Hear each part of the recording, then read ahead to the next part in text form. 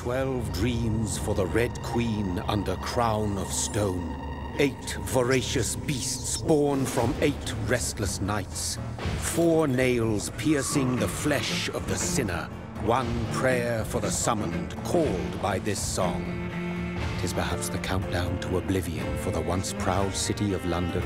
'Tis perchance her inhabitants' last dance alone to face death and pestilence. Confronted by the eerie and unknown, mortals became desperate for answers. A flock's flight makes for an omen, the falling of a star a dire presage.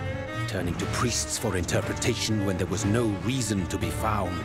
When religion failed, men turned to science.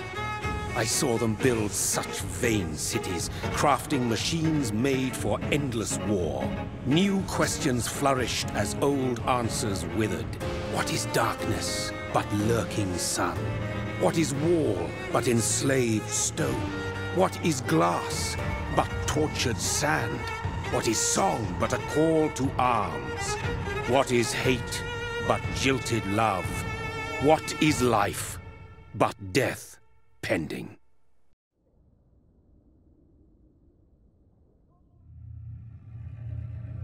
Death. Since the apple was plucked from the sacred tree, mortality was believed to be God's punishment, a righteous snare to keep mankind from ascending to the stars. They were all so wrong. Death is not a wicked thing, nor some holy retribution. A true punishment would be to never know its sweet kiss. Awaken from the harshness and be born once more.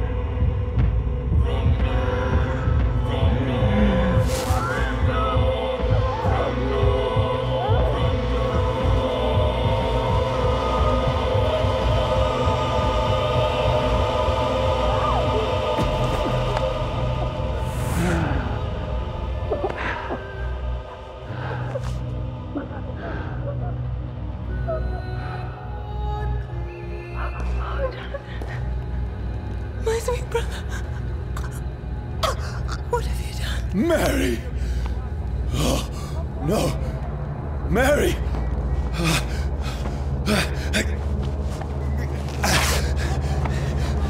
Hold on! Please, hold on! Oh, God. Oh, no.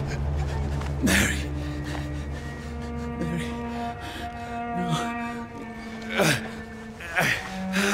No. No. No.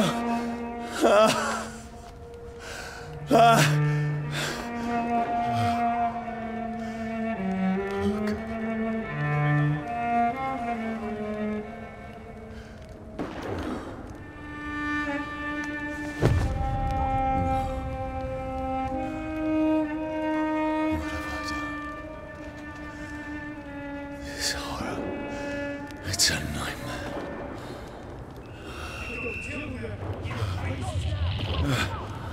No! Please, a moment, let me explain!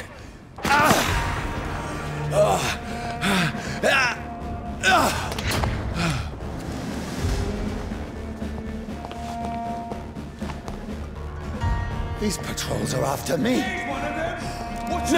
No, don't shoot! This is a nightmare. I need to get out of here. This can't be happening. There's one of those vermin. No, please, stop! I mean you no harm. You bloody crime! What's going on? Oh, Mary. What have I done?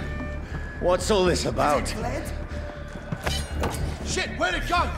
Now, I can defend myself. Kill that thing! Over there! Who are you? Stay back! Sorry, but you left me no choice.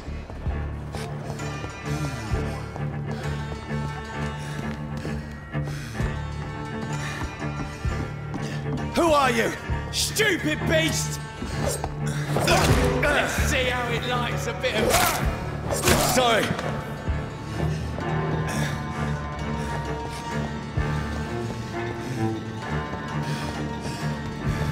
Get them weapons ready! No, please, stop! Who are you? Shit! You'll pay for that! What do you want?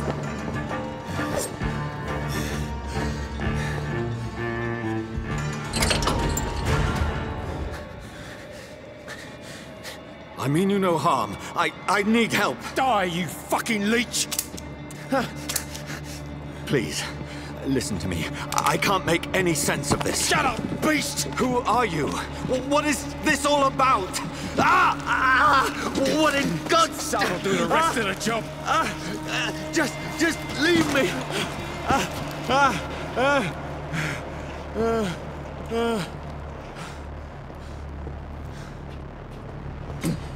The sun. It feels like it's burning me to the bone. I need to find somewhere to hide. Right now! Let me go!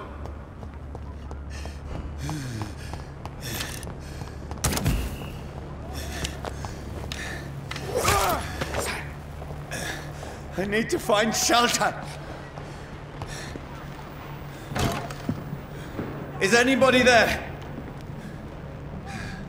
What is this place?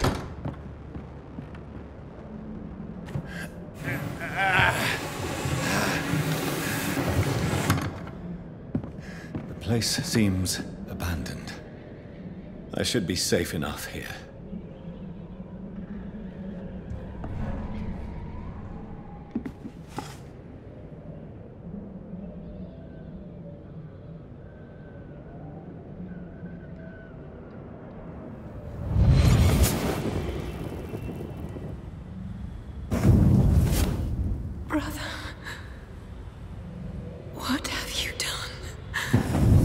Mary!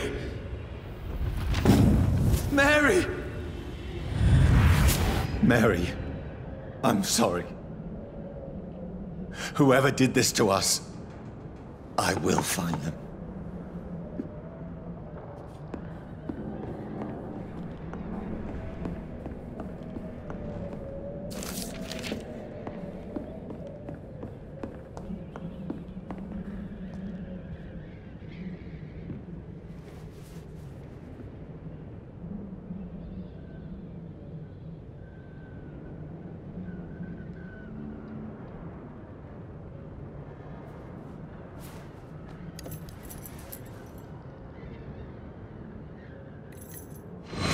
wait. This one's dressed up fancy. Let's run through his pockets. Picking the dead's pockets? Are you serious? I've still a rent to pay. He's got no more responsibilities. What's this? Gold watch. Beautiful it is. We fancy it and share the takings. I suppose we are undertakers. Now, give him an Eve.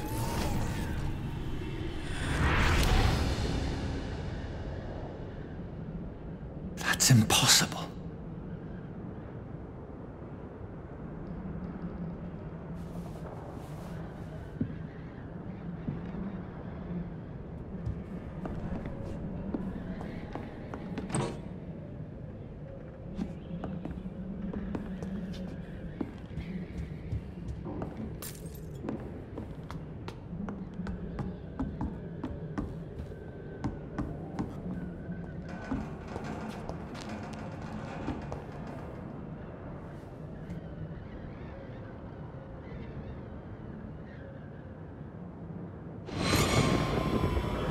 Dreams for the Red Queen that sleeps under crown of stone, that she might linger longer, her eyes as white as wool. Who goes there? A prayer for the summoned by warrior song. A child born from darkness must take scent of his path. Who's there? Are you referring to me?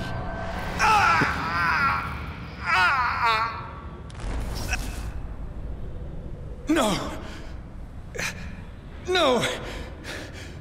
I still have so much to accomplish.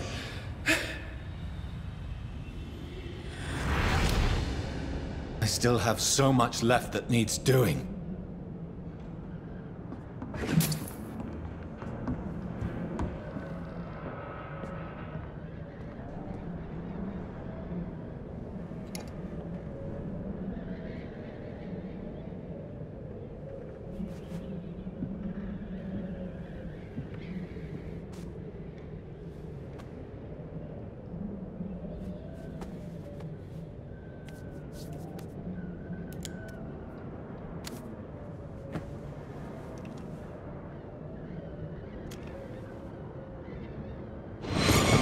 Johnny, this one's lost.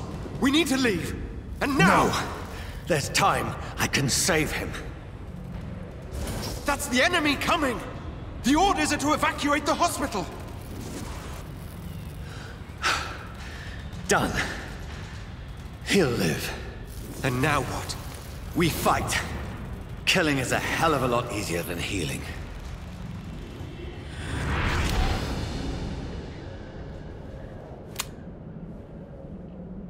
No, it never got easy.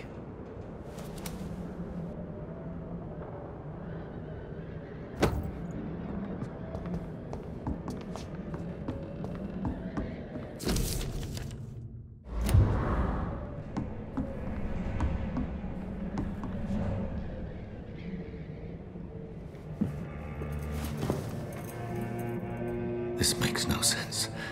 None of it. No sense at all.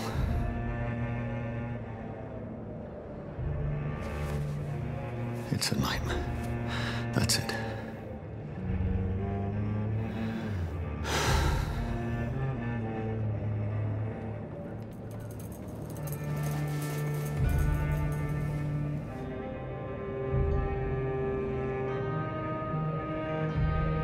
So be it.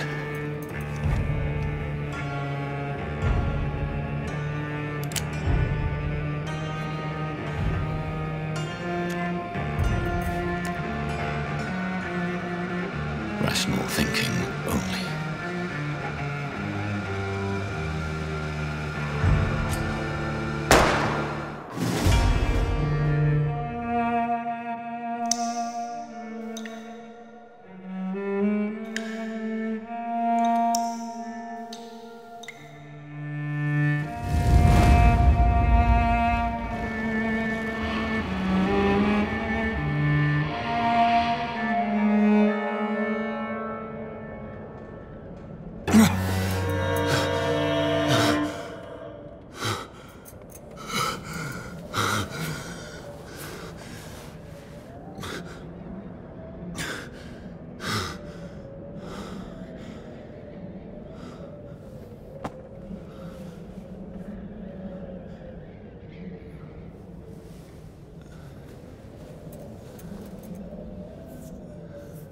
This is absolute madness. I've lost touch with the real. Madness it is. As mad as the moon, who takes blinding sunlight into a glowing reflection.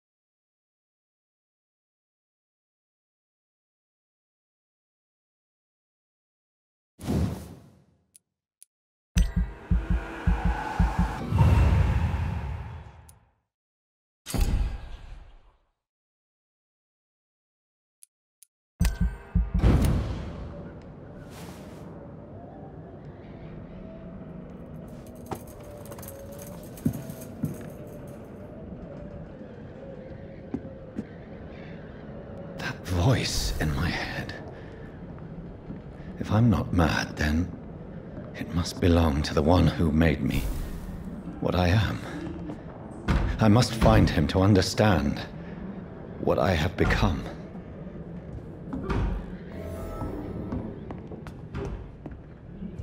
Where is it? It's closed. These people want me dead. I need to leave now. Here's the leech. Here! Come on, you!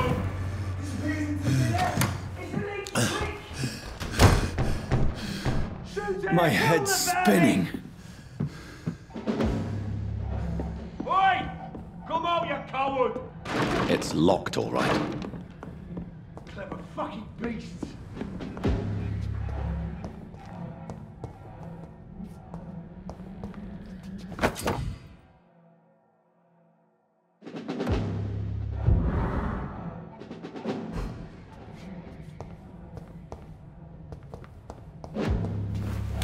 I'm still in Southwark. I must reach the West End. Go back home. Die, vermin!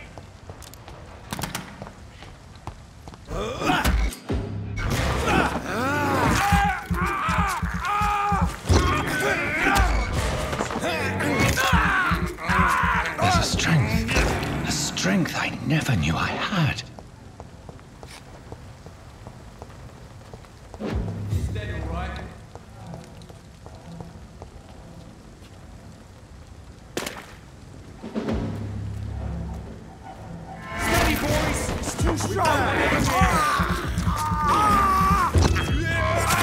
This shouldn't be possible.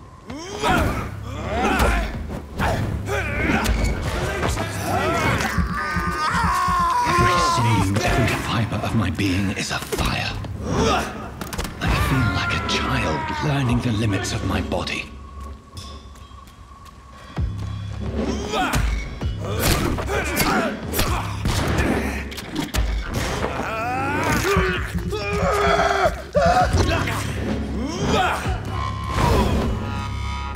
My strength, my reflexes. I'm not human anymore.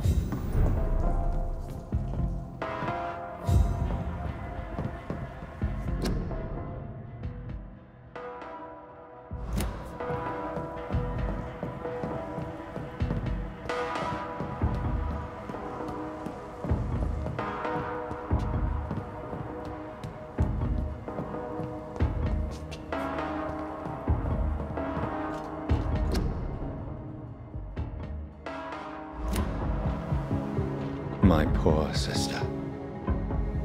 If only I had controlled my need for blood. Mary, someone will pay for what happened to you. For what happened to us.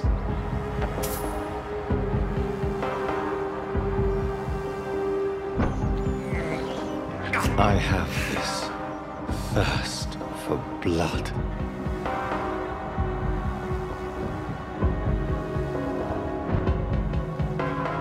dizziness from the jump. I can now control it.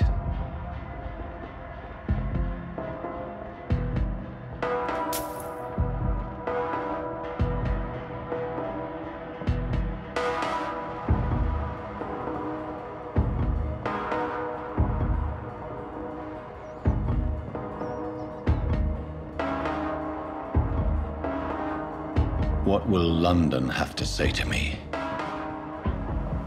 I've so many questions unanswered.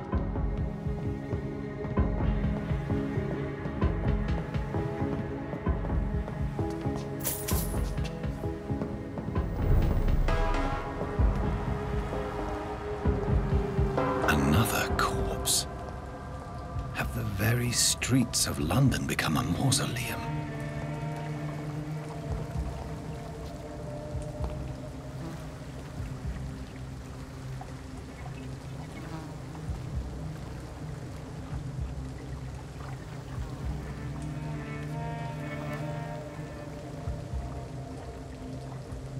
The man has been drained of all blood, but I can still smell the scent of it.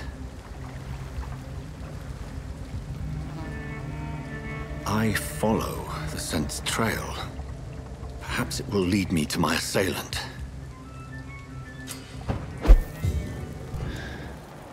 Fresh blood.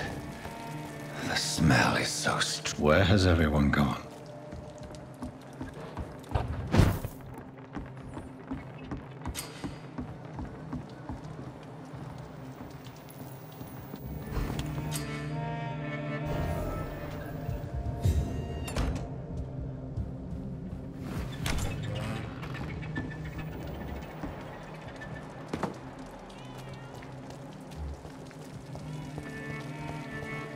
At last, a little life.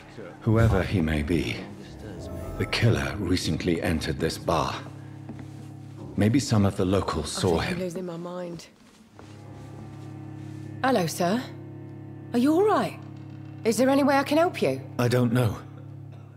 Maybe you could just talk to me. Maybe you prefer to speak with Tom, then. He's more agreeable talking to strangers. What's going on around here? Where is everyone? Too many dead, sir. First the epidemic, and now all these terrible murders. The murders? What can you say about them? Bodies found in the streets every morning. Drained of blood. It's just horrible. Some say the sewer dog is back. The sewer dog? What's that? No one knows. People have always disappeared around these parts. The ancients say it's the sewer dog coming out to feed. But now he's killing in the streets. What have you heard about the epidemic? There's a Spanish flu. Yeah, killed so many last summer. Thought we'd seen the last of it. Dozens dying every week. Are the authorities doing anything? Nothing. There are so many quarantine zones in London now. It's gotten really hard to travel across town. I just want to talk. I didn't mean to scare you. I'm not afraid, sir. It's just I've other customers to take care of. I only see one customer. Oh. Well, yeah, of course. I mean, I best check on them. I'll leave then. Thank you.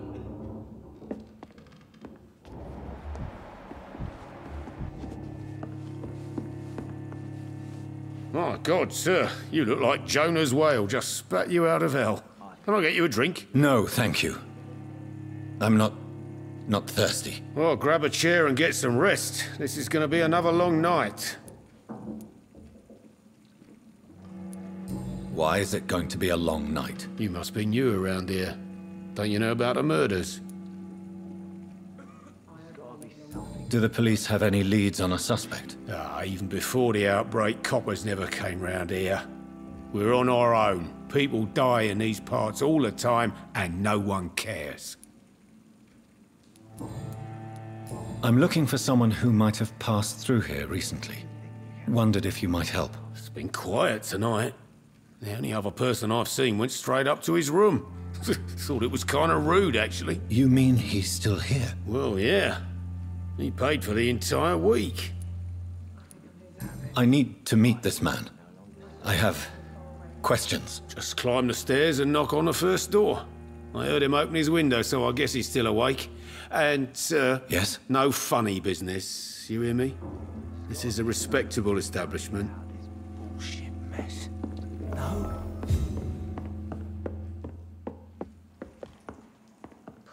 This is no place for you. Prewen has several patrols roaming the area. They do not pursue me. But they're looking for vampires, and they're most efficient. They'll not relent until the killer has been identified. I have a common objective, but I require... I think someone is eavesdropping. Are you certain? You might as well come in, whoever you are. Slowly, vampire. Who are you? I mean you no harm, saith the vampire. Present yourself. I need a word. Would anyone?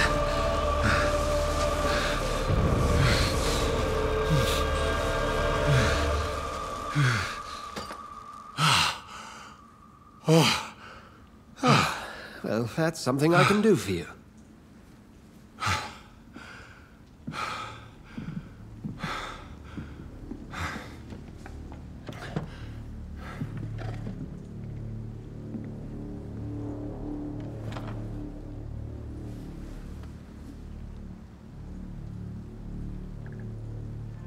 And who might you be? Tell me, who are you? First, tell me what you want. Then I may tell you. That's none of your concern. Sir, you have entered my room in the middle of the night, pale as a corpse and shaking like a tree. So please, indulge me. Someone is molesting people. In fact, killing them. Biting them. The calling card of a vampire. Like you.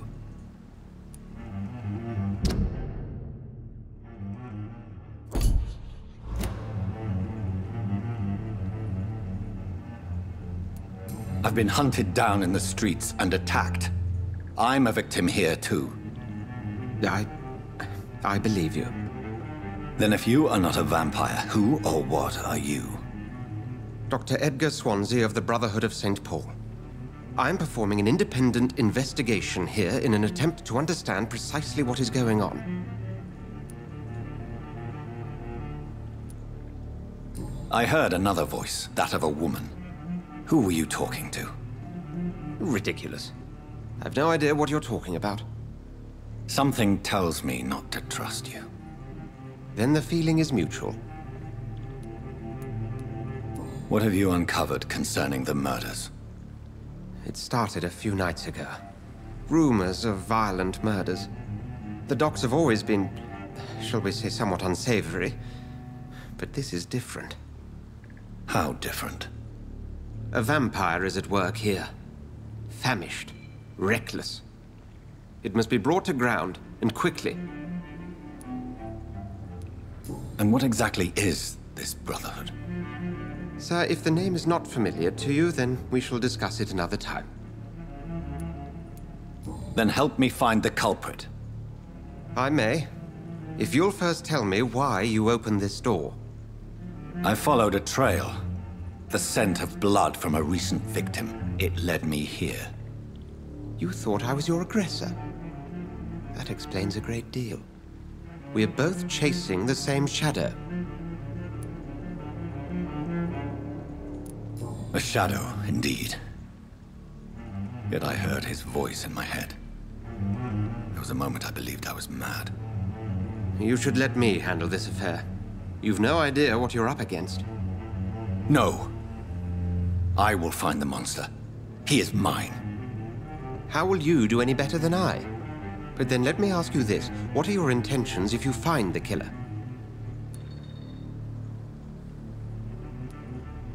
I will at last have the answers to my questions. Then I can only wish you good hunting. And pray we shall meet again.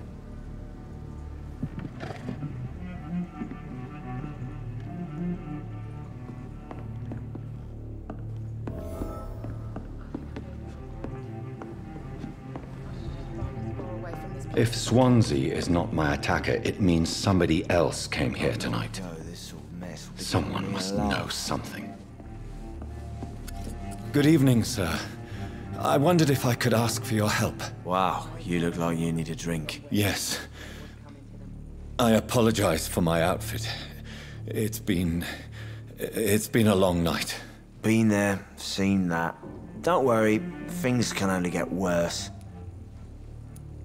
Has anybody entered the bar recently? Can't say. Sorry. I spent the night making love to that gorgeous bottle, see? This is important, sir. Are you sure no one has come in here in the last few hours? I don't know and I don't care. This is a free country. People still have the right to come and go, don't they? I'll leave you to your bottle, then. Welcome back. Did you find what you were after? I can't say I have. Are you sure no one else came into your bar before I arrived? Hey, I told you, you were the only other stranger I've had. I think you're hiding something from me. I hide many things from many people, sir. That's what my job's about. Goodbye, Mr. Watts.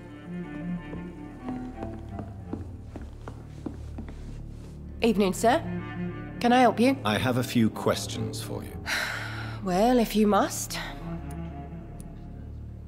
What is this place? This is Tom's bar, the Turquoise Turtle. I'm the barmaid here, Sabrina, if you want to know. Are you always open this late at night? No, it's only since the epidemic started. Tom thought that people may need a safe place to stay. You don't seem to have much business. Where is everybody? Well, most people are sleeping right now. And those that are awake tend to avoid going out. What with the murders and all.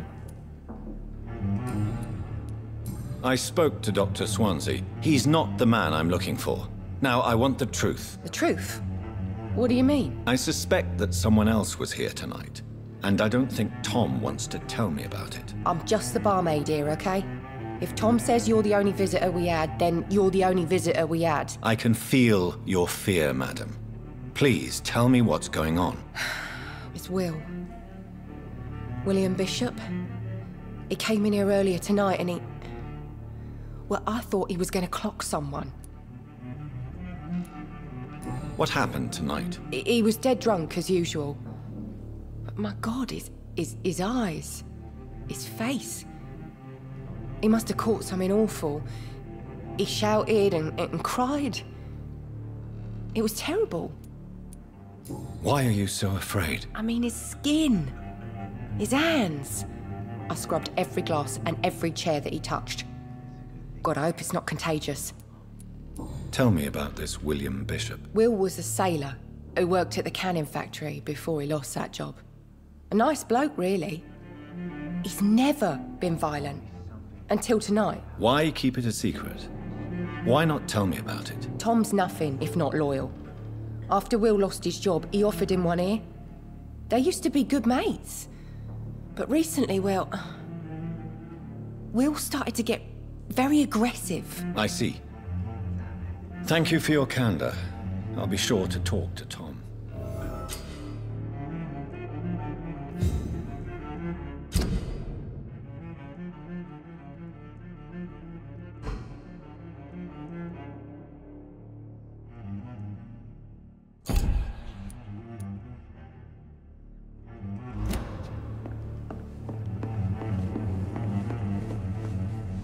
You again.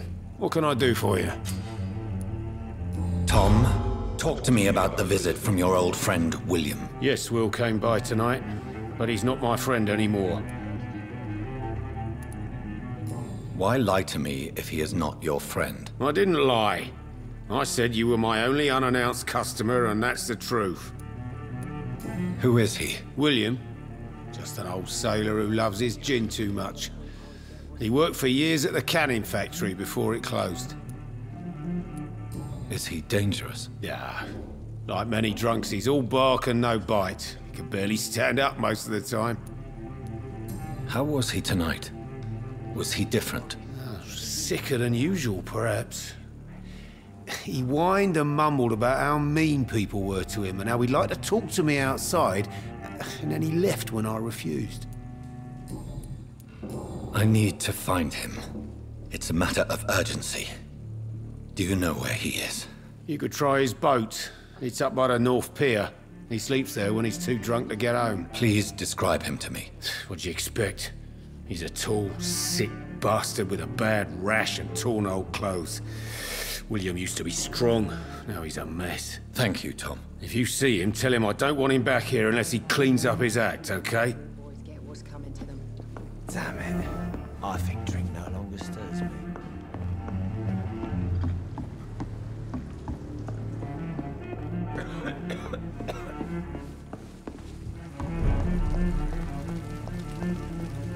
I will get to the bottom of this intrigue. What's been done to me? To this city?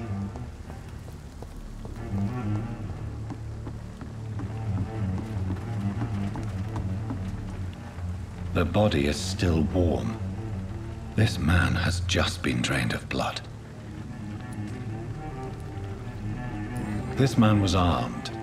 He tried to defend himself. This corpse has been dried of its blood, just like the previous victim. What's this? Some sort of note. Blood and empty gin bottles. This bishop fellow is something of a heavy drinker.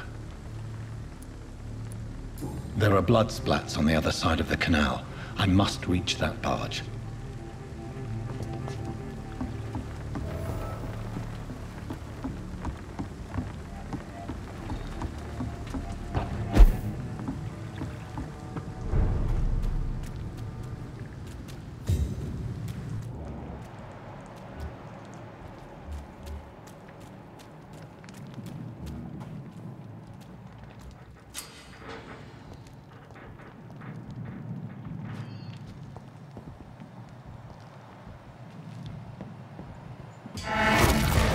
Over there!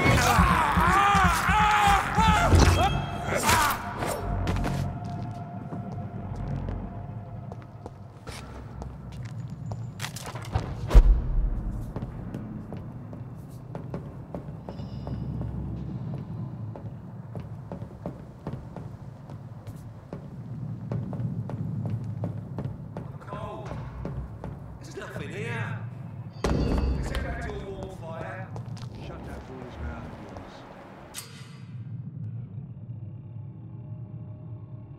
We have an armor.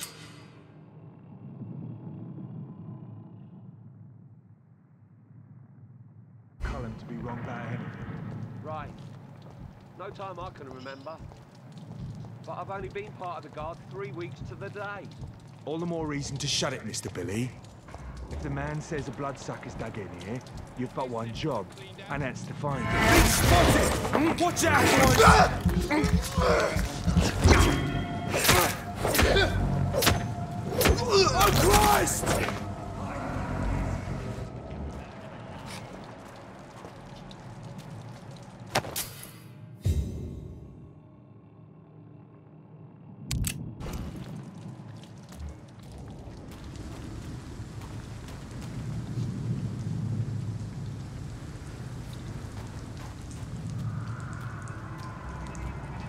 I said stay away, sir.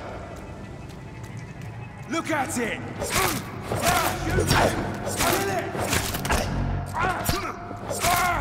Fuck his fast!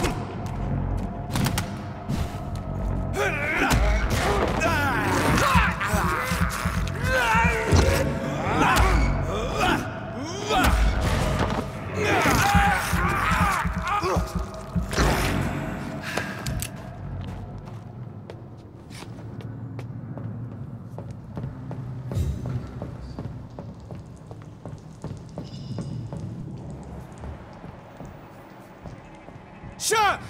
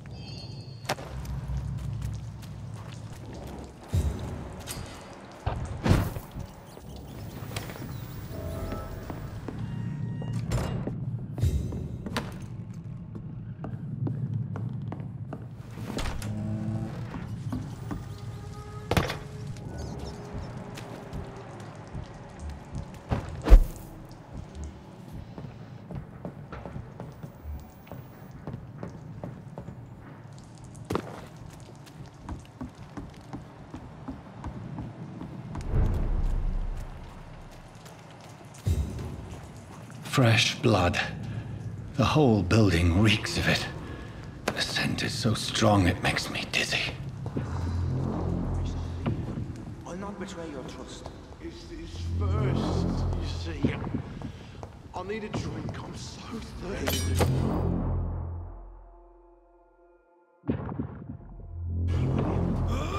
One, we shall overcome this. We've done it before. This place reeks of bloodshed. And it did not quench my thirst. I must have more. This creature is bedeviled. I must put it down.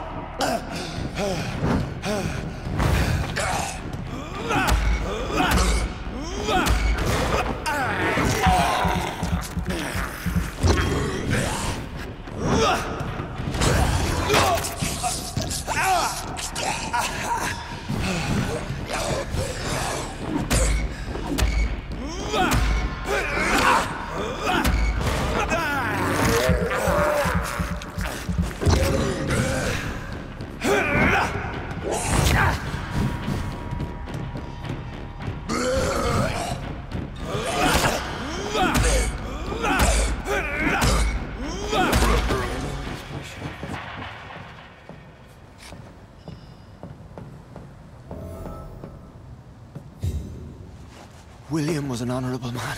I could have saved him. Mr. Hampton, are you in there? I knew him well, another lost soul, a kindred spirit. Sir, listen to the sound of my voice. I'm a doctor. You're suffering from shock. I must return to my flock. They'll stray without me.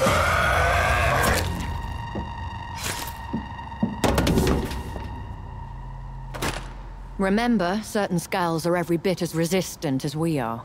Who are you? What do you mean by skull? You truly are a newborn. I should have realized. Wait. You are the woman from the bar. Are you... like me? Can you help me? I believe, sir, I already have.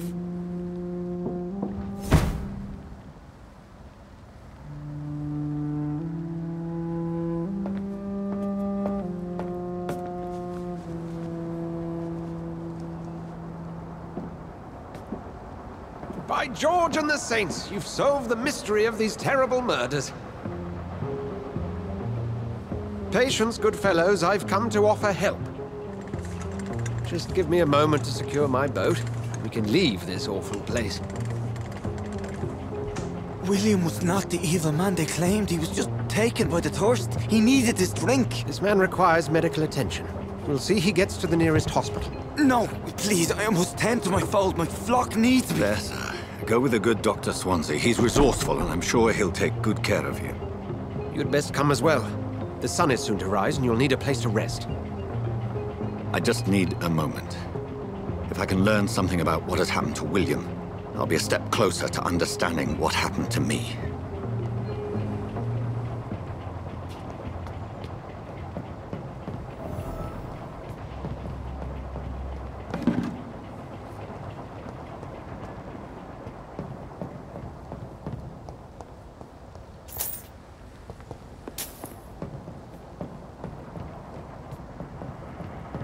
This poor creature can't be my maker.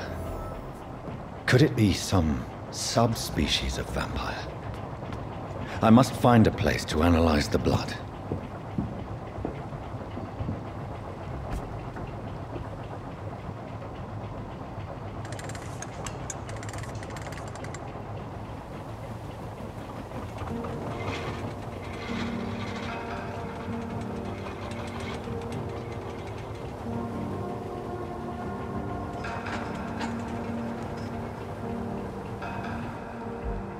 Where are we headed?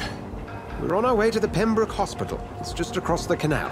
They'll have a bed for poor Mr. Hampton. William was... what manner of creature was he? Predator, prey, villain, and victim. Who can say? The important thing is that he's been stopped. Duly noted. And the woman? What... who is she? What woman? Oh, don't play me for a fool. You used me to locate that skull. You must know who she is. And I thought you a gentleman. You shouldn't talk about a lady behind her back, but I will tell you she values her privacy. Were London as peaceful as she appears from the middle of the canal? If only that were the reality of the situation. To be honest, I've always tried to avoid this part of town. Pembroke Hospital is the last bastion between the rest of London and the epidemic. The flu has decimated the East End and the war still rages.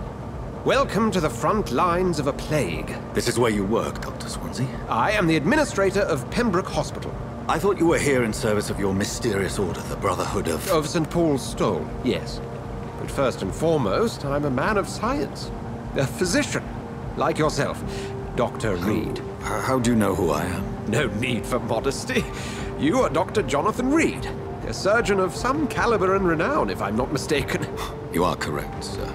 I knew it. I had my suspicions. But when you took the blood sample from the corpse of poor William, I was certain.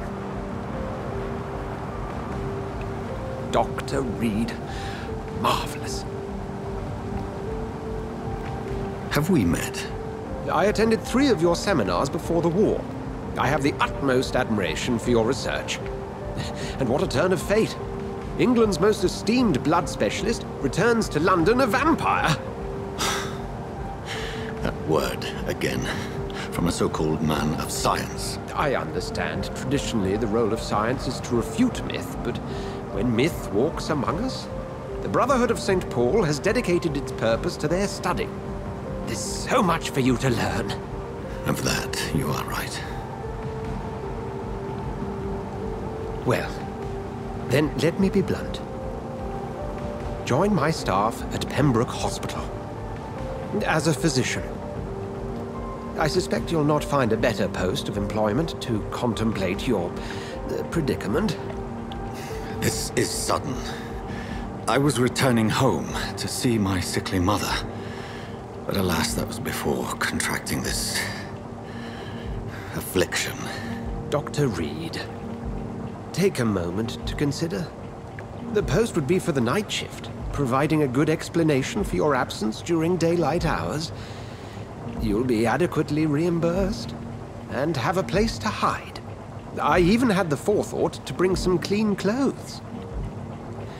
So, what do you say? It seems I have little choice, but yours is a generous offer, so I thank you. Brilliant! Oh, Jonathan, this is one for the book, and the beginning of a beautiful friendship.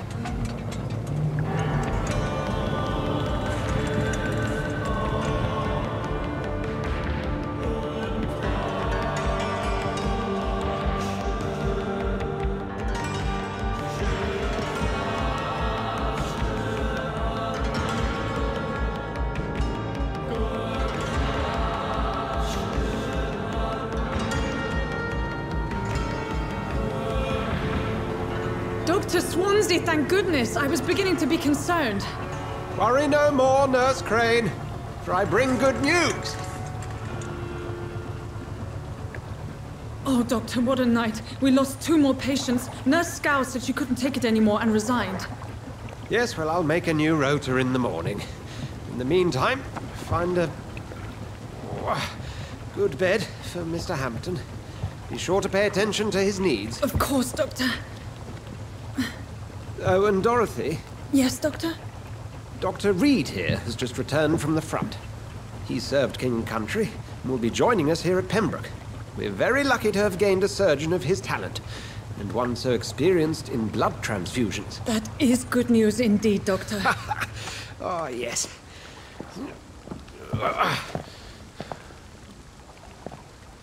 Here at Pembroke, it's not what we have, but what we haven't. It's only thanks to Nurse Crane and the staff that our ship doesn't sink. If you have any questions, just ask her. Duly noted. Thank you. Your assistance is required, Dr. Swansea, immediately. Welcome aboard, Jonathan. We'll catch up after my rounds. Coming, Nurse Crane. I'm coming.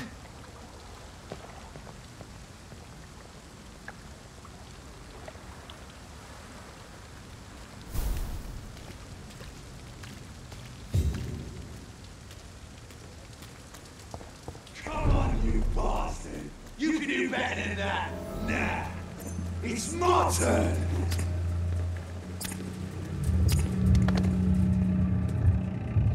Rotten or crusty, each heart contains the secret of life. Drink at this river, try it all.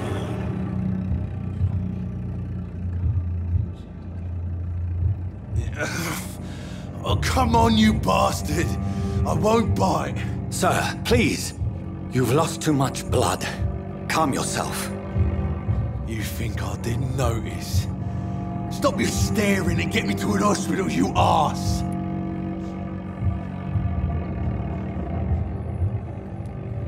Insulting a good Samaritan. Not exactly the way to get rescued. All right, sorry. I am in pain here. Me guts are spilling out onto the street and you're yabbering on. Yes. That's a very nasty wound you've got there. Take my word, I am a doctor. Dr. Jonathan Reed. Name's Clay Cox. I'd appreciate you helping me to a better place, Doc. Follow me, Mr. Cox. Let me assist you to that better place.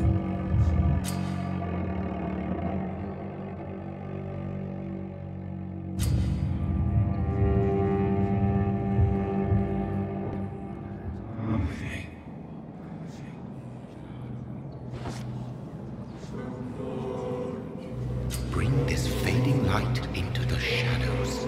Dance with him the dance of life and death.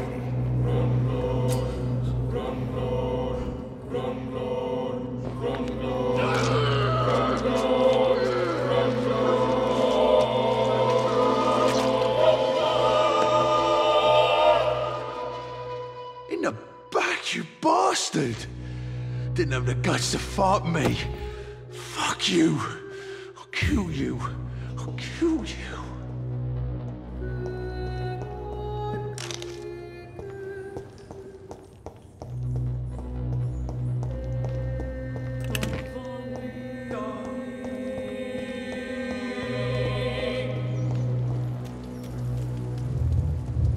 To taste a life, to embrace its most intimate secrets.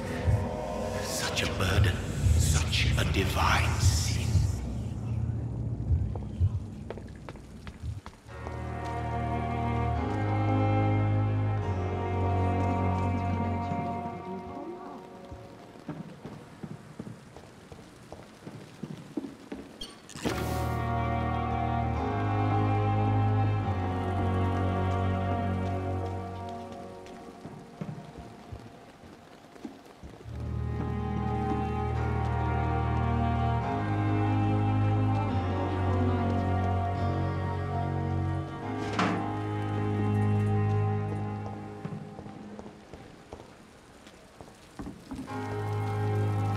Doctor, where have you been?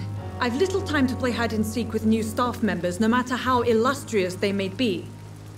I apologize, nurse. I needed some time to myself. This has been the longest and strangest night of my life.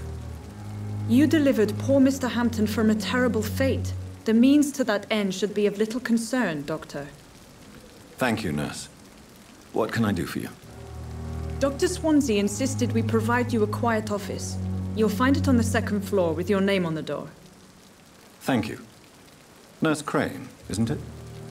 Yes, Dorothy Crane. Welcome to Pembroke Hospital, Dr. Reed. Your office has been prepared.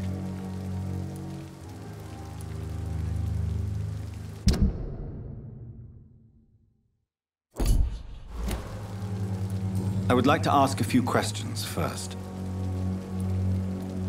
And Mr. Hampton, the patient we brought in, how does he fare?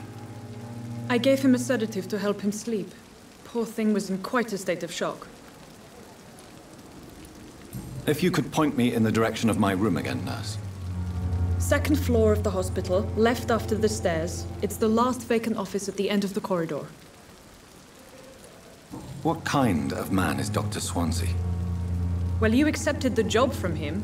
I thought you would have known about your employer. It's right to assume Dr. Swansea knows far more about me than I do about him. You'll get to know him soon enough, and better than me. The administrator has better things to do than mix with us. Apologies, I've only just met him the once. This is sudden. I've only just returned to England. Dr. Swansea is a brilliant surgeon and the most compassionate physician. Thank you, Nurse Crane.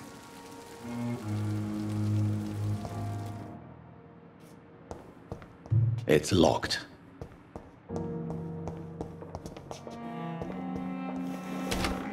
This must be the place. It's definitely away from prying eyes. Relegated to the shadows. A kingdom of my own. At least I won't be sleeping in a coffin.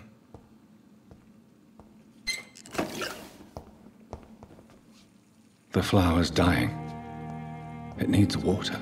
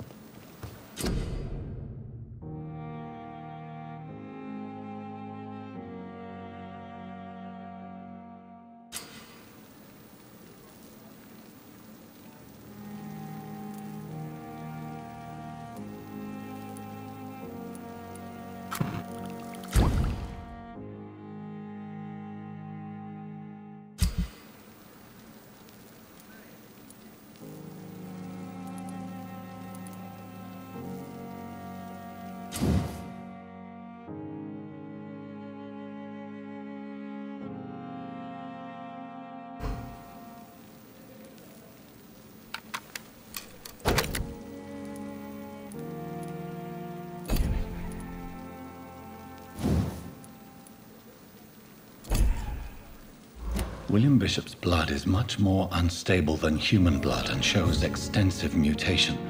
But this is not what happened to me. I must keep on searching. The sun is about to rise. I can feel it. I'll continue tomorrow night. I have so much time now.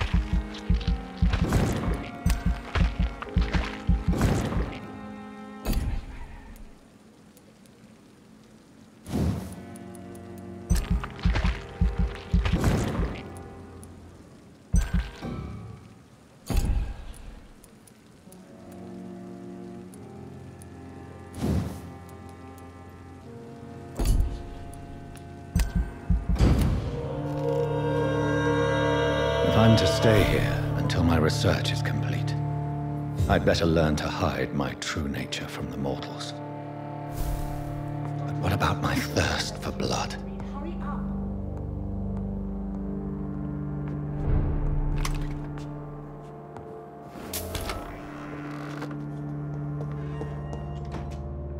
Yes, Nurse Crane? How can I help you? I'm so sorry. I know Dr. Swansea wanted you to rest, but we have somewhat of a crisis. A crisis, you say? Our supply of antiseptics is nearly depleted. I was hoping there was another box up here, but...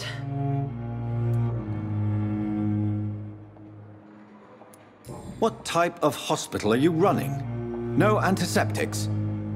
You have been away too long, Doctor.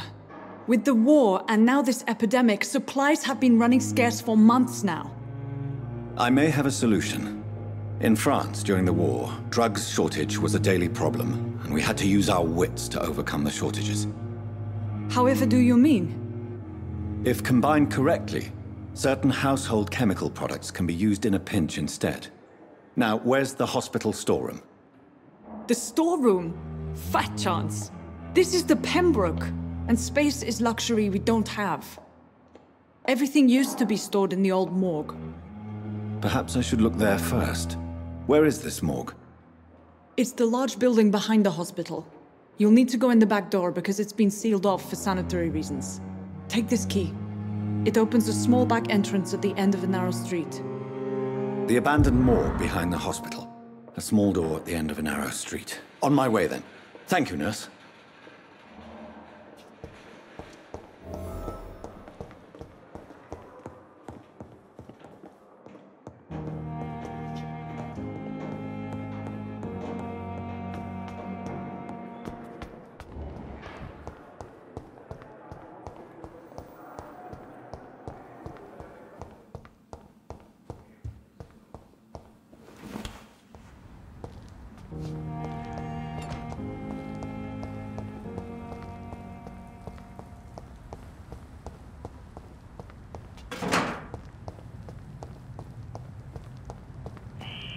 Scowl voices in the garden. I should investigate. If they were to find somebody.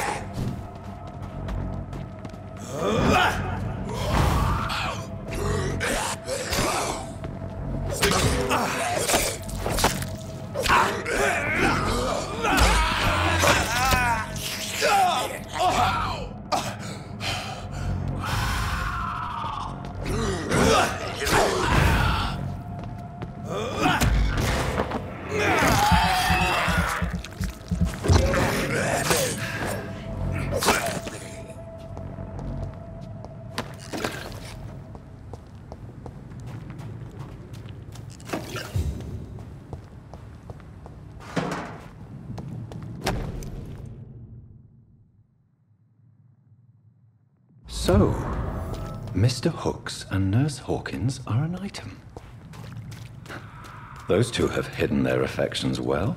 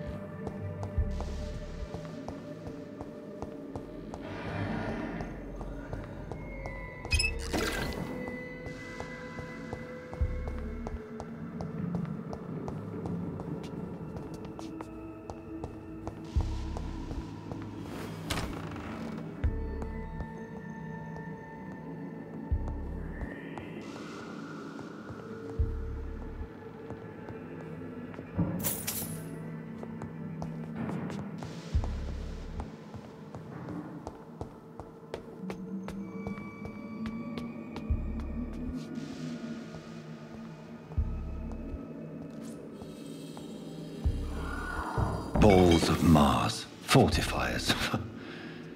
As popular as they are ineffective. But they do contain iron tartrate, and that might prove itself useful.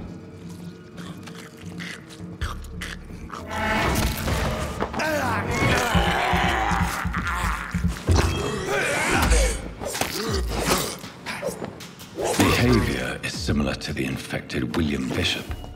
Must be the same strain. This sickness moves faster than influenza.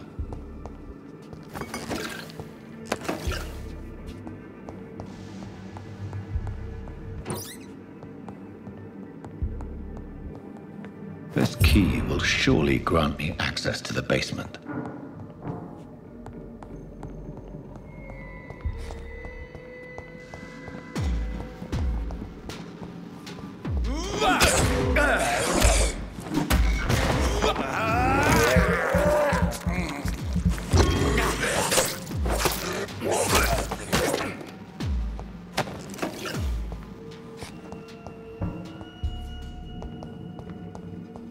It's locked, all right.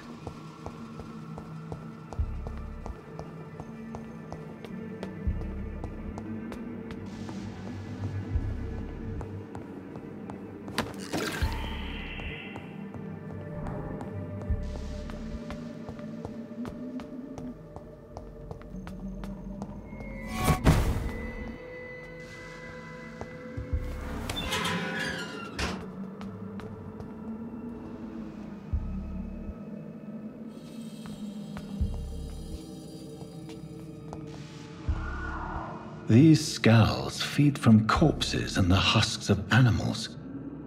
They're not after blood.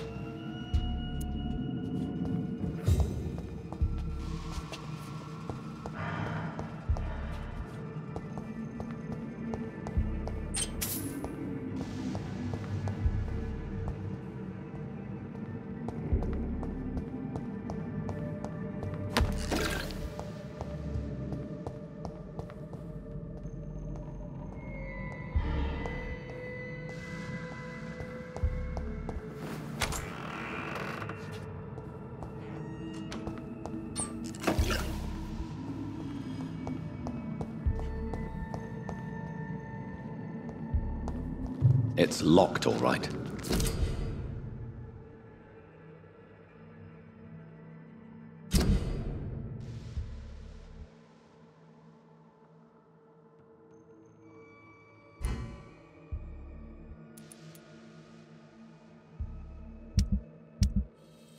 Mr. Connor's injuries don't match the report.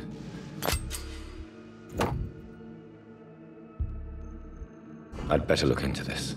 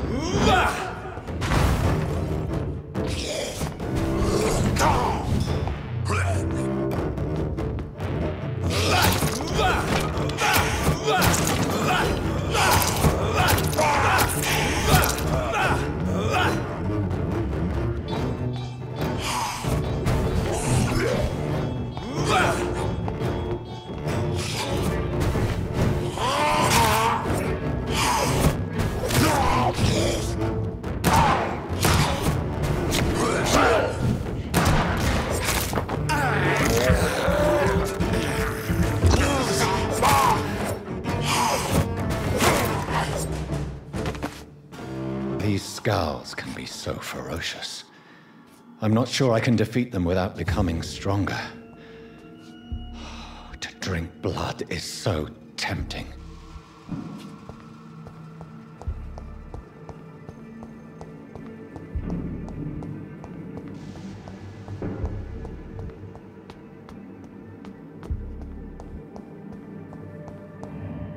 Sodium hypochlorite. Dangerous to administer, but efficient in the proper dosage.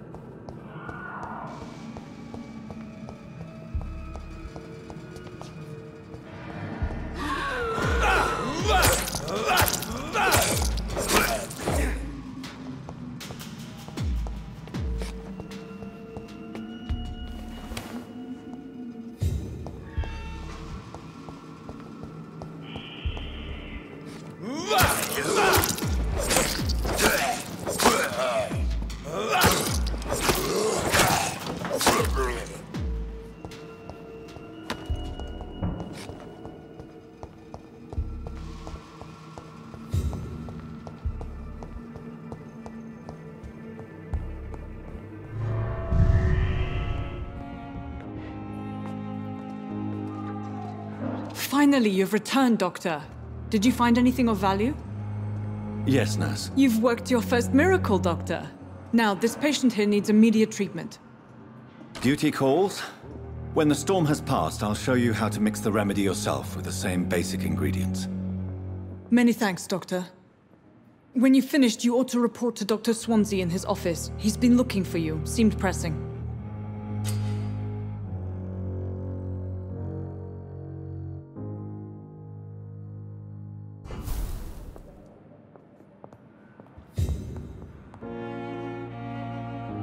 Good evening. I'm Dr. Reed. Can I help at all? No. Really? Why are you here, then? I don't want to talk. My throat hurts too much. I suppose that this pain is the reason you're here. Is someone taking care of you? Yes. And no. Could you at least tell me your name, sir? Mortimer. Mortimer Goswick.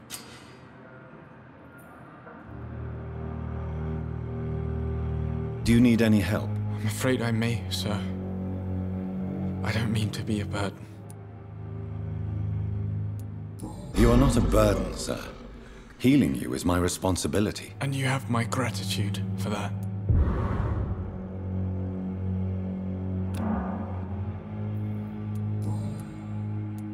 Tell me about yourself, Mr. Goswick. I don't want to talk, Doctor.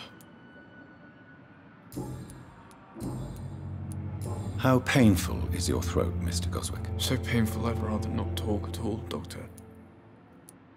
I'm sure you realize a doctor and his patient have to communicate, sir. Would it help if I gave you some paper and a pen? Not really. I see. Then maybe it's not just your throat that hurts, Mr. Goswick.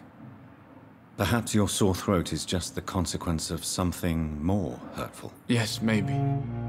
But I don't want to talk or even write about it now.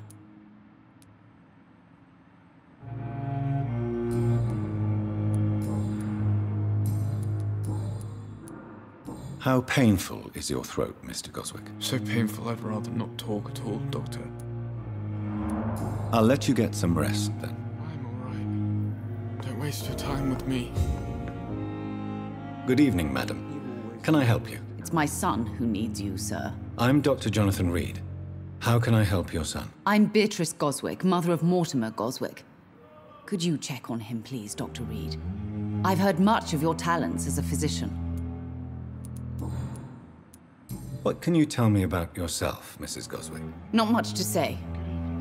Just take care of my Mortimer and I'll cover all the expenses. That's all that matters. Are you really that rich? Most of the patients here are of a more humble origin, if I may say so. Yes, thanks to my husband. May he rest in peace. I can cover any needed medical expenses. May I ask if you have an occupation, Mrs. Goswick? I'm a teacher by profession. I teach young women who are more ambitious about their futures than their families. What do you think of your reception here? Any complaints? I have had the uttermost reservations about this hospital since we arrived. But we had no other choice, considering the state of emergency. Is there something in particular that's bothering you? Some of the staff were not especially welcoming. I suspect they're not accustomed to dealing with patients of such social standing. Tell me more about your arrival at the Pembroke Hospital. What gave you such a bad first impression? The ambulance driver was quite rude, for a start. And that nurse, Miss Hawkins, seems to have quite a dubious attitude. What do you mean? She managed to secure a bed for my son despite the epidemic. It was a relief, but it wasn't cheap. She charged you for a bed? Yes, and I paid without question, considering the urgency of the situation. I share your concern, Mrs. Goswick. Be sure that I'll talk to the people involved. I don't expect compensation, Dr. Reed. But I'm aware such behavior would not be tolerated in other hospitals.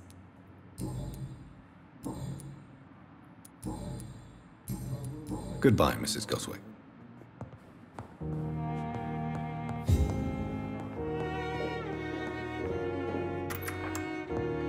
Please, Jonathan, come in. Fascinating, is it not? In the last decade, so many mysteries have been brought to light with our microscopes. The human body, biology's penultimate frontier. The more we explore its boundaries, the less we're able to trace a clear line between life and death. You, my friend, have a foot in both countries. The view must be vertiginous. It's at least as vertiginous as chatting about vampires with you, I would say. This must be all so new to you. This area of town, the hospital, a brand new life. How stimulating it must be. I wish I could share your enthusiasm, Dr. Swansea. But my condition defies scientific categorization. Undead? Unalive? Immortality defies logic. I cannot express my thrill at this serendipitous turn of events. The world's most eminent specialist in blood transfusions, a vampire. One might say a gift from heaven.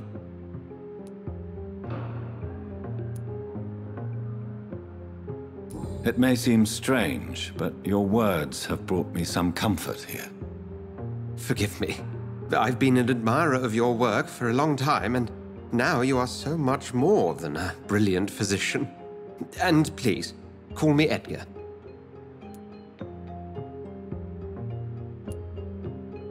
There is no need to apologize, Edgar. You offered me sanctuary when I had none. Very well. I have a task for you, Jonathan. Something that will require all your newfound skills. Please, go on. The Pembroke only survives through the generosity of our benefactors. Unfortunately, our main donor has found herself in a bit of a bind. Now, if you could help her out... A spokesman or politician is what you need. That's not my calling. And until I come to understand what has happened to me, I require discretion. Discretion is in order, Jonathan. Lady Ashbury has recently received rather indelicate correspondence that, if revealed, would jeopardize her position. And you would like me to eradicate this threat? By the stole, of course not.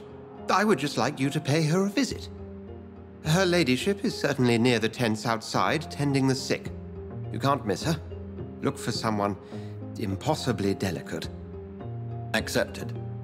I'll see what kind of trouble Lady Ashbury is in.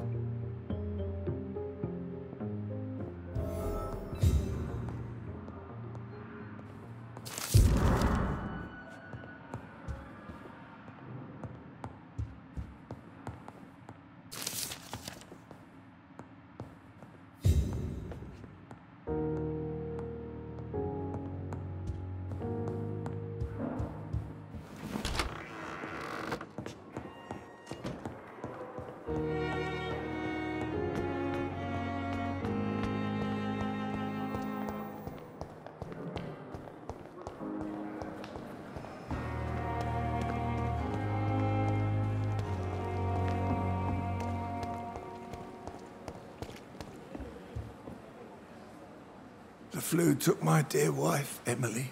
I take comfort knowing we'll soon be together again. Mr. Rainfield, that's no way to talk. You're in good hands here, and we'll be up again soon enough.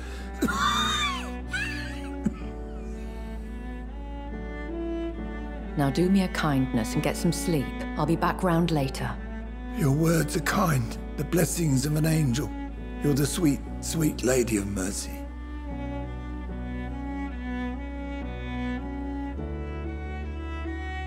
Good evening, Dr. Reed. It's a pleasure to see you again. You seem surprised.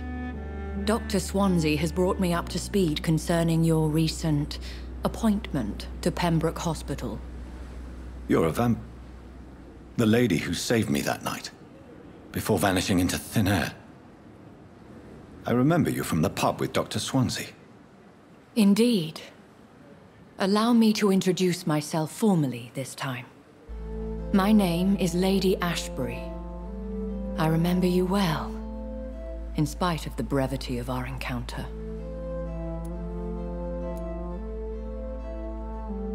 Apologies. You've taken me by surprise. I'm very happy to see you. The pleasure is mine, Doctor. I hope you're more disposed to answer my questions now. You must have countless questions, but our rather urgent matter first. Swansea has explained. My cover, if you prefer, has been compromised.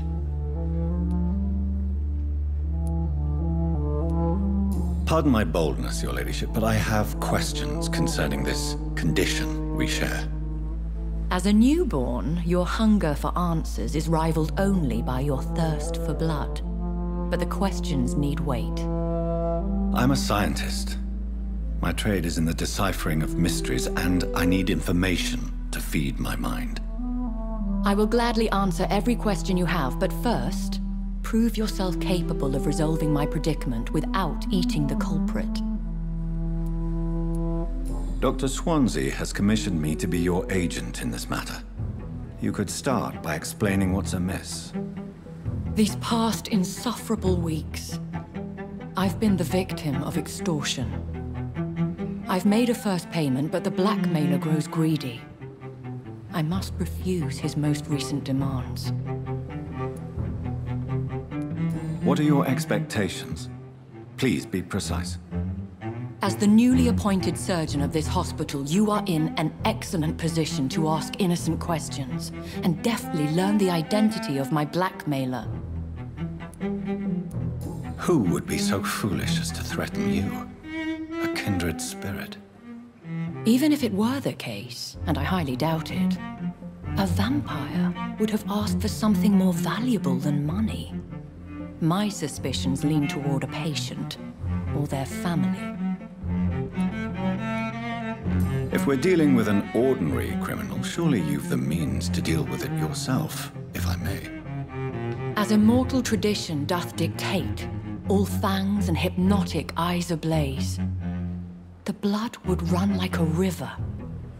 That's what I hope to avoid. Violence has a tendency to spiral out of control. Please continue. Every detail is essential. I'm your man. My embarrassment in this matter is eclipsed only by my shame at having put the hospital at risk. The threat from our anonymous scoundrel is clear. A list of dates. My visits coinciding with the dates of suspicious patient deaths due to massive blood loss. I'll take care of it. Do you know where I should start? If that was the case, I'd settle the matter myself. You could talk to our local gossip, Harriet Jones. Not a pin drops here without her hearing about it. I'll meet that woman now. My life, as others know, is in your hands, Dr. Reed. I'm sure of your discretion, but I do fear your powers of persuasion will be put to the test. When this is resolved, I'll be your obligé. I'll answer all questions in regards of your condition.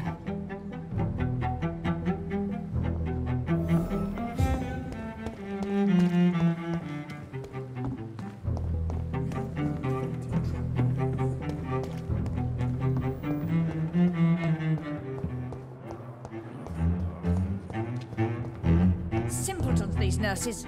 Bred with no respect. What is this? Who are you? Get out of my room. There's no need for alarm, madam. I'm Dr. Reed, the new surgeon. Preposterous. Dr. Reed, you say? I don't want some bumbling intern. Where's Dr. Swansea? Please, calm down, madam. I assure you that I am highly qualified. I'm just back from war duty. How brave. Threatening an old defenseless woman. You know how long I've been a patient here? You've picked the wrong fight. I'm Harriet Jones. Harriet Jones? Indeed. I've been meaning to have a chat with you. You know what goes on here better than any other patient, I gather. Oh, better than any patient, nurse or doctor. I've seen so many vile undertakings. I heard there have been some despicable goings-on. Was there a case of blackmail? Blackmail? Wait. You're investigating something. This isn't a social call. One of those incompetent cunts slit a poor sod's vein.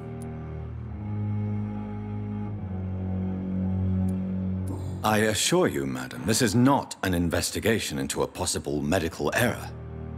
Debauchery, then? Nurses Crane, Hawkins, Brannigans, whores, all of them. They can't keep their legs shut.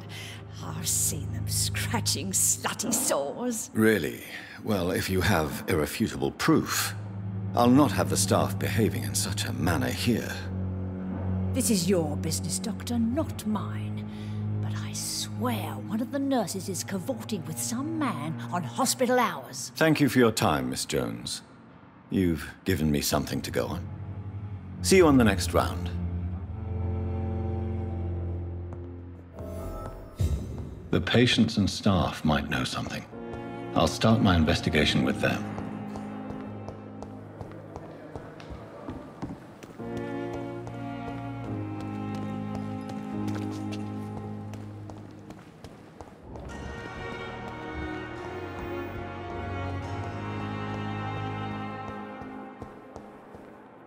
Good evening, Nurse Hawkins. Good evening, Dr. Reed.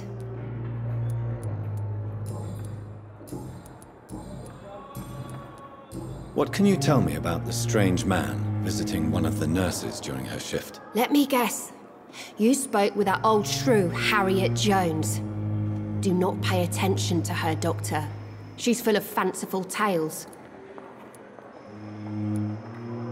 She could have been telling the truth about the mysterious man. That old witch will end up in hell soon enough. Who cares if the nurse finds some happiness where she can? No matter how you feel about her, Miss Jones deserves our help. Who says I don't care for her? Hate is what keeps that old crone alive.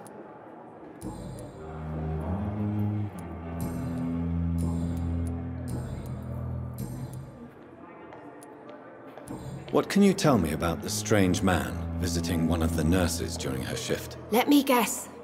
You spoke with that old shrew, Harry... Goodbye, Nurse Hawkins.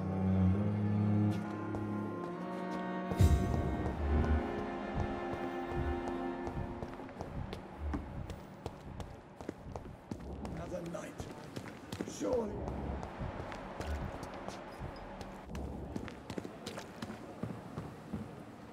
Good evening, Nurse Brannigan. Good evening, Doctor. Do you know if any of the hospital staff have criminal backgrounds? The people who work here all come from very different backgrounds, Doctor. Just like the patients.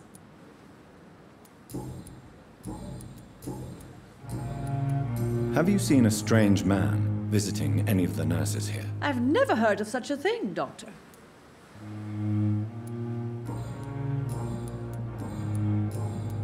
Goodbye, nurse.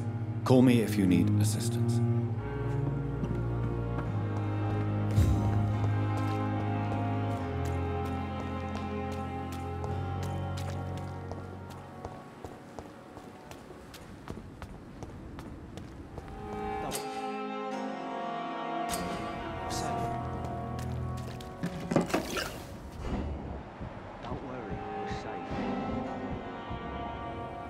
You're sure you don't come back with me? Nah, I have to see someone at the hospital. Be careful. You look so bad they may keep you as a patient.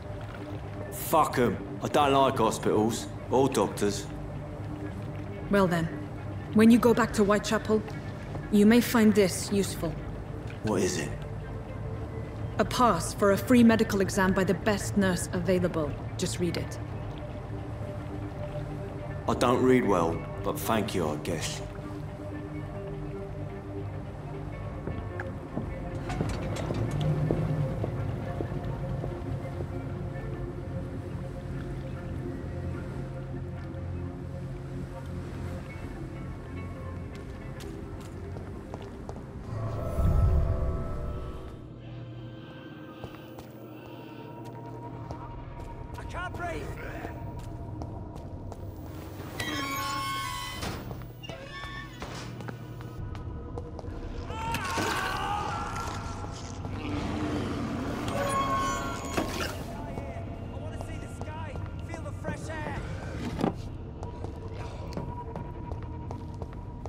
This man has been savagely attacked and dragged to the floor.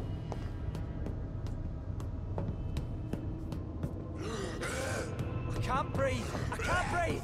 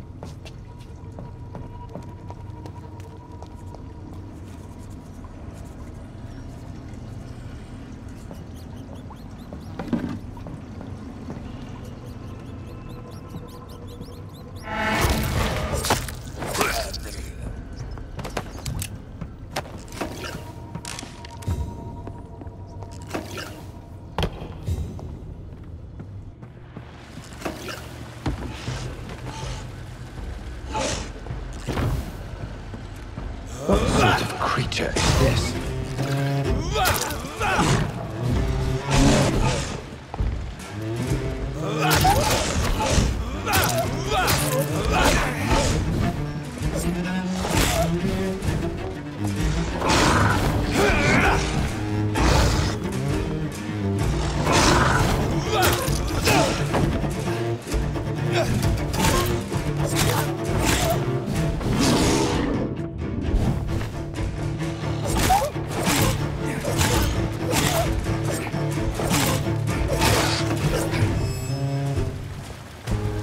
Here's what's left.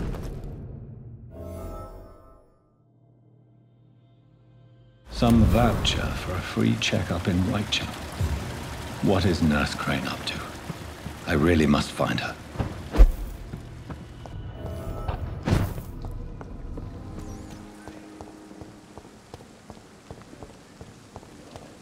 If only I were young again.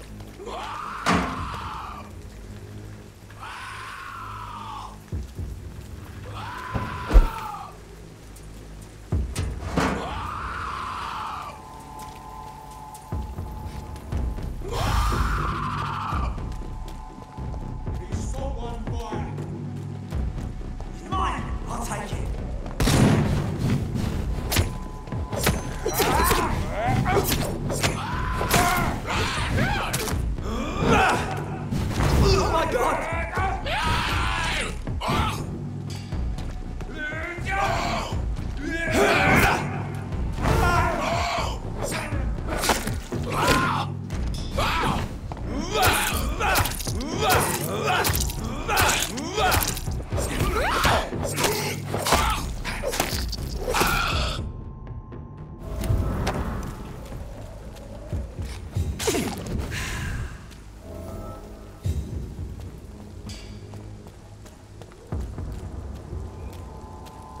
safer places to be than here.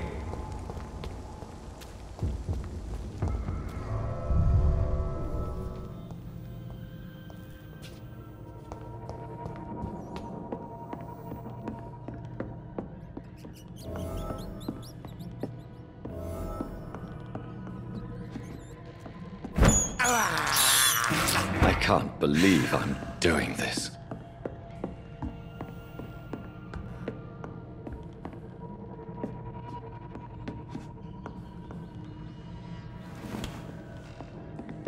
Help! Some damn strangers are attacking me!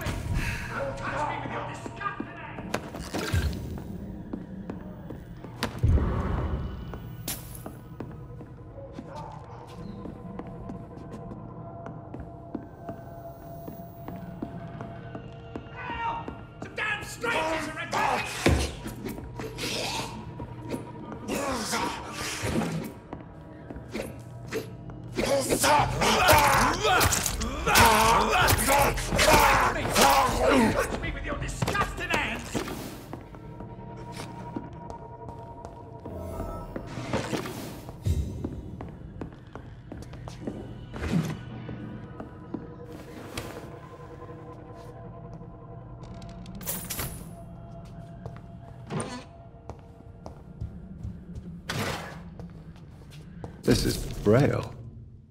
I need someone who can read this.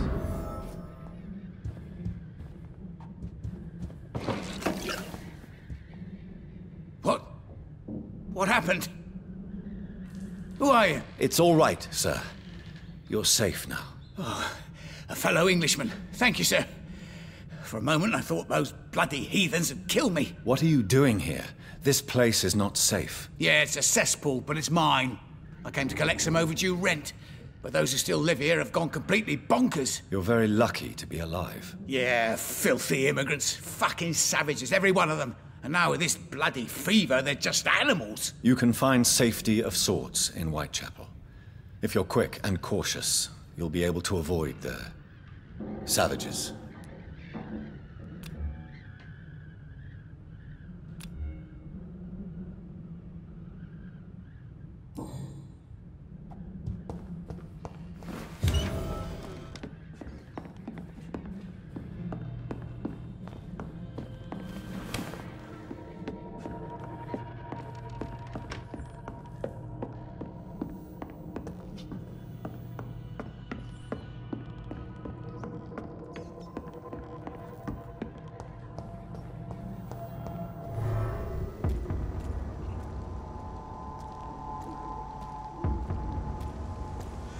Sorry, sir. No admittance. Did you hear me? Easy does it, boys. We can deal with it. Die, Bernie! He's dead! Oh, man!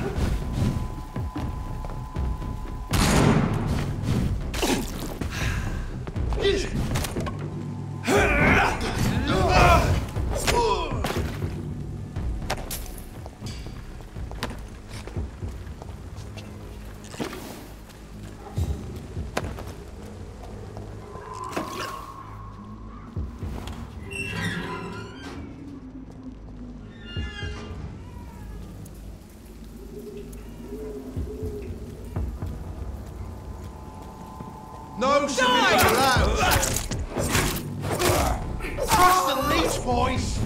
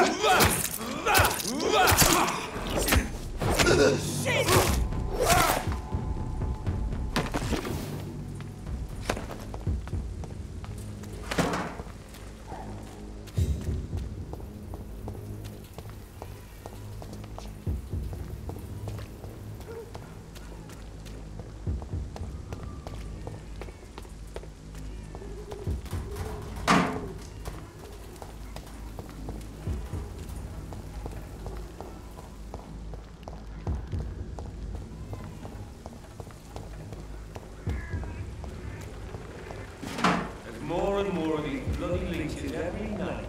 Aye, but the guards recruit more and more every year. When did you join the guards? Let's turn around if I were you. It's one.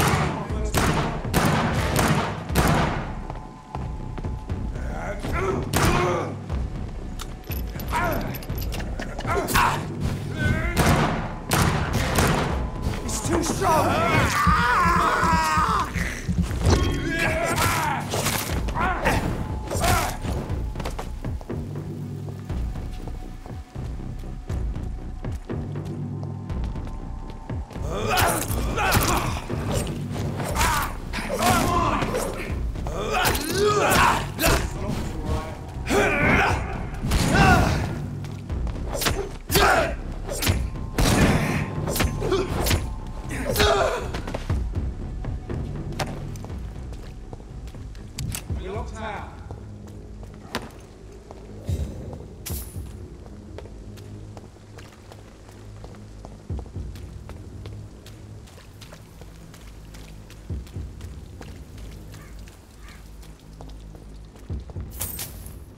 Please open the door, sir.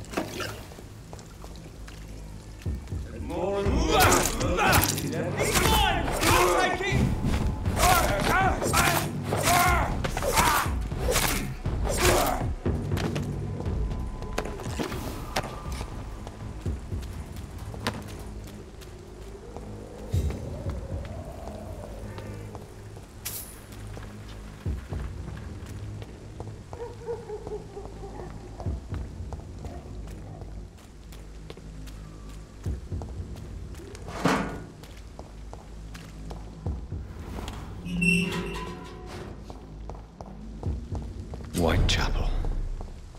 This neighborhood is linked somehow to the kind Lady Ashbury's blackmail. First, let's find this Petrescu fellow.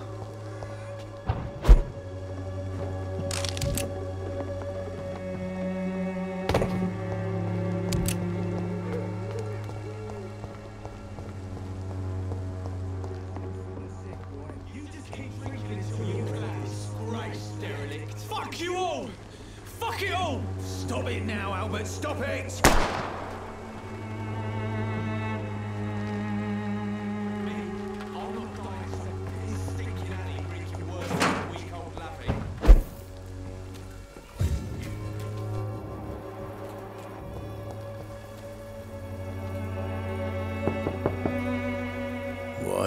What do you want? Leave me alone. Good evening, sir. I'm Dr. Reed. I'm looking for Nurse Dorothy Crane. There is no Dorothy Crane here. Now, goodbye. I'm afraid this medical leaflet says the opposite, sir. Really? Well, I'm afraid I'm going to close this door right now. Go bother someone else, Mr. Doctor. To enter that house, I must discover who this man really is. Maybe I could start by observing what he's up to.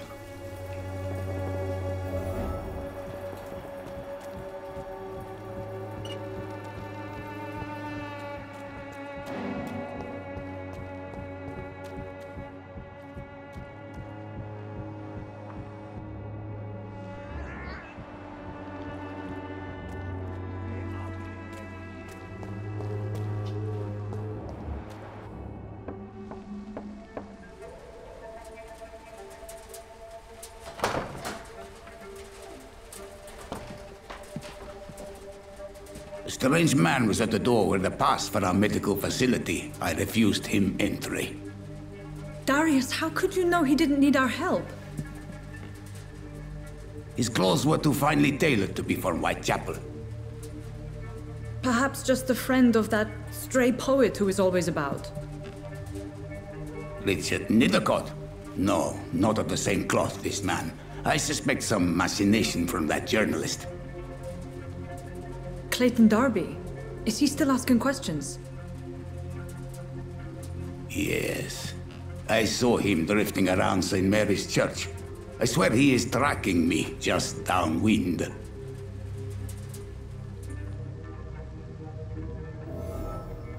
It's locked, all right. I must talk to that journalist or the poet. They must know about Darius. Nearby the church they just mentioned.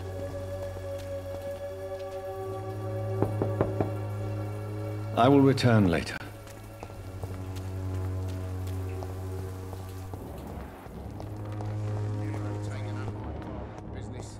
Those of your home will not protect you. For there is no protection against malevolence and trickery. Excuse me, sir. Are you familiar with this part of town? Name's Clayton Darby, reporter. Sorry, I'm new to Whitechapel. But perhaps you could help me since you're a journalist. My name is Jonathan Reed. Dr. Reed, the famous surgeon. I'll gladly help if I'm able, sir. Why are the newspapers keeping silent about the Spanish influenza? It's as though none of you care. There's a war going on. People shouldn't be demoralized by news of deadly diseases. It's a disgrace. People are left to die alone. No one is properly informed of the risks. These are bad times indeed. So much for the glorious British Empire. Have you any idea of the danger you face in these streets at night? I've had to run and hide more than once from frenzied mobs incensed by the fever. Do you think the flu is really responsible for this, Doctor? I must confess, some of my rational views have been shaken by recent events. I'll remember to stay away from the district's roughest streets then. What is a journalist doing in this borough after sunset? He goes where none of his colleagues would dare to go, to inform the country. So you risk your life to reveal the truth. I saw many reporters do the same during the war. Whitechapel is the crucible of so many untold stories and tragedies. I want people to know them. That's quite honorable of you. But is the public interested? Not at all, sir. And that's why I'm an independent journalist, hoping to sell some stories. I heard you're investigating an underground medical dispensary in Whitechapel. What do you know about it? Not much, I'm afraid. They are wary of strangers, and I'm not really an acquaintance of theirs. Why do you care? I'm afraid one of the nurses from the Pembroke Hospital may be involved with unsavory activities. Ah, could it be Dorothy Crane? Without a doubt, you are a damn fine journalist, Mr. Darby. What do you know of her accomplice, a man named Darius? I don't know much about the man. He's very cautious. Never goes out. Doesn't seem to have any friends or family. He never goes out? No. A few days ago, he unexpectedly did. I followed him, but it was just a ruse to keep me away from his house. Really? How do you know? He went to the nearest mailbox, but just before posting his letter, he ripped it up and threw it away. He has no relatives at all? No, except for that strange man, a poet named Richard Nethercott, who sometimes comes by. Darius would never let him in. Where can I find this Mr. Nethercott? He spends most of his time lurking around Whitechapel, talking to himself or declaring verses. These days, you can usually find him behind the church. Goodbye, Mr. Darby. Farewell.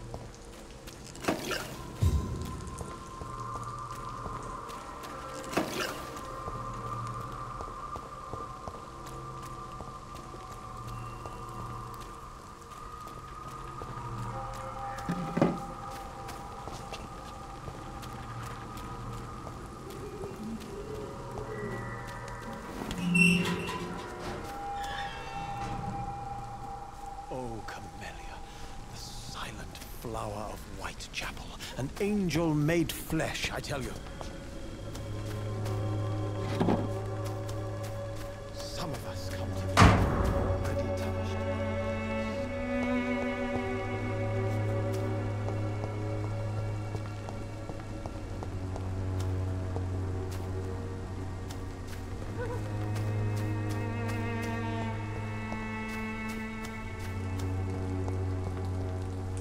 Good evening, sir.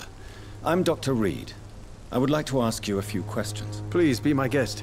Although I may not be the best informant regarding this part of town, my words speak about that which the eyes cannot see.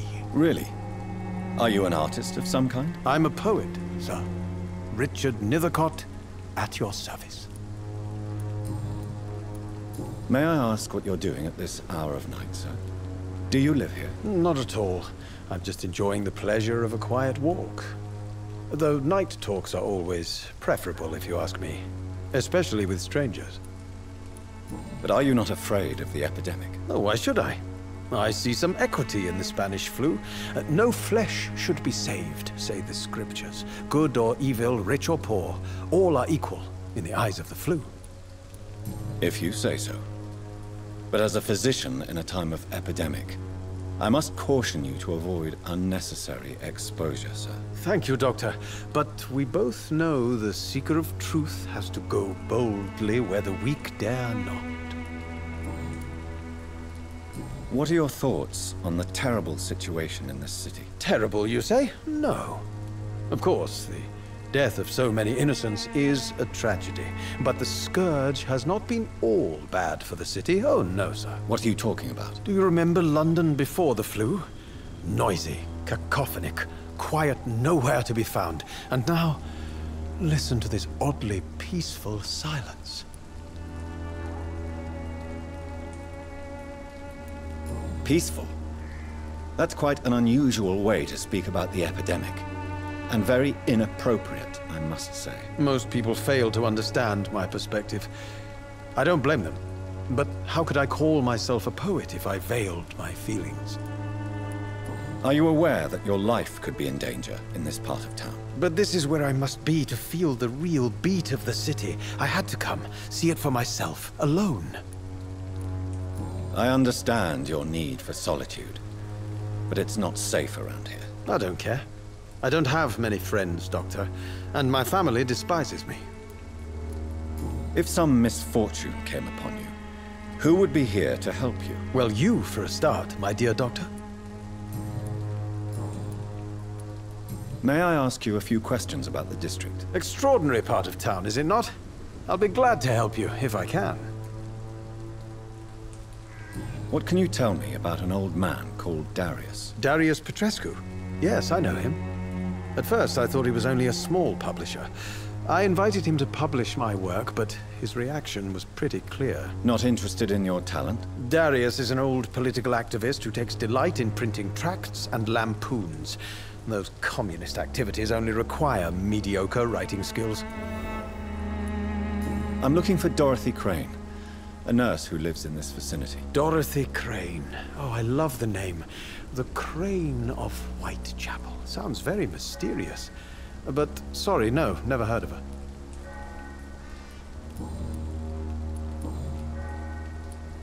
Did you know the mute florist is a member of a secret society? No, I didn't. But I thank you for this information, sir. For it only enriches the mystery surrounding the precious camellia. Are you not curious? Is there not more you wish to know? That girl has not an ounce of malice in her. Whatever she may be hiding, it's certain to be for the benefit of most, if not all. I fear you are a hopeless romantic, Mr. Nethercott. Guilty as charged, Dr. Reed. Tell me, Mr. Nethercott, why seek inspiration in Whitechapel? The place is not beautiful per se, but how to explain it? Stirring and challenging. Do you not think it a little morbid? On the contrary, sir. Whitechapel is full of life, full of beauty. Just like my dear muse, the wonderful Camellia. What can you tell me about Camellia? Not much. And that's the beauty of it. She can't speak, you know. She's a locked mystery who exhales kindness and sweetness. Perhaps you're just afraid to find out the truth about your muse. One day, perhaps, I'll ask her to come with me. But will she still be my wild flower of Whitechapel if she moves uptown? And have you ever tried to learn more about her? Where she lives? How she survives? Whom she may know? Maybe I prefer she remains an enigma. Reality can be so dull, don't you think? In what way, exactly? The struggle by gaslight, the barren smiles and the arid hunger under the rain. If you say so. Such vibrant antagonism and vivid paradox. The stripped humanity raged across each street. Vivid, of course, yes. And what about the poignant distress? Oh yes, the poignant distress. You see what I mean, don't you? That's what I want to write about, and that's what Whitechapel is made of.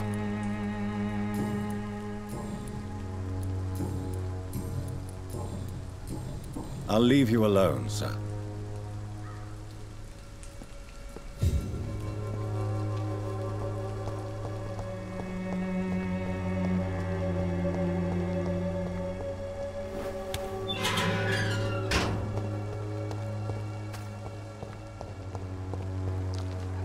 Hello again, miss. Tell me about Richard Nethercott. I understand he is quite fond of you, Camellia. Very well. Goodbye, then.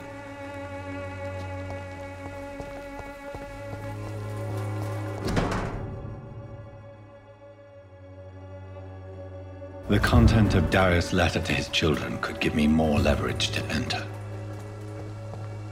Darius is a bit less of a mystery now. It should not be that difficult to incite him to let me in.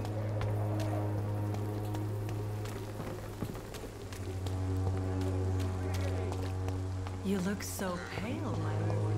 You are right. Game you pay for peace of mind. Can't you just look the other way this week, Joe?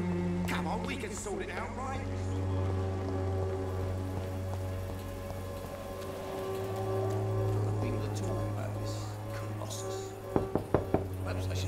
Mr. Petrescu, just 1 minute, please. You again?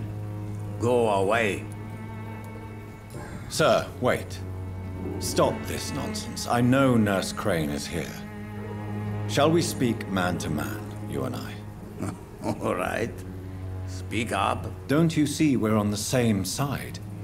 We fight to help the poor, sick, and abandoned. I'm nothing like you, Mr. Doctor. Yes, you are.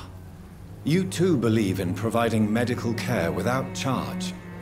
You know what we have to sacrifice to make the world a better place. I have to admit your words have conviction. All right, I'll let you see, Dorothea.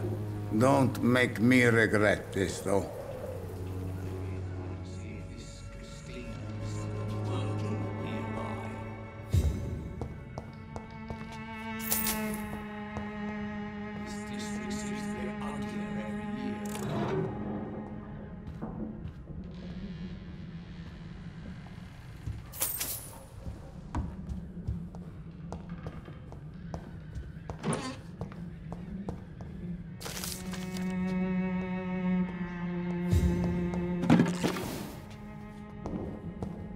It's locked, all right.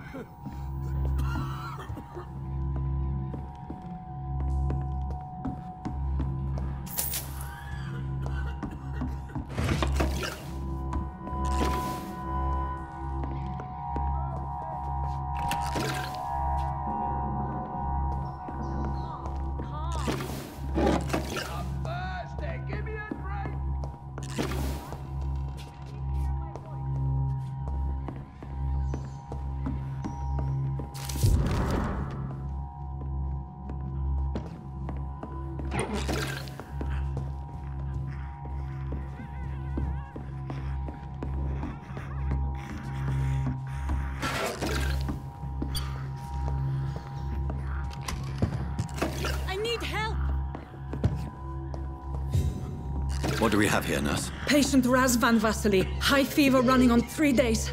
Complaints of dizziness, muscle aches, and head pain. Diagnosed with influenza. Treatment? Aspirin and salicin for the fever and discomfort. Liquids for dehydration, but he's having trouble keeping even water down. Thank you, nurse. Anything else I should know?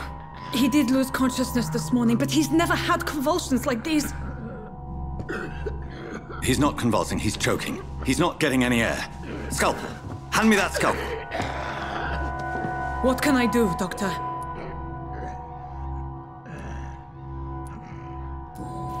It's too dangerous to operate with these convulsions.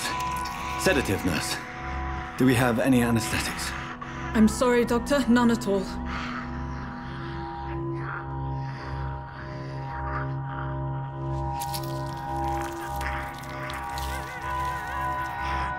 I need to perform a tracheostomy.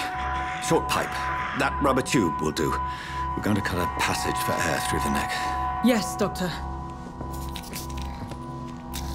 He's breathing again, but he's coughing up blood. Internal hemorrhaging. I need to make another incision into the chest cavity to drain the fluids from the lung. Prepare another tube. A thoracostomy? Doctor, we've nothing to fight the infection. We need an aseptic environment. Right then, Nurse Crane. What do you suggest we do? I've no idea. I'm not the doctor. Time is of the essence. We need to perform a thoracic drain. Yes, Doctor.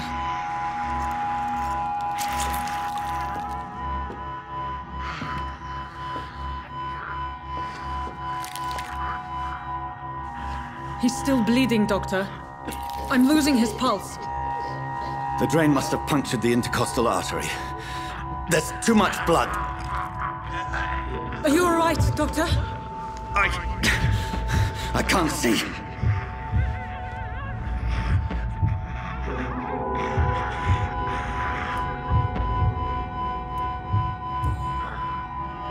I must first suture the artery.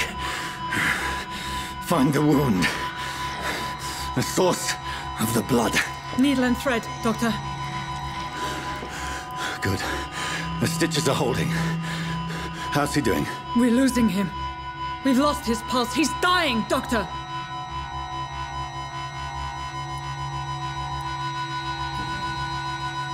Cardiac massage, now. Cardiac... What? Are you making this up as you go along?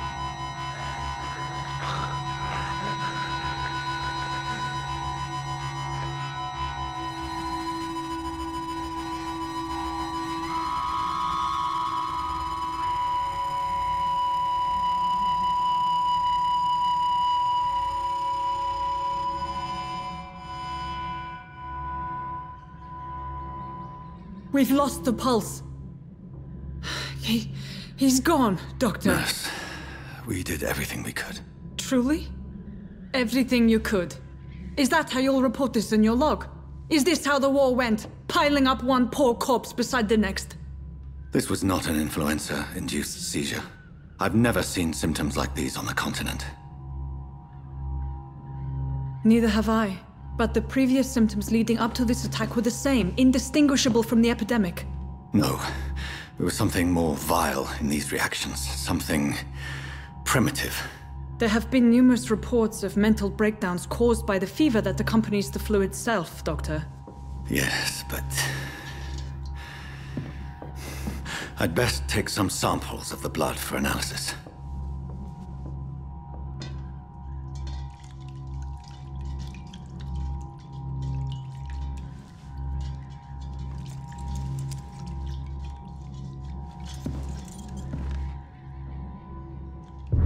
You're here to test my bedside manners.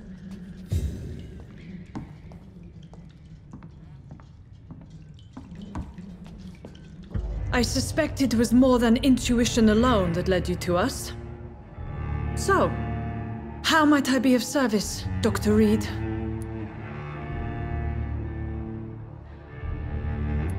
The risks you've taken for your friends in Whitechapel are criminal. And you can pay dearly for them. Doctor, you think your warnings scare me? I've stolen and plied, blackmailed and lied, but what else am I to do? I'm all these people have. But why Lady Ashbury? Why her, of all people? She's pristine and proper, all right. But that she-wolf in sheep's clothing murders the poor for sport. I have her where she belongs, and I'll milk her for all she's got. Dr. Swansea is a sensible and honest man. He wouldn't have refused your friend's care at Pembroke. It's easy for you to say, Doctor. These people cannot go to the police, nor to the hospital. They don't even speak English.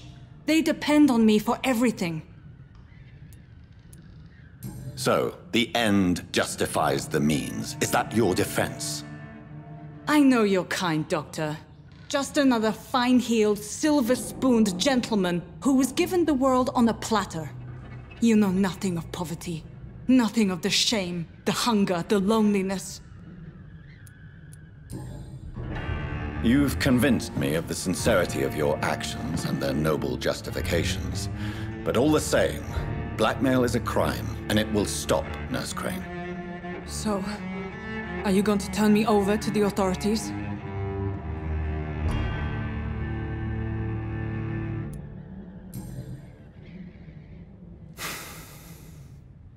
No. Your place is here. Jailing you would be an even greater crime. So,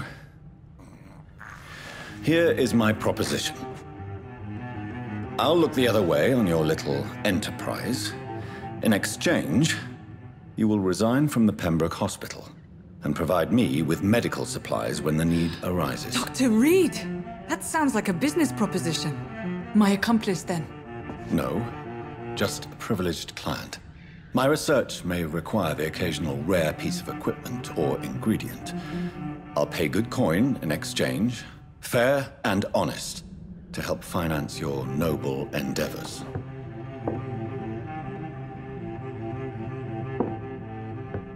We have ourselves a deal, Doctor. Good customers are always welcome. Yes, Nurse Crane. We have a deal.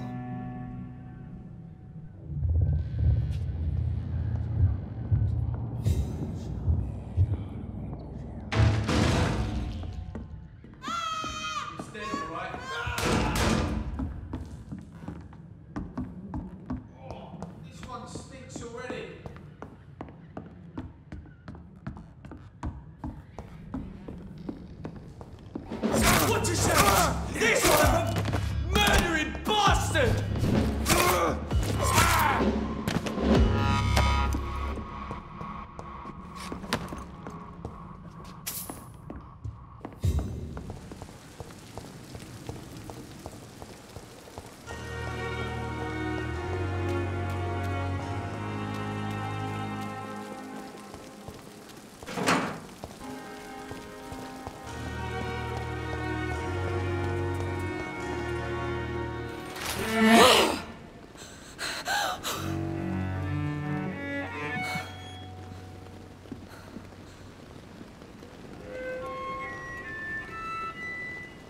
I would ask you to avert your eyes, sir. Or did you not know it was rude to stare? I knew it. Speak up, Dr. Reed. I like a man who speaks his mind.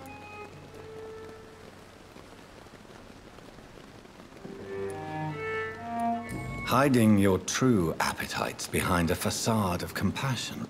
Bravo. Very clever indeed. Spare me your sarcasm, Jonathan. You are but newly born in this world. We are vampires.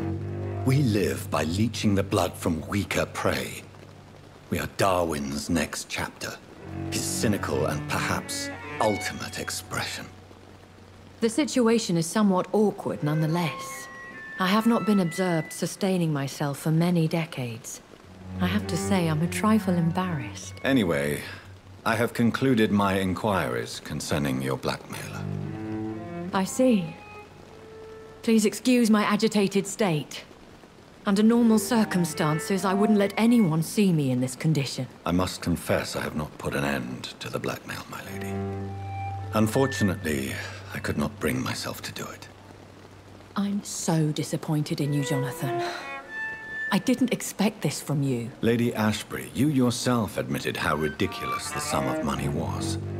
I can assure you, it was all used for charitable ends. Well, you are full of surprises, aren't you, Jonathan? All right, say I trust you. But you will still pay the ransom. That is only fair. After all, it was you who failed to bring this problem to a satisfactory conclusion. I believe I could agree to that. And since a lady always keeps her promises, I will now answer any questions you may have.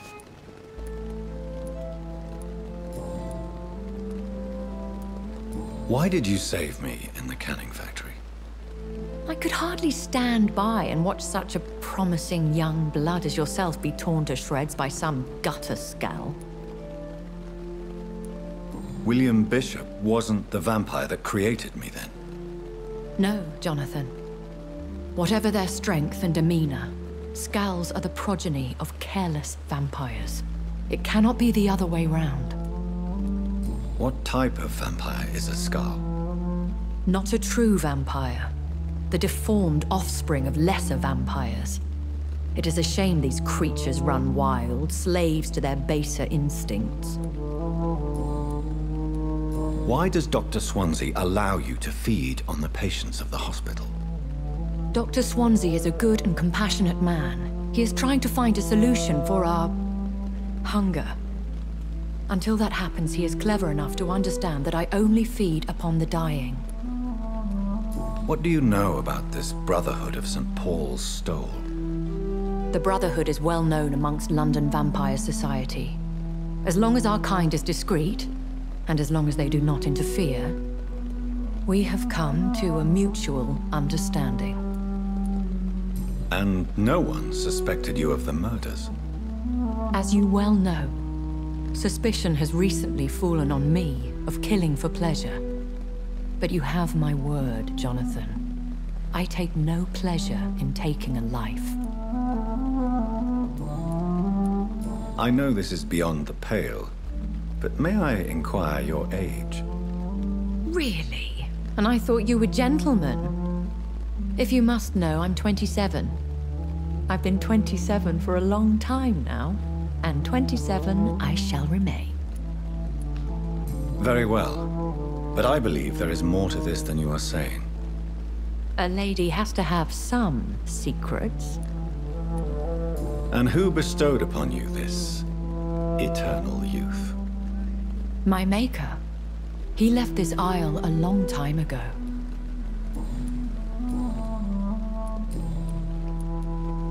When I awoke, changed, I was chased and attacked by vampire hunters.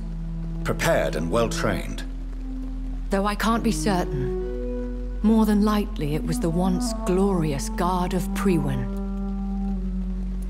You make them sound like some sort of cult. More a society, and like all the best ones, a secret society. I thought them almost gone, but it seemed they have been recruiting.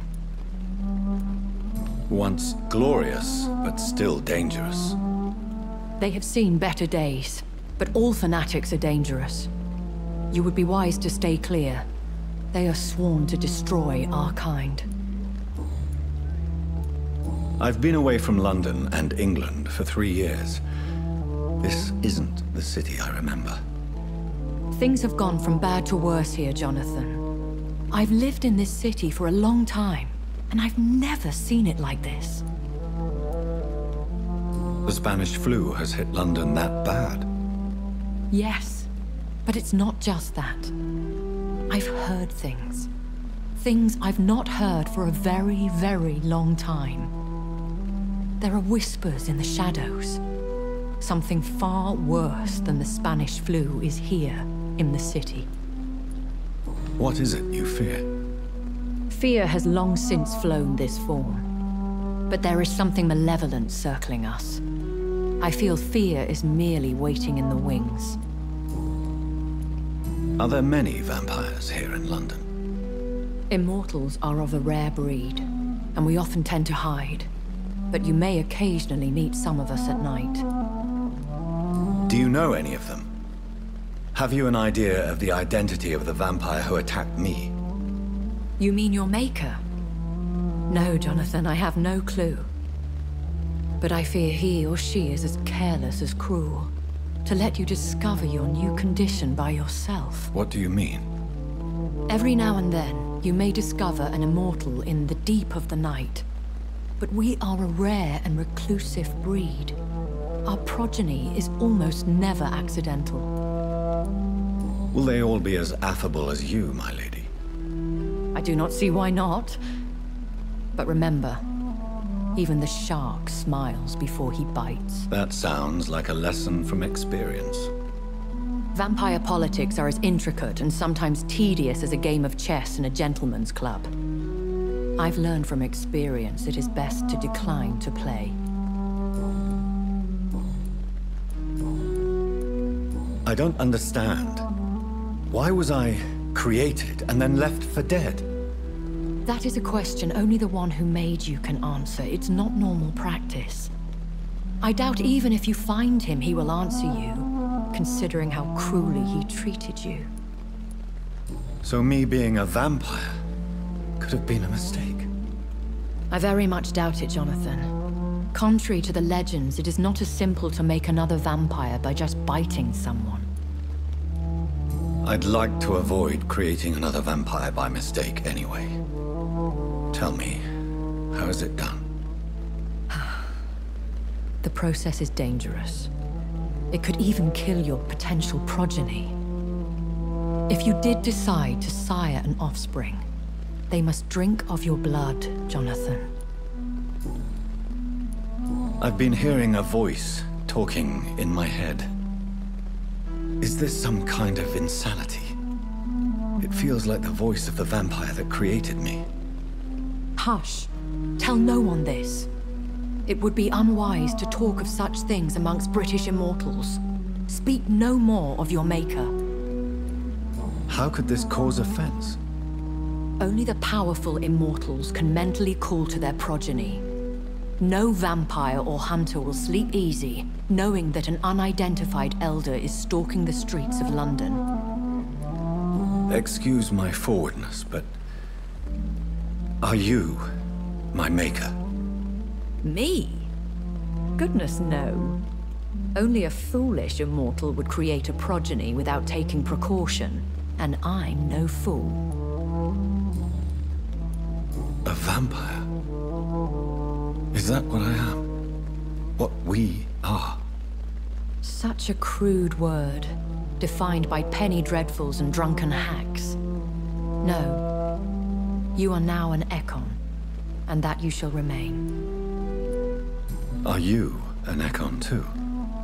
Yes, I am. We are the closest thing to what man refers to as vampires. Forget what you think you know about us. So we are Ekons. How can I identify us amongst other vampires? How to put it? All Ekon are vampires. But all vampires are not Ekon. We are but a branch of the immortal tree. I bid you farewell, for now, my lady. I must quickly analyze the blood I took from Nurse Crane's patient. We're so lucky to have Dr. Reed, you know. I met him in New York once. If only there were more of us, with less resignation and more determination.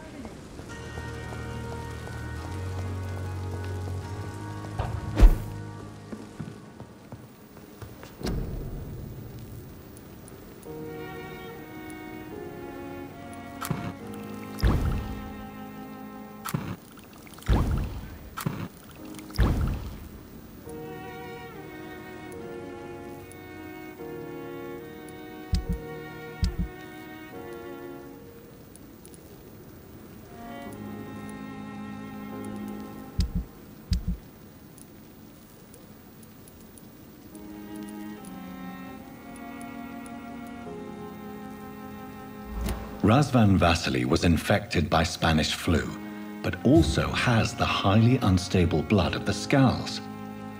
Is the London vampire epidemic transmitted through the flu? I should talk to Dr. Swansea about it.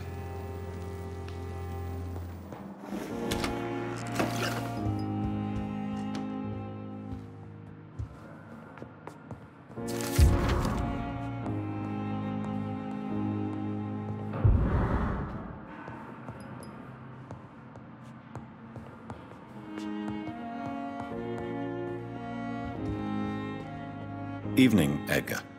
Could I get your professional opinion? Please speak, but I have something important to tell you. This strain of flu, it's very different from the one I saw in Europe. It's downright peculiar. Really? What makes you say that? I've just looked at the blood of one of our recently deceased. I see. Do you have anything more to go on? This disease spreads and looks like the Spanish flu, but its effects differ greatly. The London strain is different from the continental one. This is very interesting. Did you find something else? Yes. Unlike the flu, the infected begin to show an increase in outwardly aggressive behavior. More than simple agitation. Once docile people become violent. You mean like rabies? Is there a chance we could create a vaccine, Jonathan, like Pasteur? By the stove, that would be smashing. There's a lot we're not seeing here. But it is spreading, and quickly. If we don't act, the whole city could be lost. But Jonathan, we've a fantastic opportunity sitting right here in front of us. A weapon of choice. What on earth do you mean? Why, you, my dear boy. With your expertise and your blood, we could isolate the properties that course through your veins. Think about the possibilities.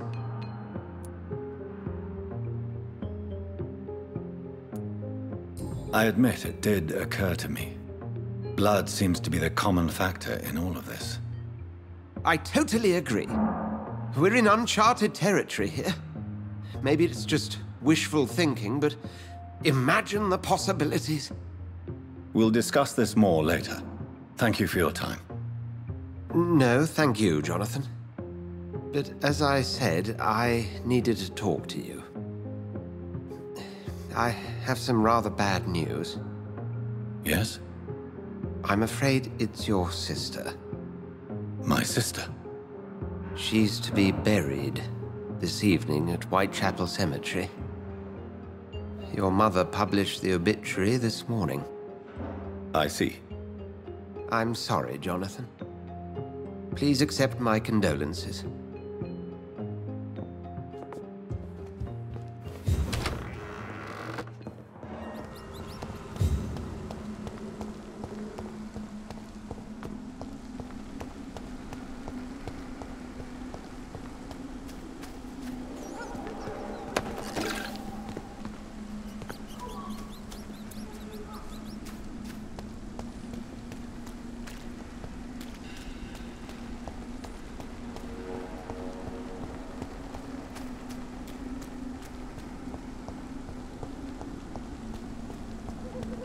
Mother, why have you come here? This is proving far worse than I imagined.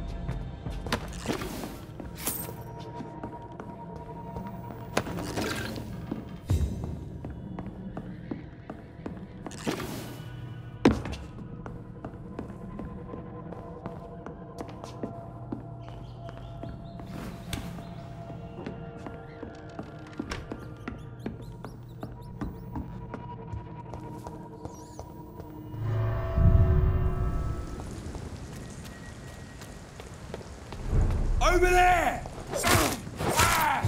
Norman!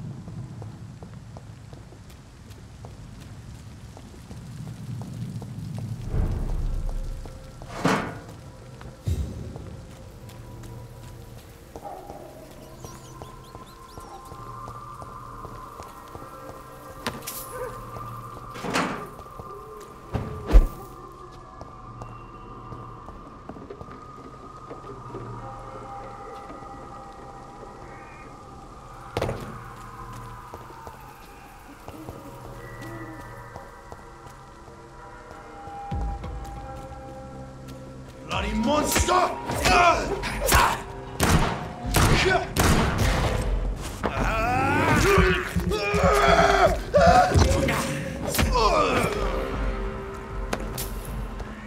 Look at it! Vicious bugger! Die, vermin!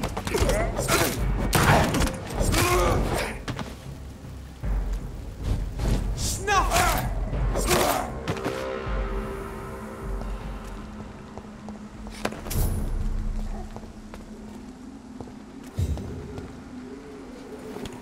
Dear sister, I don't know if I have the strength.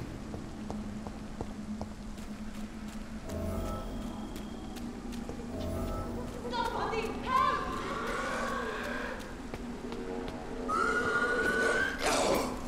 Who are you? What do you want?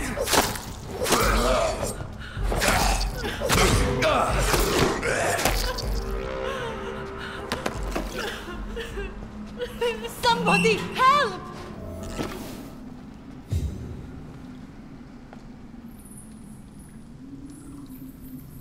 Are you all right, miss? I don't know. Who were those people? They wanted to kill me. Why? They've lost their minds in the epidemic. They won't come back for now. You seem to know a lot about them, sir. I'm Dr. Jonathan Reed. I'm investigating this disease. I am Xiaoxun. Thank you so much for helping me, Mr. Reed. I must go to the cemetery now. Goodbye.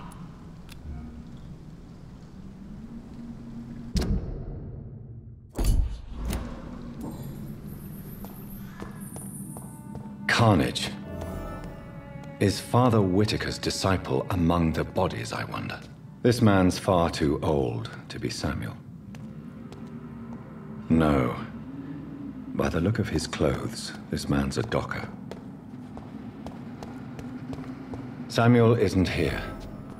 I had better follow the blood trail.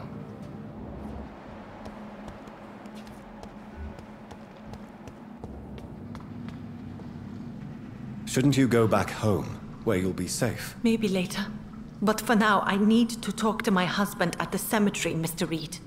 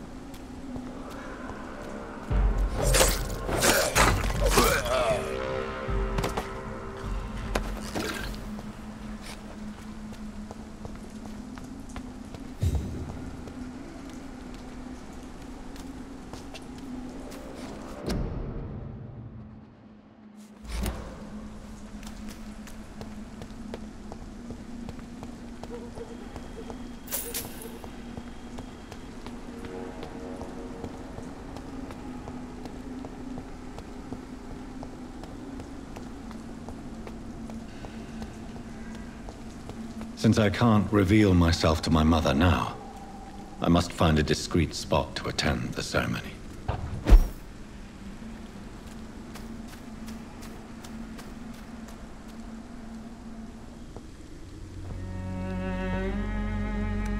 I am the resurrection and the life. He that believeth in me, though he were dead, yet shall he live. And whosoever liveth and believeth in me shall never die. We commend unto thy hands of mercy, most merciful Father, the soul of our sister departed, and we commit her body to the ground. Earth to earth, ashes to ashes, dust to dust.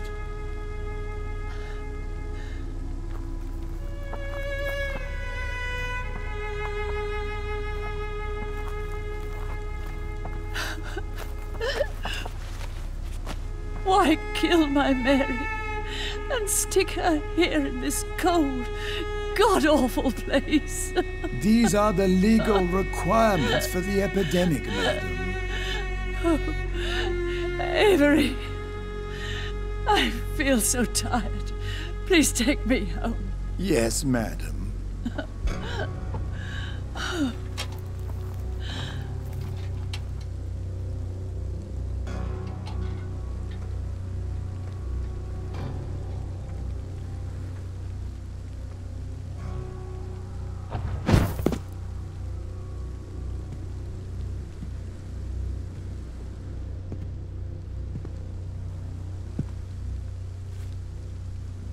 Oh, Mary.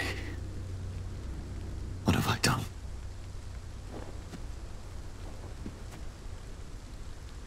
If I could only change one thing. One thing. This is a nightmare. Jonathan, there is nothing you can do but accept it.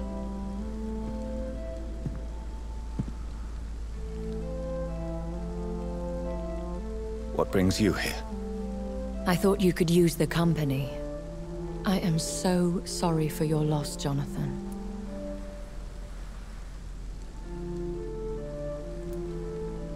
She was a good person. Vibrant, full of life. She was kindness incarnate, my Mary. You're a good person, Jonathan. And a young Ekon. A newborn cast into the night without so much as a candle to guide your way. She had been scouring the most dangerous parts of London in search of me. And it led to her death. Jonathan, don't. I still hear her last thoughts. They echo in my head. Her mind shattered, and it haunts me. Jonathan, stop. Listen carefully. You must come to terms with this. You must learn to live with what happened. I'm learning. Every night is a new lesson. What I am what I must do to survive. But my sister, she shouldn't have suffered because of my weakness. Don't you see? You're doing the work of our enemies, feeding your remorse. We are weakest when we grieve, and the guilt blurs our senses. And so this is why you're here. To warn me. You felt this pain yourself. You too have endured this.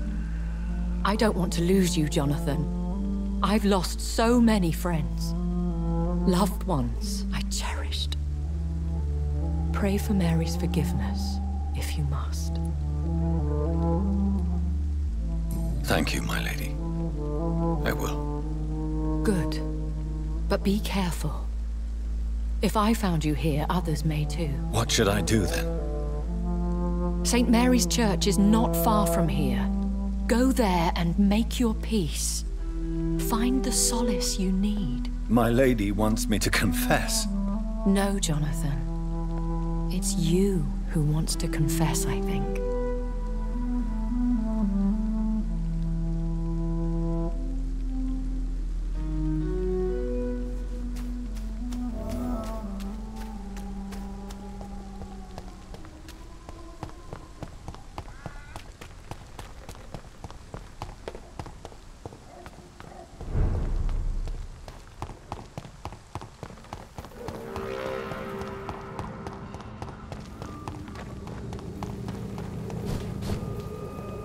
And off to church he goes, a newborn seeking divine consent to lick the blood from the soft and pointy crown. Who are you? Make yourself known. Newborn, you reek of guilt and pointless compassion. Shed your skin, forget your old weaker self. What do you want from me?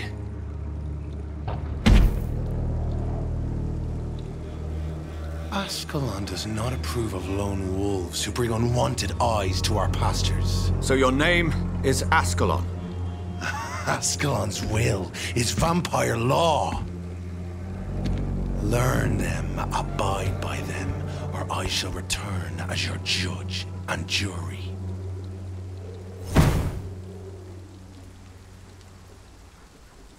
These immortals try my patience with their plans and unsolicited counsel.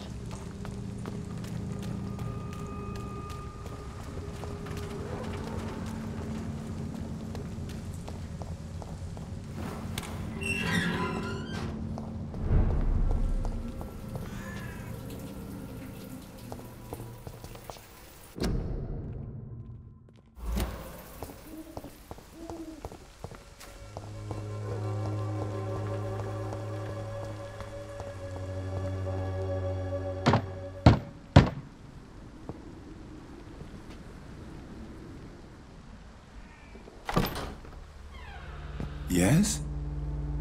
What is it that you want? I'm sorry to disturb you at such a late hour. No worries, my son. I'm still quite awake, having just returned from a funeral. Yes, I know. I've forgotten what I wanted. I don't know.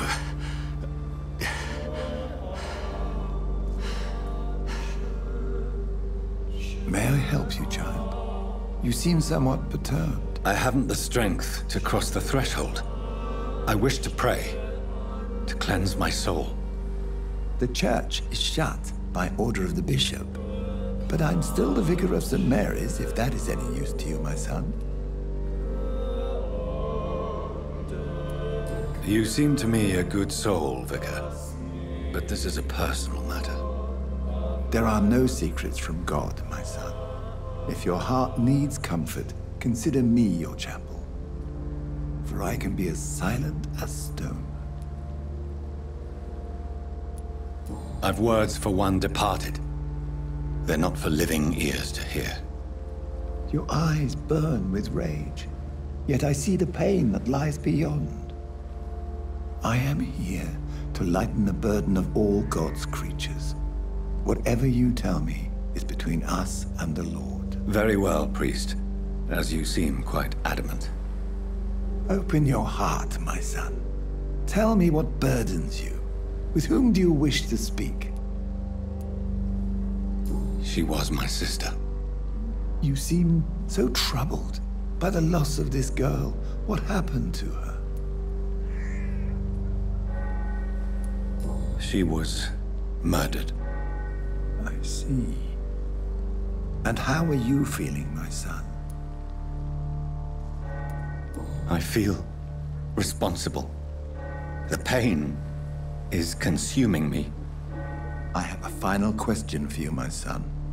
This is of the utmost importance. Ask your question, Vicar. What words would you like to say to your poor sister?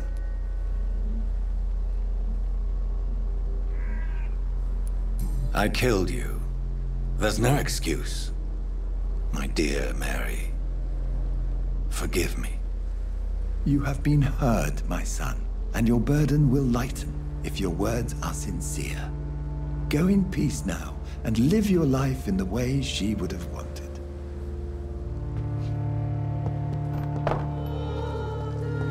There. I confessed to that vicar. Do I feel better? Only time will tell. Remorse and pain are precious when binding you to the earth. You. I remember you.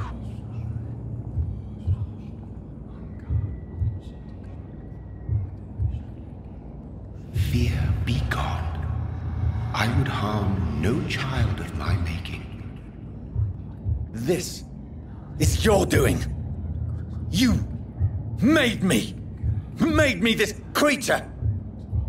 What are you? I am the land. You are our champion. You selected me. Chose me. As shall my children yet to come. What is it you seek? This age is sickly. An ancient poison, an older rage, brewed in a cauldron newly forged. This has something to do with the epidemic. Seek truth, my champion. Defeat the serpent of knowing with iron spur.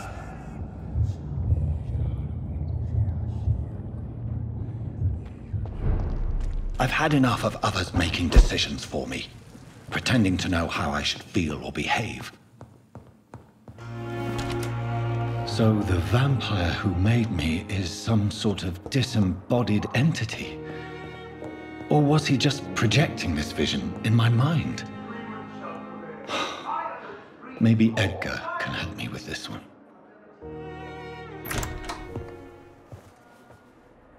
God protect us. You've got a leech in the hospital. Yes, my hospital. My mission is to heal while you go about warring. You've set the table for a snake. I wonder why there's venom in your food. I'm growing tired of your song. You're a woodsman, McCallum, not a doctor. Return to your hunt. Remember, I've a good nose for machinations. I can flare the scent at a mile. You can't hide from the god. Leave him, Jonathan. This is sacred ground. Neutral territory. And I just had the carpet cleaned.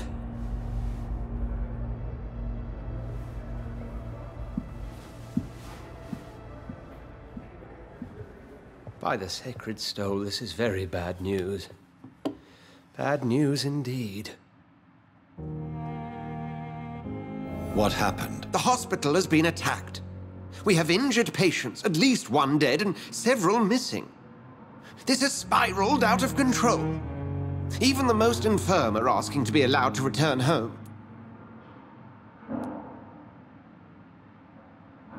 We cannot have the people lose faith in this institution. This hospital is their only hope. Of course, you're right. But we cannot afford a public scandal. It would ruin us.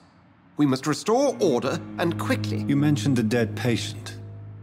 Who is he? She, Jonathan. She was Miss Harriet Jones. I found her room like a slaughterhouse. Blood everywhere.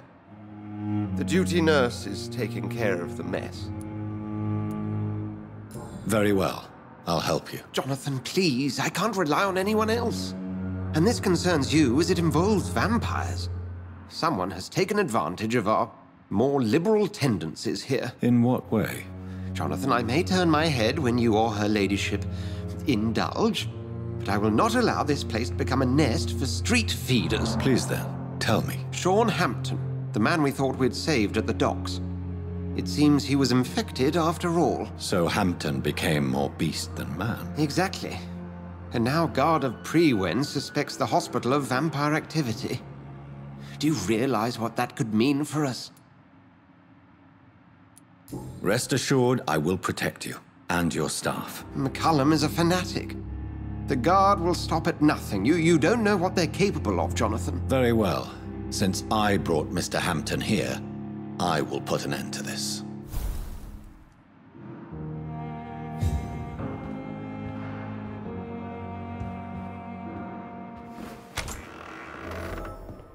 Sean Hampton lives and breathes for the well-being of his flock.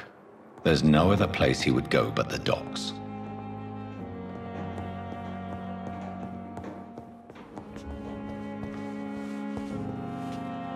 Good evening, Nurse Brannigan. Good evening, Doctor. What can you tell me about the recent events in the hospital? That Mr. Hampton killed Miss Jones in her room, then ran away. And did you see all this? No. I was working by the tents when it all happened. I only entered the room when they asked me to clean up the blood. Where is Miss Jones's body? I don't know. I'd imagine the morgue. It all happened so quickly. Did you see Sean Hampton leave the hospital? I think I saw a silhouette exiting the hospital gates after the shouting started. At first I thought it was someone who was just scared, but well, maybe it was him.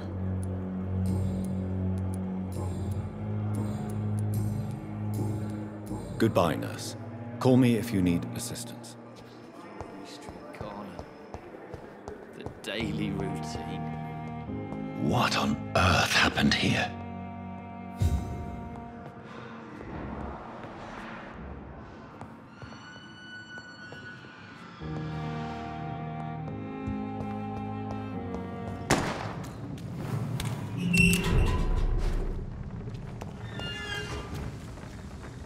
Good evening, sir. Who the fuck are you? Don't you see I'm busy here? Dr. Jonathan Reed, that's... Ah, some fancy gentleman we've got here. Clear off. We don't want strangers on our streets. So you won't tell me your name? The name is Booth Digby.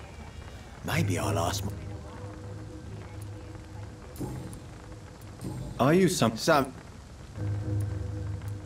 So you're a I saw many... I could kill... So, tell... What? Have you got a death wish? Well, yeah... Oi! What can you tell me about this part of town? Things ain't that bad, thanks to us. We give people what they need, and we control this borough. Well, you're not doing a very good job. People are still dying here, like everywhere else. Yeah, well, More efficient, really. You should probably tell Edwina that guns are useless against disease. Incredible. You know what? You're lucky she can't...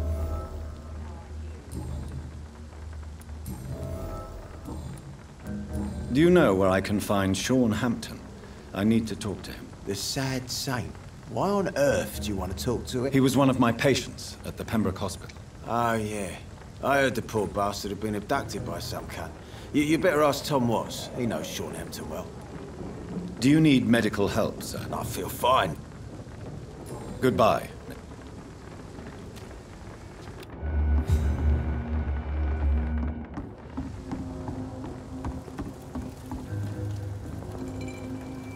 Good evening, miss. I am Dr. Reed. May I ask you a few questions? Who are you? What do you want? As I just told you, I'm a doctor. From the Pembroke Hospital, actually. The Pembroke Hospital, you say? I don't have any money for you leeches. I'm not here for charity, Miss... Miss Edwina Cox. So what do you want then? Fancy buying something from me, maybe? I'm looking for Mr. Sean Hampton. Do you know where I could find him? The sad saint? I heard he was mugged or something. Yes, he was. But he left hospital recently. You don't say. Well, I suppose it's good news for the homeless and the useless. Ask them, they must know something. Can I offer you my medical help, Miss Cox? I'm fine, thank you. Goodbye, Miss Cox.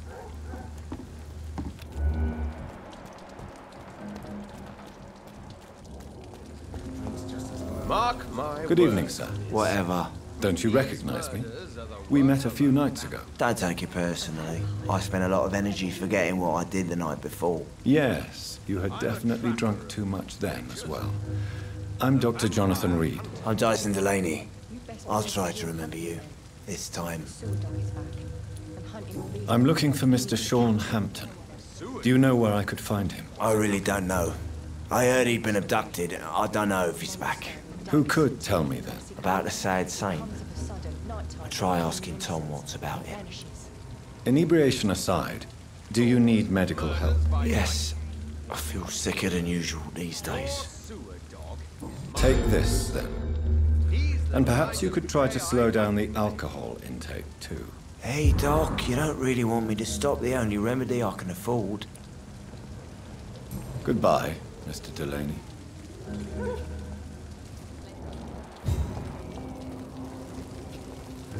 Not a drop of blood left in his body. This is the work of a vampire. Good evening, sir. Have you witnessed any suspicious activity or strange events recently? And what do you define as a strange event? More to the point, who are you? My name is Ichabod Throgmorton, vampire hunter extraordinaire and warden of the East End. A vampire hunter? Really? I know what you're thinking. I'm just another lunatic howling at the moon, but I'm not. The bloodsuckers exist, and they're close. Mr. Throgmorton, I'm Dr. Jonathan Reed. I'd like to hear more about these vampires you're hunting. A man of science? Well, I'll be glad to enlighten you. I'm looking for Sean Hampton. Can you help me, Mr. Throgmorton? The sad saint? He should be at his night asylum at this hour, but I cannot tell you how to find it, sorry. Really? Why is that? It's nothing personal, Doctor. I'm sure your intentions are good, but people who sleep there, they have plenty of reasons to hide. I could make you tell me, but I respect your refusal. You really believe Sean is a saint, don't you? All I will say is this. Gossip has it that when he was a child, he was molested. By a priest of all people. Funny thing is, though, it only strengthened his faith. Maybe at least you can tell me who could help me find him. Tell you what, go and chat with Tom Watts. He's a bartender and good judge of character. If he talks to you, then it's fine by me. Do you need my medical attention, sir? I appreciate your concern, but I'm perfectly fine, thank you.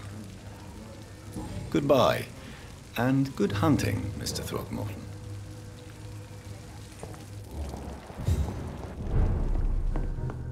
Are they stupid or something? Good evening, Tom. Good evening, sir. How are you tonight? Back to the docks, are we? You remember me, then? Of course I do. You're that man who seemed so lost when he entered my bar a few nights ago. Thank you for your hospitality. I'm Jonathan Reed, by the way. I'm still Tom Watts. Welcome back, Doctor. Tom, I need to find Sean Hampton as quickly as possible. I've been told you could help me. I heard the sad saint was recovering at Pembroke Hospital. Did he leave or something? I believe he returned to his flock. Can you confirm that? Oh, I bet you're right. Sean can't help but worry about the poor and sick. Oh, I guess it has something to do with what happened to him as a baby. Please, tell me. Well, I don't like to gossip, but I heard that the sad saint was abandoned as a baby in front of a Catholic orphanage in Dublin. That would explain his faith and need to help everyone. The important thing is I find him, quickly. Why not try his night asylum? He takes care of those who need a meal or a roof there. Where is it? It's in an old warehouse, northwest of here. Just follow the bank to the west and go north when you reach the end of the pier. Do you need any help? I'm all right, Dr. Reed. Goodbye, Mr. Watts. So few clients. With the epidemic, no one dares go outside.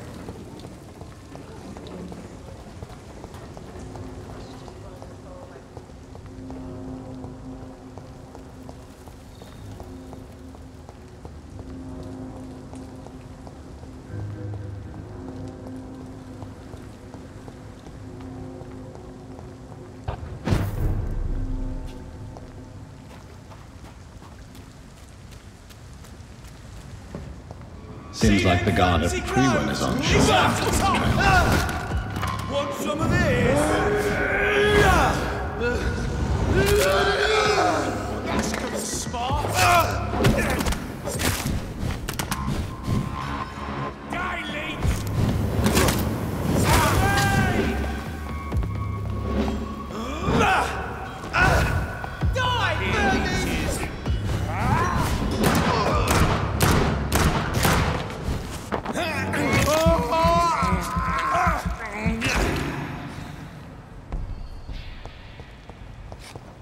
The wounds on this corpse are deep, the result of rabid rage. If this is Sean's doing, he's become a murderous beast.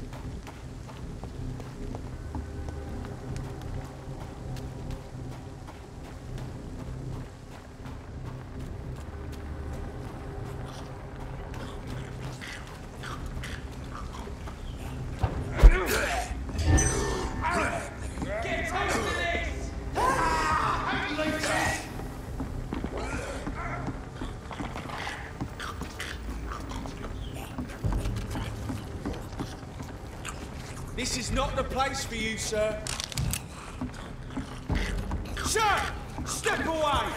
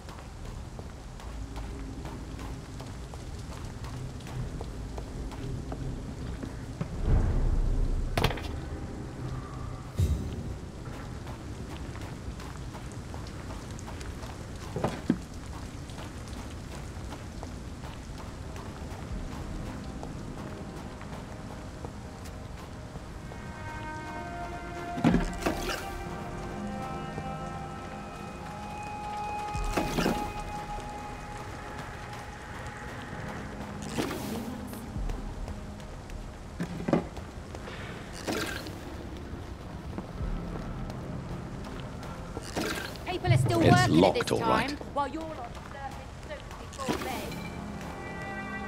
Good evening, miss. I'm Dr. Jonathan Reed. May I have your attention for a minute? Good evening, sir. My name is Giselle Paxton, but I don't have time for men like you. Have we met before? No, but I just need to look at your fancy clothes to know that you must be desperate to visit the docks at night. That's quite judgmental of you. Sir, I've led enough strikes when I had a job to identify you as an enemy of the working class. I'm looking for Sean Hampton. Can you help me? What is it you want? Does he owe you money? Has he displeased your Royal Highness? I'm no snitch, Mr. Fancy Pants. Do you need medical help, Miss Paxton? No, thank you. Well, I'll leave you for now. Goodbye, Miss Paxton.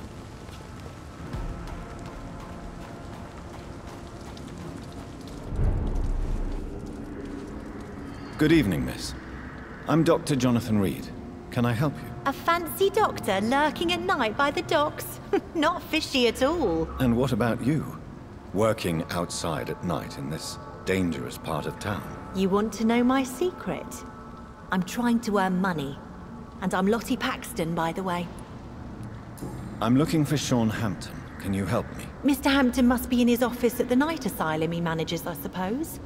Why do you want to see him? He was a patient of mine at the Pembroke Hospital, but he left abruptly. I see.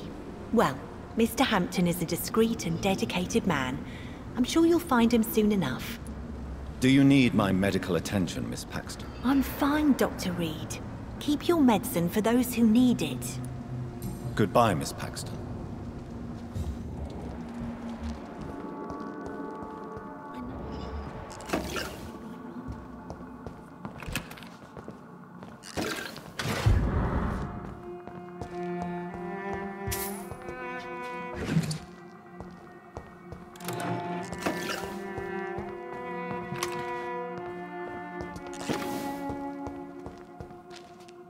Why the long face, Doctor?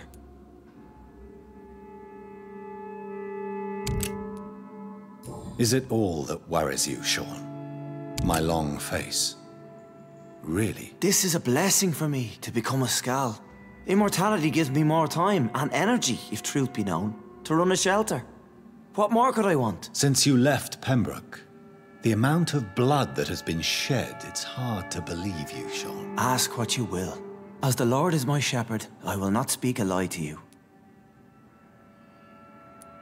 Aren't you afraid of what you've become? We are blessed, Doctor. Can't you see it? The Lord has made us able to walk amongst the plague and aid those that need it. Do you think this is a blessing when God's own house and holy symbols repel you? If that is your burden, Doctor, so be it. But I do not fear the cross. Nor am I forced to take the life of another. My kind doesn't share your imperfections. But you must drink blood now to survive. No, not your scripture. Whoso eateth my flesh and drinketh my blood hath eternal life, and I will raise him up at the last day. So saith the Lord. I only need to eat flesh, no blood. Why return here? This is my home. These people are my flock. You will always find me where I am needed. Wonders never cease. Skal managing an asylum. And what of you? A vampire doctor? Meals laid out before you. Yet you restrain. And what about William Bishop? He tried to take care of you. But this hunger, this thirst, cannot be restrained. Alas, poor William. He had a good soul, but was weak in spirit. He could not shake the thirst for booze, never mind blood. But have faith. My will is far stronger than his. Why did you kill Miss Jones at the Pembroke Hospital? Killed old Harriet? You must be mad, Doctor. Why would I do such a thing? So you claim Miss Jones' death was not by your hand, nor the other incidents at Pembroke? Though Harriet was an angry, spiteful woman, she was one of God's creatures. I have nothing but love for all he has made. But you were close to her? Of course. But she was lost, separated from the fold. She did not see the hand of the divine in my blessed condition. People have been murdered. I've seen the blood. I don't believe you can be trusted. Have a little faith, Doctor. If you will follow, I will guide you to the light. How do you plan to do that? Take this key of the old sewers. The entrance is by the riverbank, south from here. There you'll find all the proof you need. Very well. You have definitely intrigued me. I hope you're right, Sean. I'll be here when you return. If you still think I'm a threat then, well, I surrender myself to your judgment.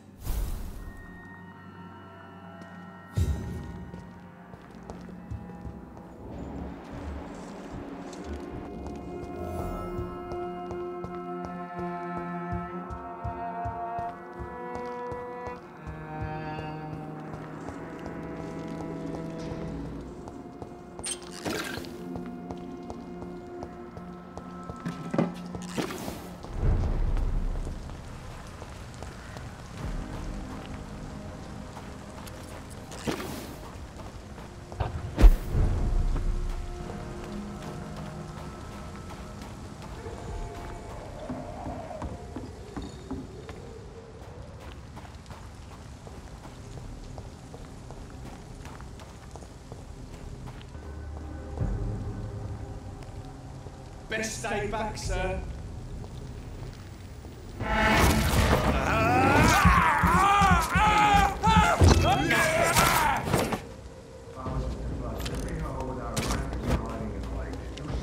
You'll have to start with the darkest part. Become a serious like these evil eyes. First place to look.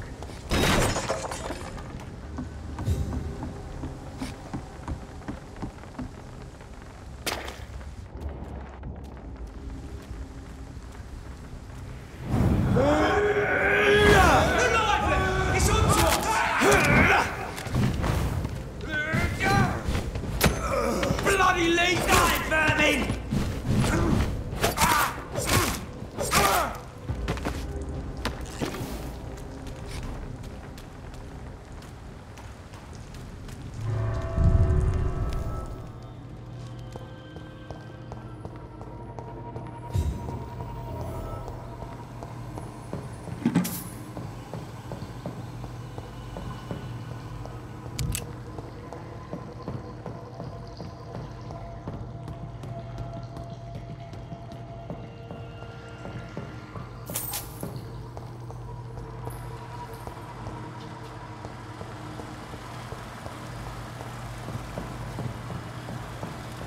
That doesn't work.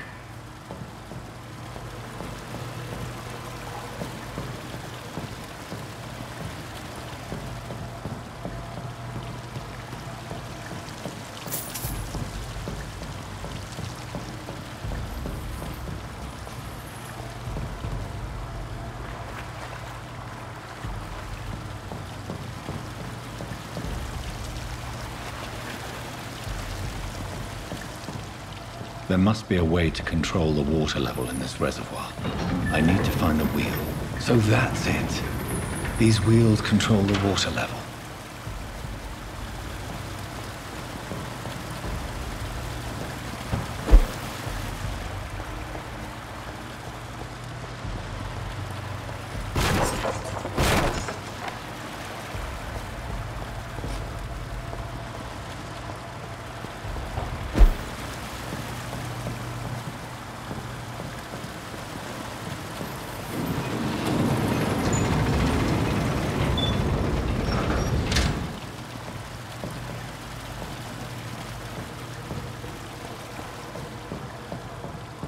That doesn't work.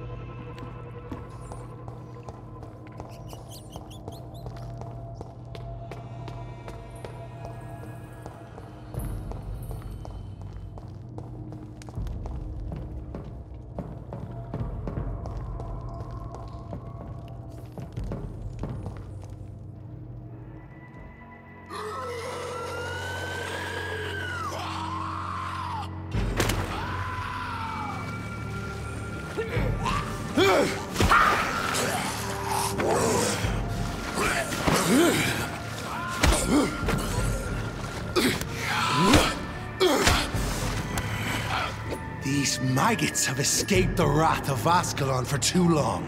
It is time to purge the sewers of their filth. You again! The one they call the sewer dog. Hold your tongue, newborn, or I'll crush you like a maggot. You've let the beast consume you. Finally! A touch of lucidity. You shall learn to respect the laws of Ascalon!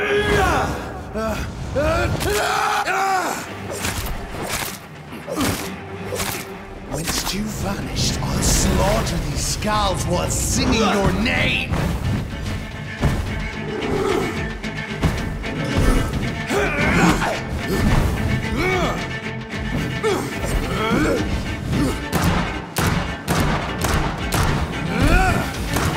I shall tear thee apart and spill them dare challenge it. Slow as a snail!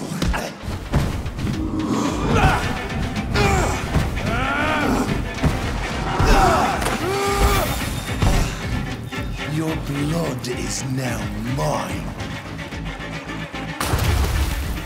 Return to your apothecary, needles.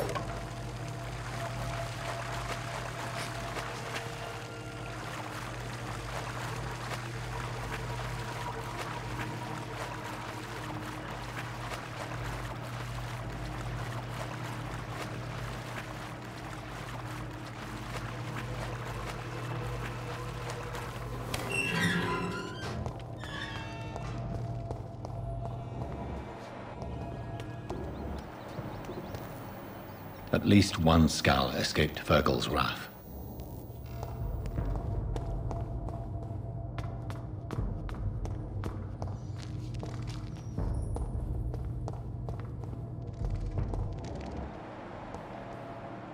The poor creature is bleeding to death. He cannot be far.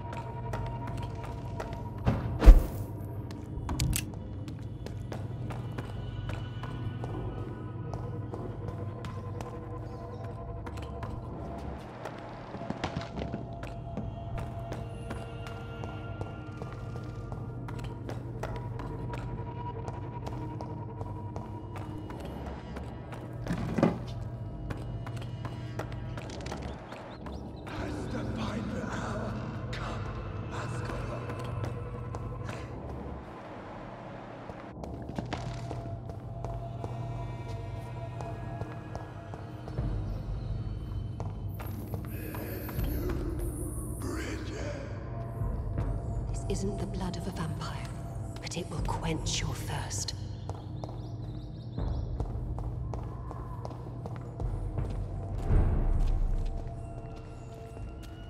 This is our domain, not yours.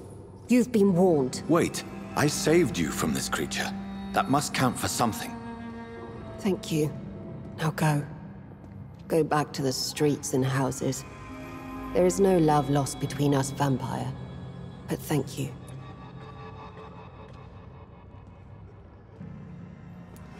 Please, who are you? I sense your sadness. If you must know, they call me Old Bridget, and this shelter is where we live. I'm Jonathan Reed. I'm a newborn Ekon. I'm afraid I'm not sure what's going on. I shall not bend a knee, young Ekon, but I sense your pain. Ask, and I will afford you my attention. Why was that creature after you? Fergal is the blunt instrument of the Ascalon Club. His masters would see us dead or turned into slaves if they had their way. What the hell was that thing? He wasn't an Ekon or a Scowl. They are known as Volkod, an ancient offshoot of immortals. Blood drives them, enrages them. What of this Ascalon Club? Vampire society's elite in the Empire. They make the rules and enforce their judgment upon us whom they see as lessers. So is it you that Sean Hampton sent me to find? Perhaps. The sad saint was always kind to us. He must trust you if he revealed our location. He was turned and is now a Scowl. I'm not sure he can be trusted anymore. And why is that? Because he's a Skull, he shouldn't be trusted. Who are you to judge? Sean killed a patient of mine. And that's just one of the murders he's being hunted for. If you refer to Harriet, she is now among us and under our protection. Harriet Jones is alive. That's it. That's the proof Sean wanted me to find. I must talk to her.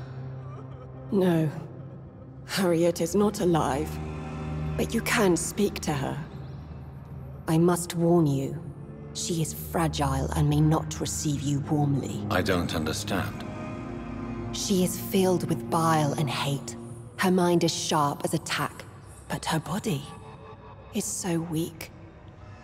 I've never seen its like before. She is resting in a room on the far right of this hideout. Thank you. I will bear that in mind.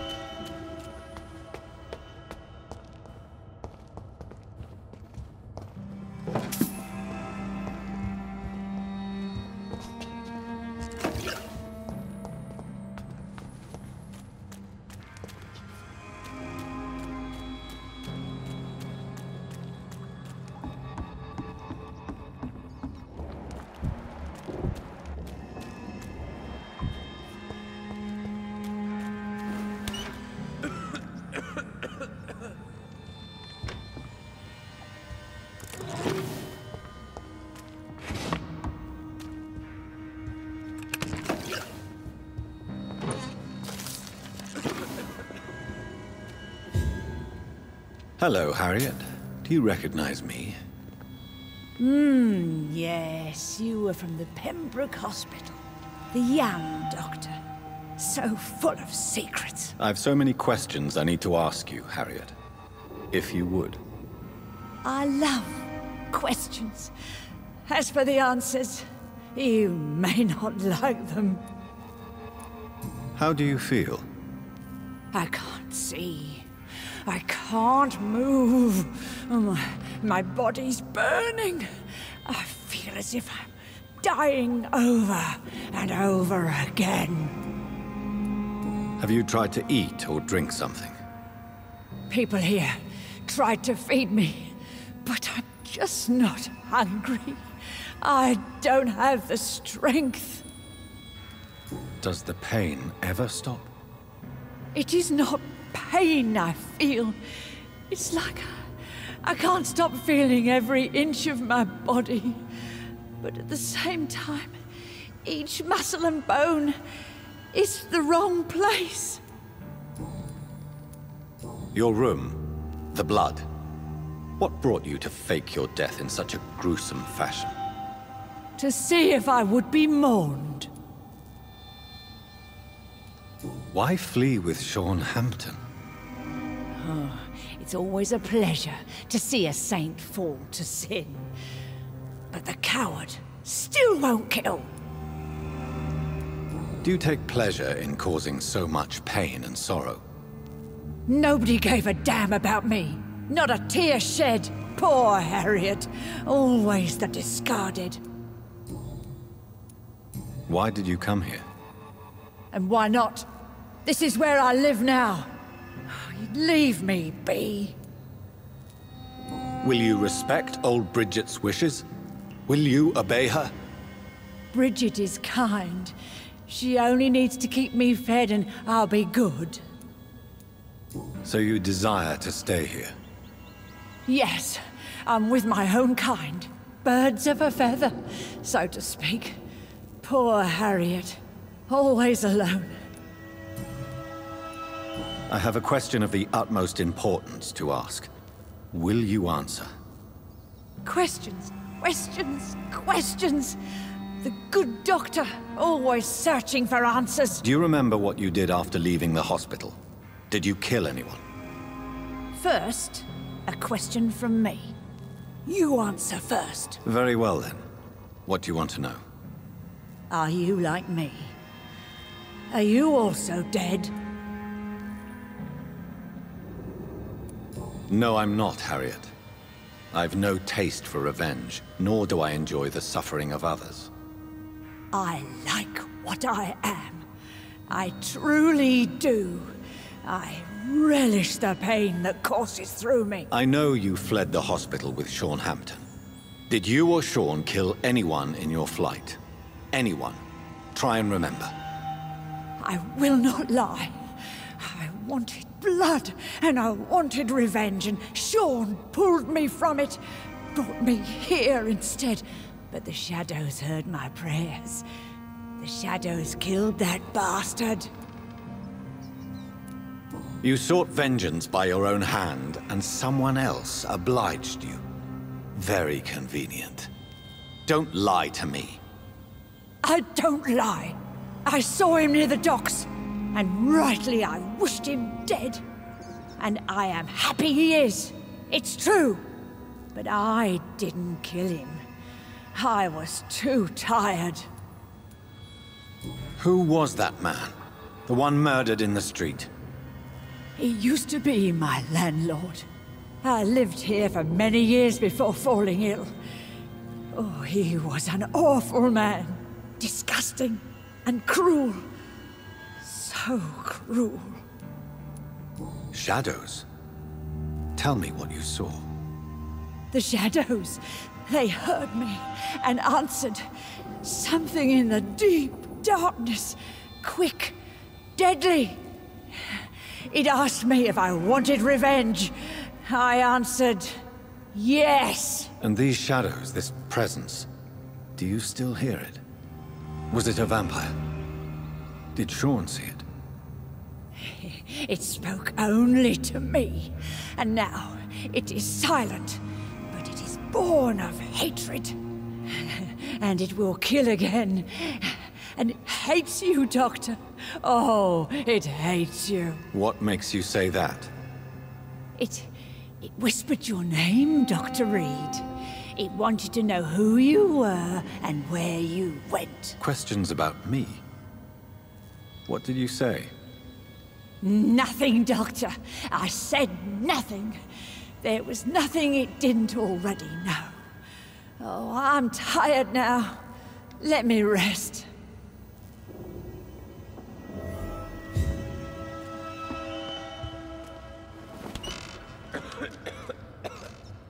Have you found the answers you were looking for, young Ekon? There is too much left unanswered. So many questions.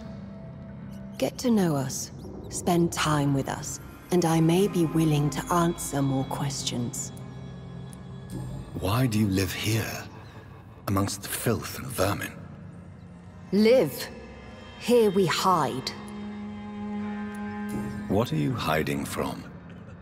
From the guilt, the shame, from the hunters and the light. And of course, our past. Why don't you leave the city? Hide somewhere far from the Guard of Priwen, the Ascalon Club. We are the Sewer Skulls. This is our domain. We have run as far as we can, and now we hide. Your diction, your words. You do not carry yourself like most Skulls I've encountered. True. I'm not like most Skulls. You were once someone else. What happened to you? It is as sad as it is long, young Ekon, but it will remain mine. Can I be of service to you? We ask but one thing. Reveal to no one our secrets. Do not betray us. For how long have you been in hiding here? Skulls have been hiding under London since vampires first entered the city. Where did you hide before the sewers? We claimed ancient tunnels, forgotten caverns, catacombs. We are Skulls, groveling beneath the feet of our makers. What manner of creature is Harriet? She is different from everyone else. I really don't know. I'm not even certain she is a Skull. I've no idea as to what blood made her. What is a Skull, in fact, in your honest opinion? The progeny of a vampire, disavowed by her maker. Perhaps a fruitless branch of a noble tree. A word used to enslave us. I cannot say. You mentioned that vampire blood has tremendous potency. You believe it to be stronger than your own? The vampire's sweet blood. That rich, dark wine that we crave. For it made us, and it can sustain us. I thank you for your time, madam. I must go back to Hampton now. Your kindness has been ample payment, Ekon. To protect us, I'll close the access to our hideout, but you can use our shortcut to reach Mr. Hampton's shelter. Just follow the arrows. Thank you, old Bridget. I hope we'll meet again.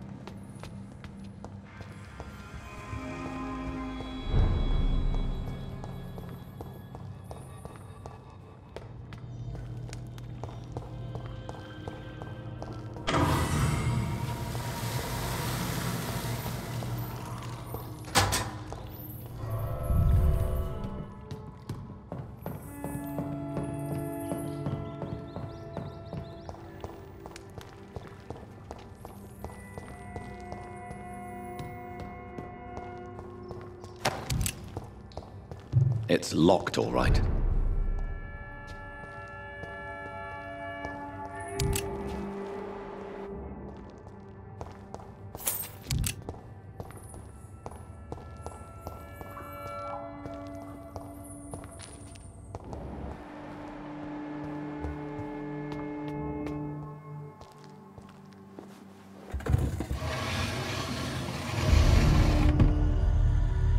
Welcome back, Dr. Reed.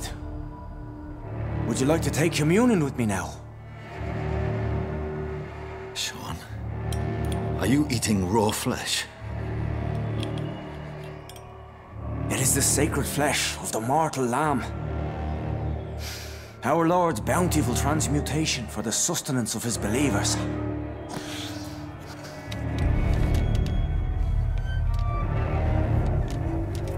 Thank you, Lord. I am your most humble servant. So, true to your word, you waited for my return. I told you, Dr. Reed, I was a man to be trusted. Did you have words with the poor Harriet?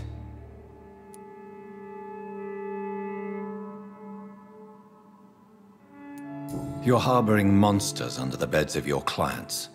That takes some nerve.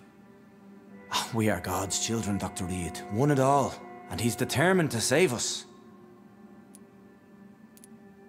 What will be the result if you continue to assist both Skulls and the living? For the last decade, that's what's been happening.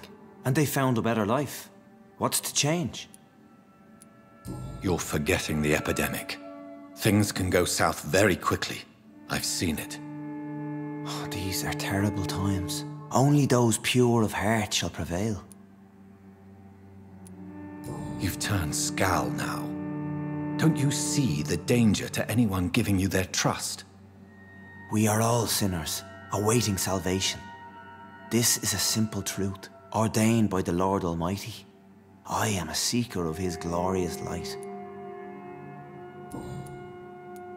Does this place belong to you? How can you be so certain you can keep it open? This warehouse was once property of the Dawson family, but has been bequeathed me through donation. The Dawsons? The wealthiest family in London? Have they a clue as to what goes on here? Not at all.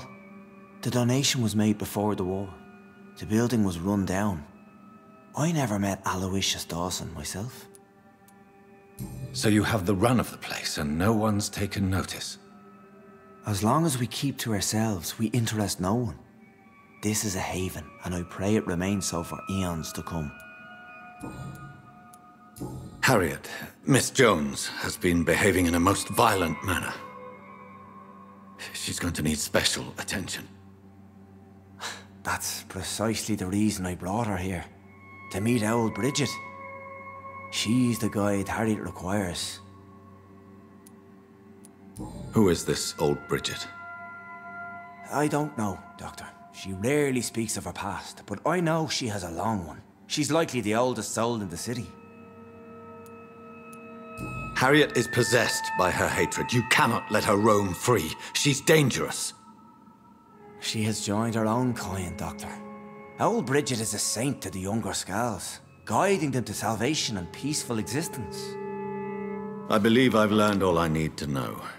I'm certain you've killed no one, but one day I believe you'll cross the line.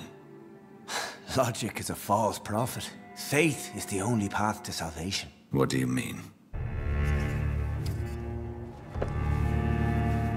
We have been blessed with God's eternity. We are the instruments of His divine will. We shall feed the hungry forever and ever. Amen. I haven't the luxury of being able to satisfy my hunger on staunch blood and lifeless flesh. Give yourself over to God, Doctor. Expel your urges and kneel before the Lord in praise. These urges. You know the hunger will never be satisfied. I've come to embrace the everlasting craving. I have sworn to feed only upon the flesh of the dead. It is now my sacrament. Take, eat. This is my body. So saith the Lord.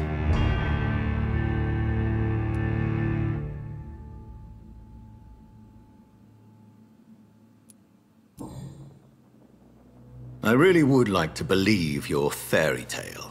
The good ghoul feeding upon the flesh of the dead. But I'm all out of innocence.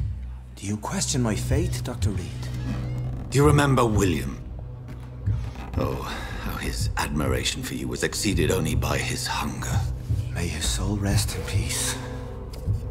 A night will come, and you will suffer the same hunger. Someone who trusts you completely. A friend will die, never to wake. You confuse your voracious appetite with my itchy hunger. I would never kill a friend, nor an innocent. I believe you've discovered our defining difference.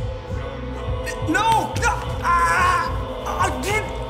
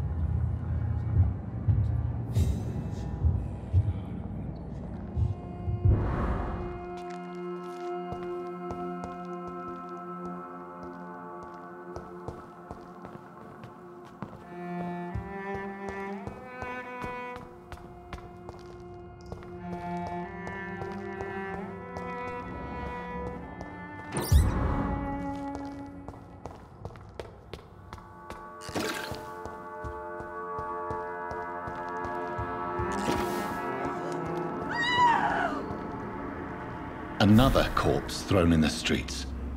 Someone's playing a very sick game.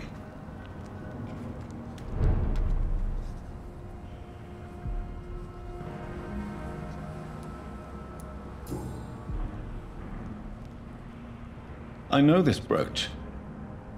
This is my mother's. A birthday gift from father.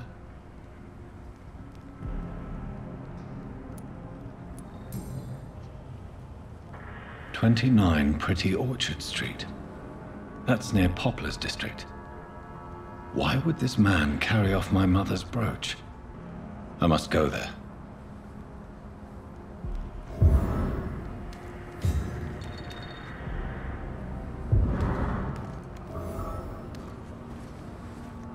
Good evening, Mr. Throgmorton. Dr. Reed, can I be of any assistance? Have you noticed anything suspicious lately? Did you see what happened to him? Actually, yes. He was thrown from the roof like a vulgar log. Why is it that you sound so afraid? You didn't see it. He was dead before he hit the ground. The strength required to do such a thing, well, it beggars belief. Who could have done that? Who? Well, a vampire, of course. Look, bite marks on the neck and lacerations here. There is definitely a vampire close by. Do you need my medical attention, sir? I appreciate your concern, but I'm perfectly fine, thank you. Goodbye, and good hunting, Mr. Throgmorton.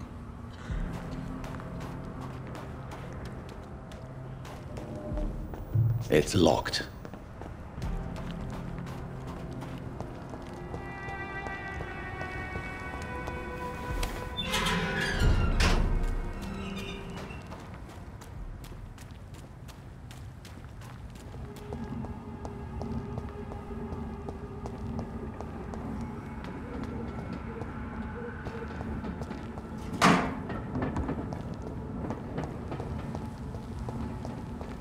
"29 Pretty Orchard Street. This is it.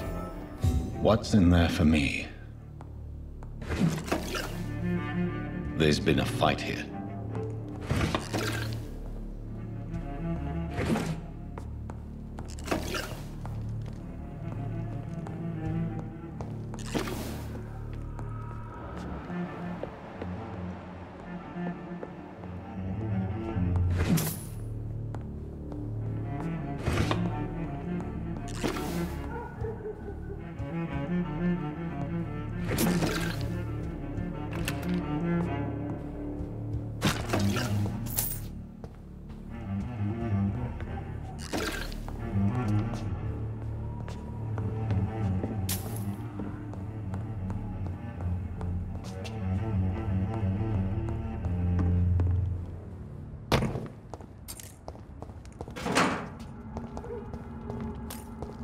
Where does this blood trail lead?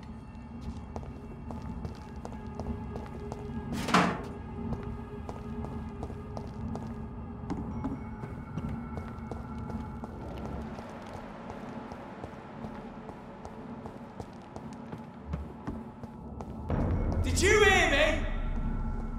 Look away! It's ours! Christ, he's dead! Oh, Christ!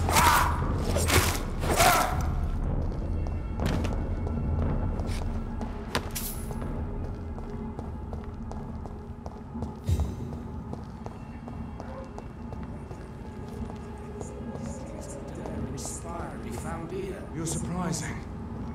Occasionally, you make a good point.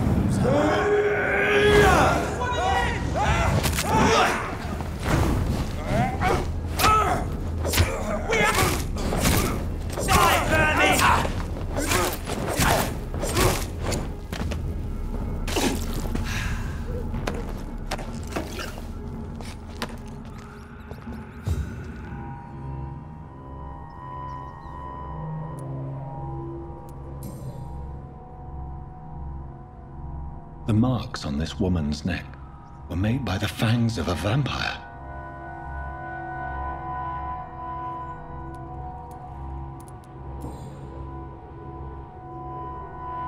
Her shoes and clothes are quite worn out.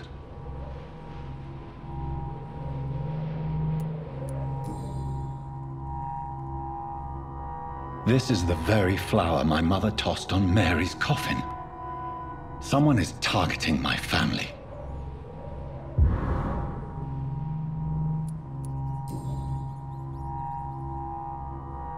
Only a golden watch in her pockets.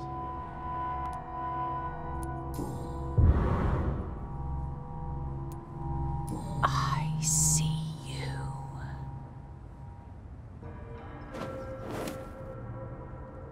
Right then. It's a sick game. But given no choice in the matter, I might as well win it.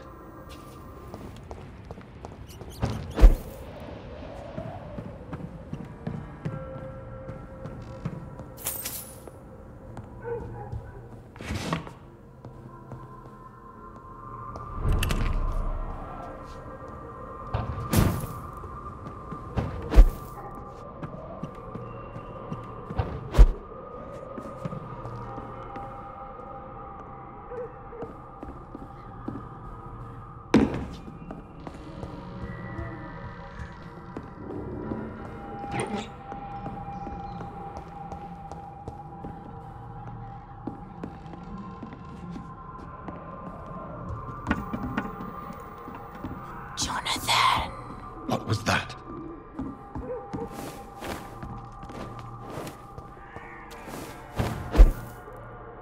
I won't let you escape. You're very fast, but I'll catch you.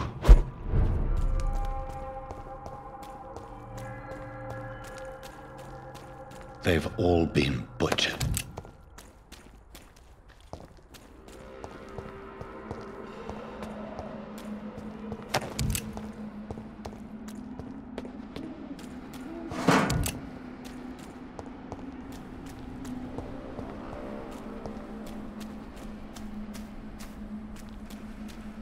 I can still sense a presence.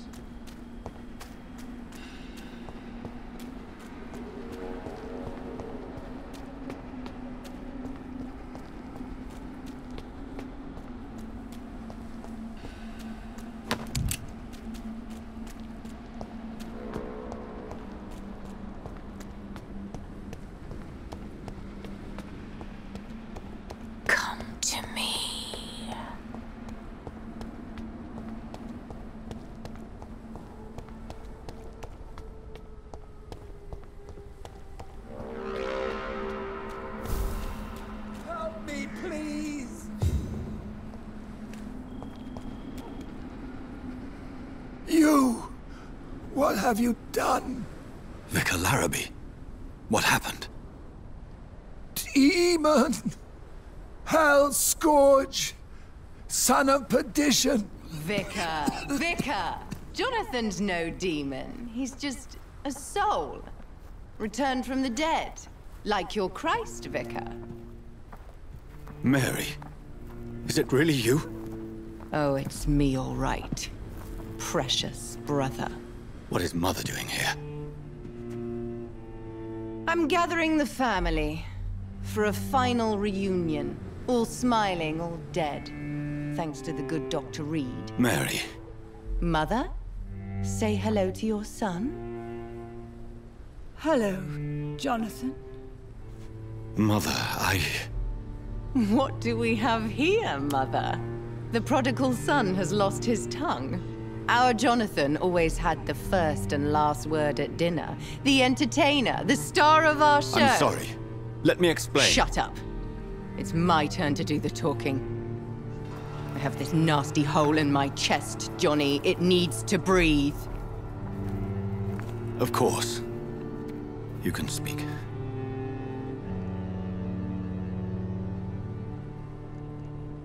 My prayers went so long without an answer. My husband, killed in France. My child, carried away by the flu. My brother promising to return in his letters, then disappearing in thin air. I went from hospital to hospital, cemetery to cemetery, grave to grave. I've lifted every stone in London, searching for an end to the nightmare. And there you were, in front of me, on a dark pier. The hunger had taken me. The joy to have finally found you. I longed for your arms, a final happy ending to so much tragedy, to tell me all would be well again, as you did when we were children. It was this filthy dock where you greeted your sister. I dug a tunnel from my grave with my fingers and teeth.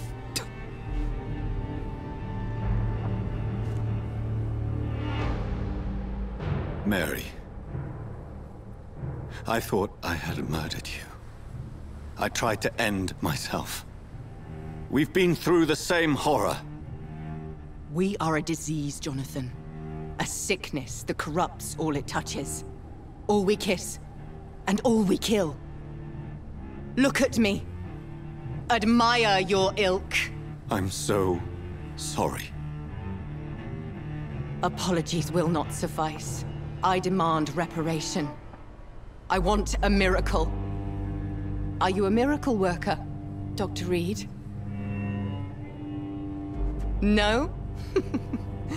I'll show you mine then. The family Reed, reunited and complete, living forever in a red sea of eternal love. Time to go, Mother. Say hello to my son for Mary, me. wait. I have made friends with vital knowledge. Vampires. We are not alone, Mary. With time, we can learn to live almost as we lived before. How long? What? How long will this masquerade continue? I've been watching you. All these nights in Whitechapel, pretending you're still a doctor. You believe you're just fighting a disease. But it's you, the disease. Jonathan, you! I'm a scientist. I'll find a solution. Let our mother go, please.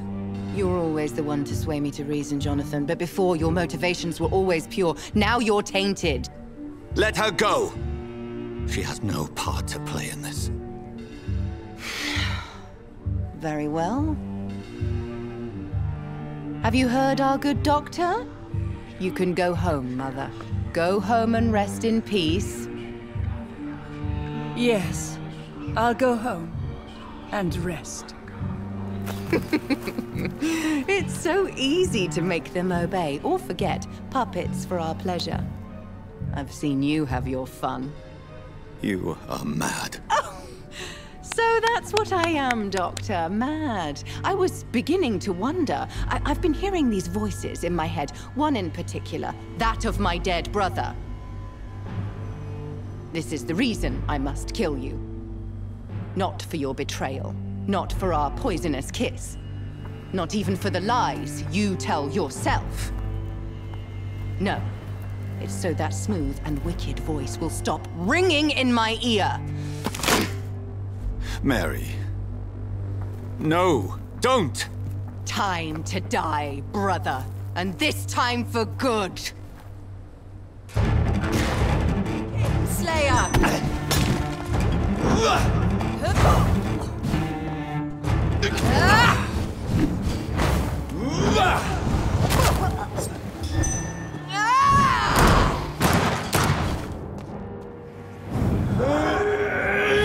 You've spared the precious Nurse Crane, but not your own Mary. Kiss me again, sweetie. I'll show you the same kindness you showed Sean Hampton.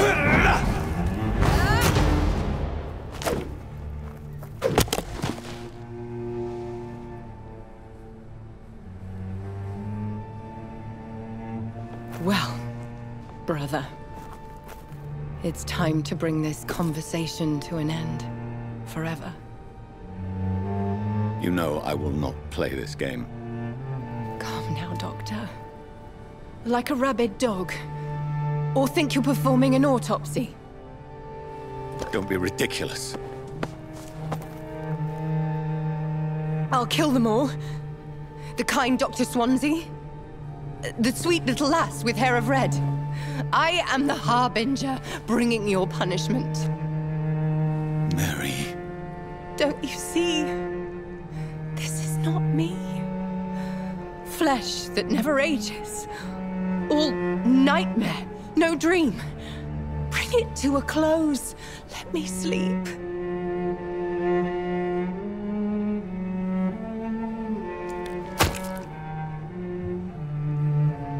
I will find a cure, Mary.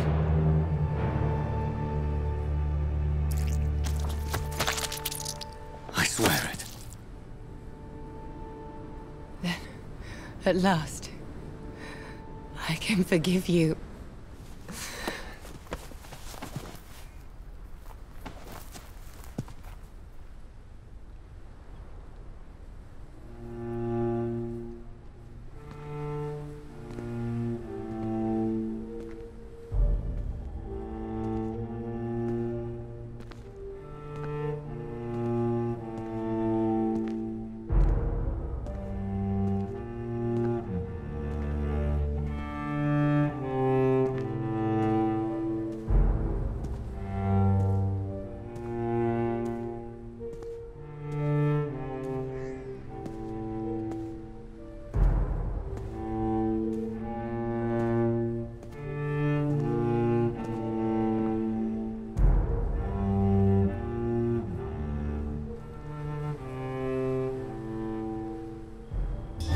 Blood. As I shed one last red tear for my fallen sister, I realize the entire world now revolves around this singular word. The epidemic that has stricken London is not the Spanish flu. It is transmitted through the blood, via violent biting, turning survivors into frenzied immortals. I am Dr. Jonathan Reed. I am a vampire, born anew into an age of death and pestilence. While plotting factions close in around me, I am sworn to find the source of this epidemic. I am convinced greater perils are still to come. I know the answers I seek are hiding in our blood.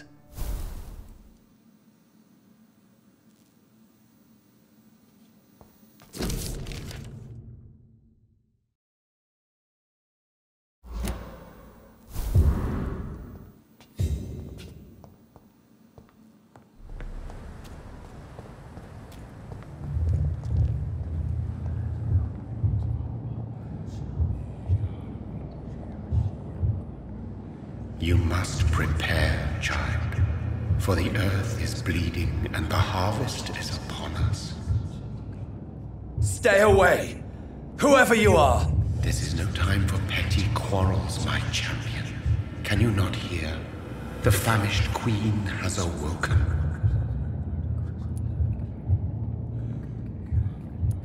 I am not your champion! But of course you are, son. As surely as you are the blood of my blood. I had to kill Mary! I have known your pain, child. Do not succumb to... Silence! I dismiss you, now! The land calls for a champion. All and everyone needs you. Silence! I'm tired of all these puppet shows.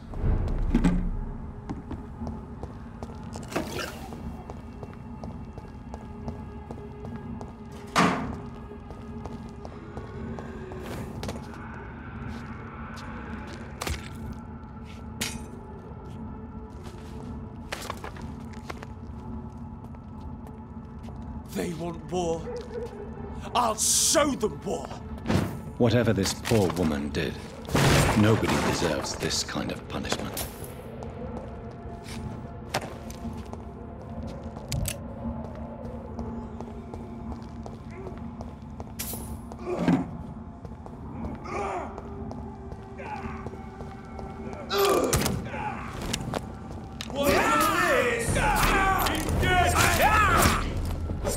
Bloody monster!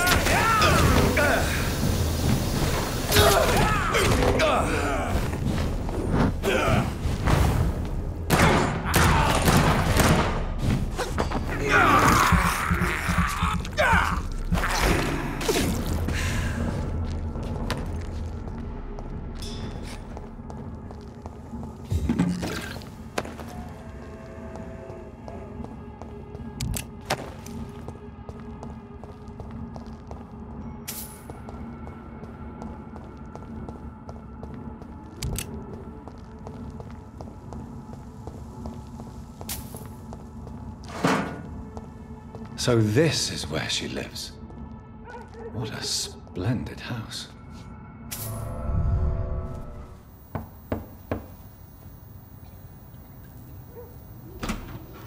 Dr. Reed, welcome.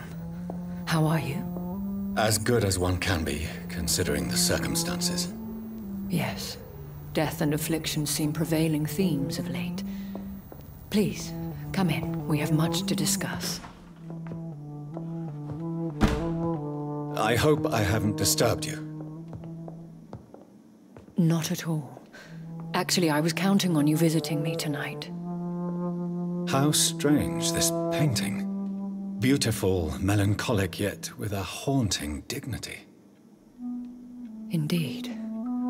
A long time ago, a friend asked me to paint this for him, but I kept it in the end. I did not know you were a painter, my lady. There are many things you do not know about me, young Ekon. Please, call me Jonathan. Please excuse my behavior, Jonathan. I tend to tease my friends when uneasy. What is bothering you, my lady? Your letter was quite alarming. We will talk about this in a few minutes. For now, I would like you to tell me about yourself. How have you been since we last met, my friend? My sister Mary. She was made a vampire in the same way I was. She was the one killing all those people everywhere I went. Vengeance is a powerful force for those betrayed. Made vampire through careless error. Victims by surprise. In the end, she implored me to put an end to her misery. But still, I felt I had taken her life twice. I am so sorry for my accidental cruelty. Had I known your dear Mary was still alive, I would never have sent you to pray for her soul in that church. There is no need to apologize, my lady. Your words have been most helpful in these difficult times. Thank you, my friend. If only we could have guided your poor sister through her terrible nightmare. I swear I did not intend that. If only I had known then how vampires are created. That is the scientist speaking. In truth, most of us do not know how it really works. Personally, I make sure my prey will not return to haunt me. What do you mean? I am merciless, Jonathan. I only feed on the dying, and I make sure they are dead before leaving their remains. I came to the conclusion that my maker, whoever he might be, must be a powerful vampire. Certainly extremely old. How have you reached this conclusion? I felt this power, radiating like an aura every time he appeared. Most ancestral vampires of England were killed by the Guard of Prewen half a century ago. I wonder who your maker could be. You have no idea who he could be? Some of the ancient ones fled England. Some may still be in hiding.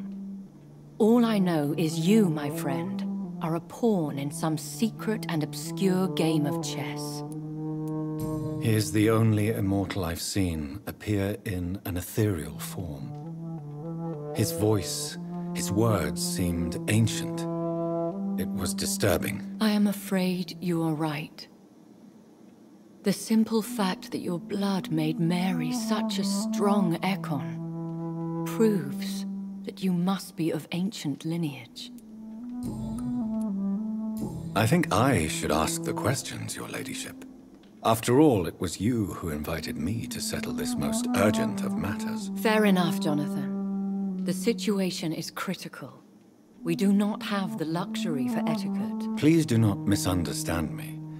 I would be delighted to discuss mundane matters and idle trivialities. If we survive the dark nights to come, we shall have all the time in the world to speak, you and I. For now, please follow me, Jonathan.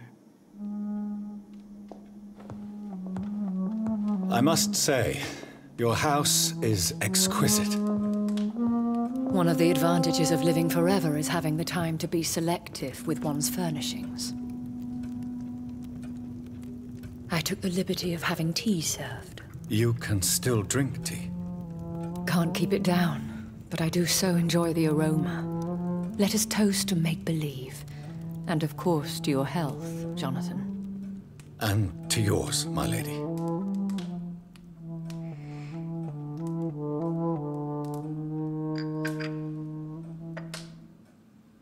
Please, call me Elizabeth.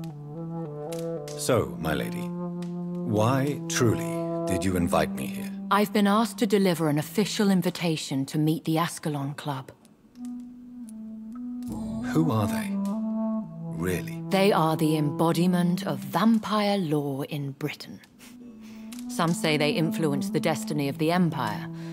Some believe they merely protect it. How many are they? Only a small number of powerful and deceitful immortals. All of them entangled in a sticky web of shadow cabinets, influencing trade. Will they fight the guard of Priwen? I doubt it. Fergal was Lord Redgrave's executioner forever and a day. By defeating that beast, you deprived them of a powerful weapon. Why use you to contact me? Because they know we are close. The Ascalon Club has many spies. Their main occupation is gathering information, and then deciding how to use it. Have they threatened you in any way? Not at all. Their message surprised me at first. But it is only logical, considering the critical situation in London. Why not ask for your help? Since you are obviously a powerful and influential immortal yourself. You have to understand that I am invisible to the eyes of Ascalon, for I am a woman. That suits me well, as long as they leave me alone. Should I trust them? Of course not. Do not misunderstand me. They can be very useful, but I believe their long-term goals differ from yours. Why meet them then? Because nothing truly important can be achieved in this city without their consent. They could be powerful allies in this current situation. Should I lie to them? We all lie, Jonathan. It falls to you to choose your behavior. The most important rule is to show them due respect. They have done nothing but impede my investigations since I became known to them. Why would they want to see me now? I guess they now see you as Ascalon material. They must have found out what happened to your sister. Proof of the potent blood flowing through your veins. I'm not sure I can accept their invitation. I have seen their handiwork. How Fergal the Beast imposed the club's law. You have no choice, Jonathan. Even I would not openly defy Lord Redgrave, the chairman of the Ascalon Club. What can you tell me about Lord Redgrave? Who is he? Lord Redgrave is the founder and chairman of the Ascalon Club. Most mortals know him as the Earl of Bristol. He is rich and extremely influential. Have you met him? Only on rare occasions, for he never goes outside the club. And women are not awarded membership, even immortals. How old is he? How long has he been a vampire? Lord Redgrave claims to be the progeny of William Marshall, the most valiant knight who ever lived. If that is true, he could be very old. If you are convinced I must meet him, I will heed your advice. Thank you, Jonathan. I understand your reluctance to brush shoulders with London's vampire elite. But we have no choice. Is the situation that critical? Yes. The Guard of Priwen has called for a second great hunt of our kind.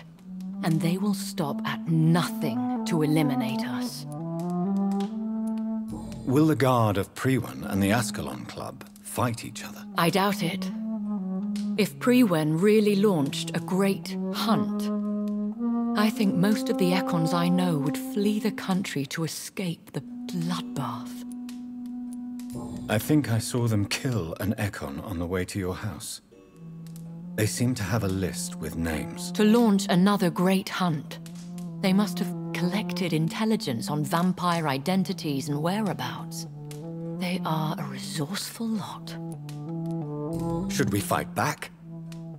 I will not be hunted down like an animal again. I admire your courage, Jonathan. But the best way to fight them is to put an end to the epidemic. This is the only way to clear the air. You should flee then. Leave London, the country even. I have seen the Guard in action. They are merciless. Your concern warms my heart, Jonathan. But fear not. If the situation gets too dangerous, I shall retreat to my secret Scottish manor. I could hide you in my luggage, if you wish. Thank you for the offer. I shall keep it in mind, but I have much to do here. There is a question I must ask you. Could Lord Redgrave be my maker? I doubt it. If Lord Redgrave had made you his progeny, he would not have seemed so surprised when you demonstrated the strength of your lineage.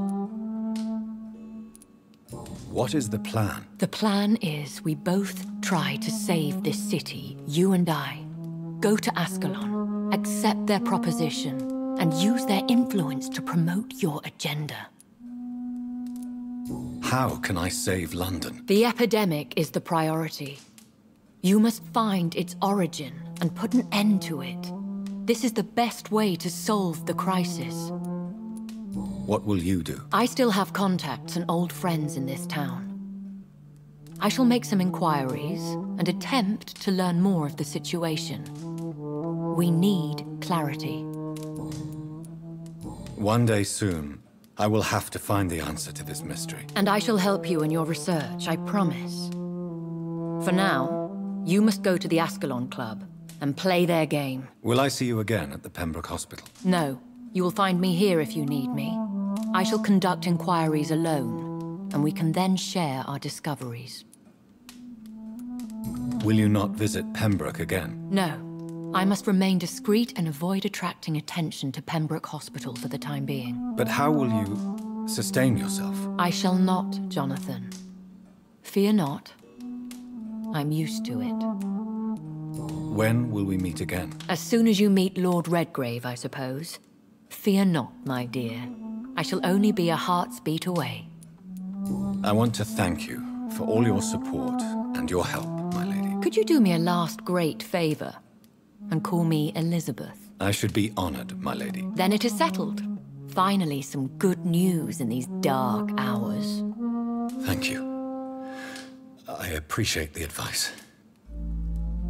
I had best prepare myself to meet this Lord Redgrave now. How thrilling to meet the Earl of Bristol in the flesh, so to speak. Something tells me you're not very keen on the man. Don't get me wrong. The gentlemen of the Ascalon Club are honorable, but their attitude and opinions are somewhat antiquated. I see.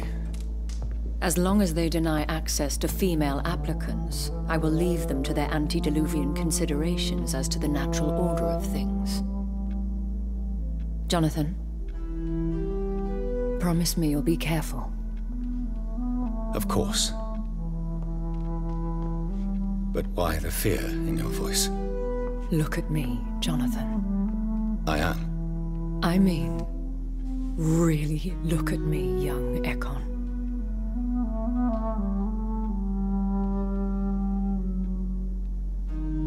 We may be deceptive by nature, but this heart of mine has always told the truth.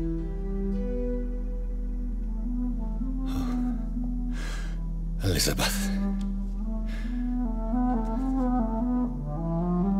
Go, my friend. But come back to me soon.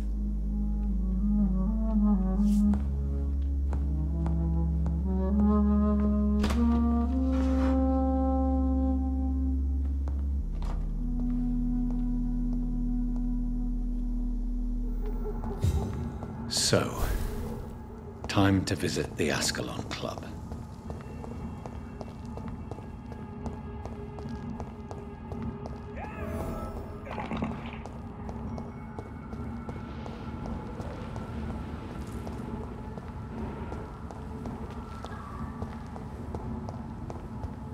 It's locked.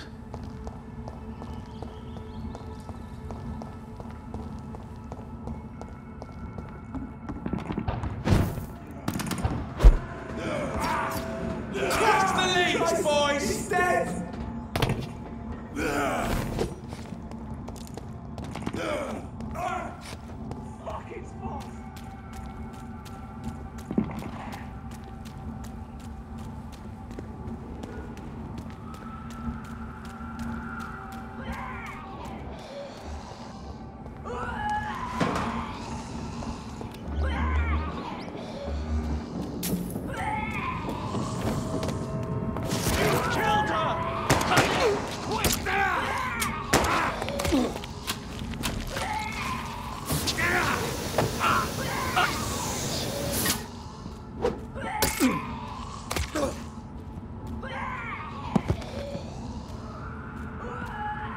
Recognize him? No.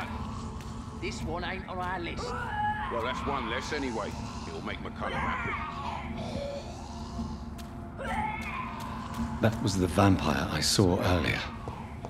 This war takes no prisoners.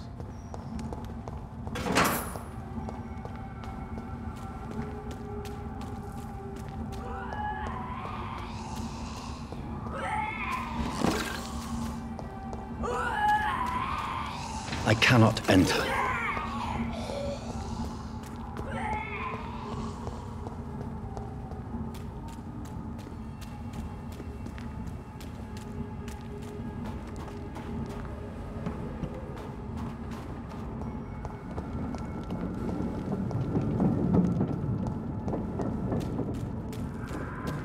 The West End.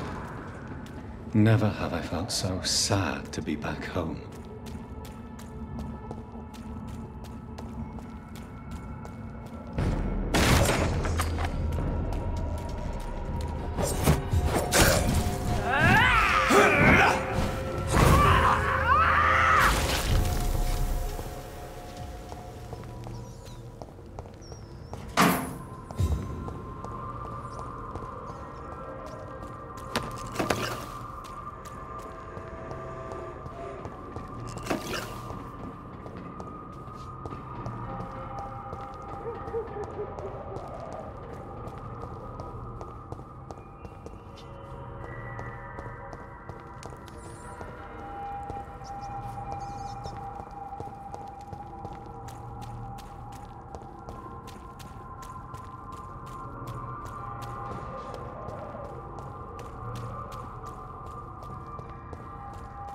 Are you from Ascalon?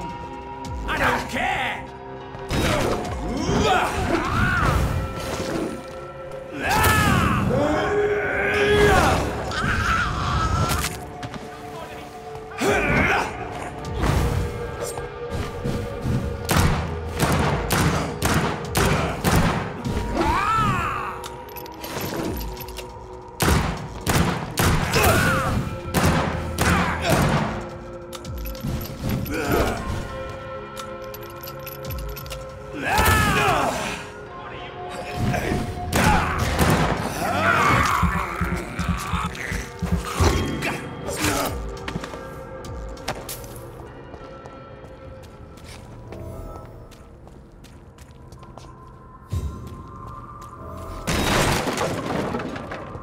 It's a leech!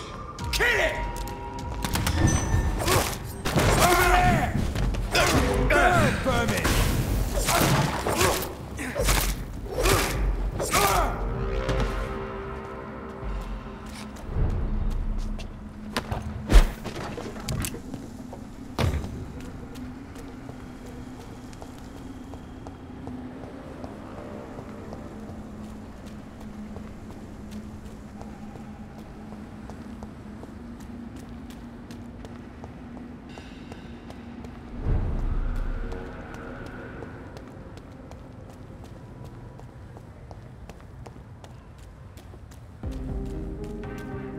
The Ascalon Club. The heart of British vampire society. Not quite as subtle as I expected. Between men and women.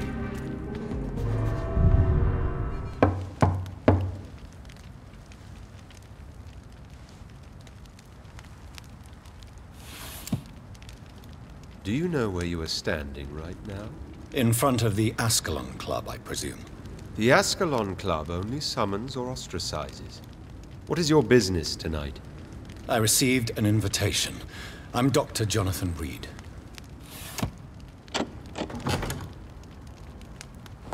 Welcome to the Ascalon Club, then, Dr. Reed. Please proceed.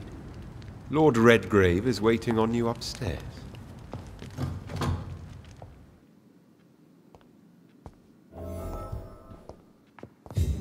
There has been quite a battle here.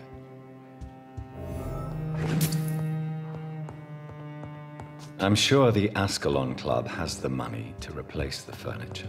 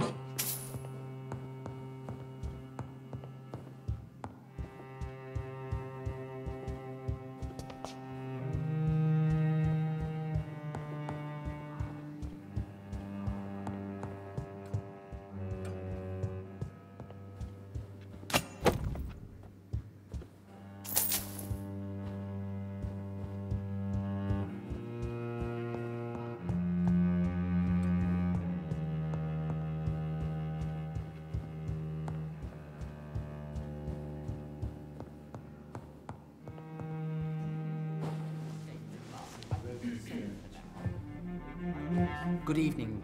We repel the intruders for now.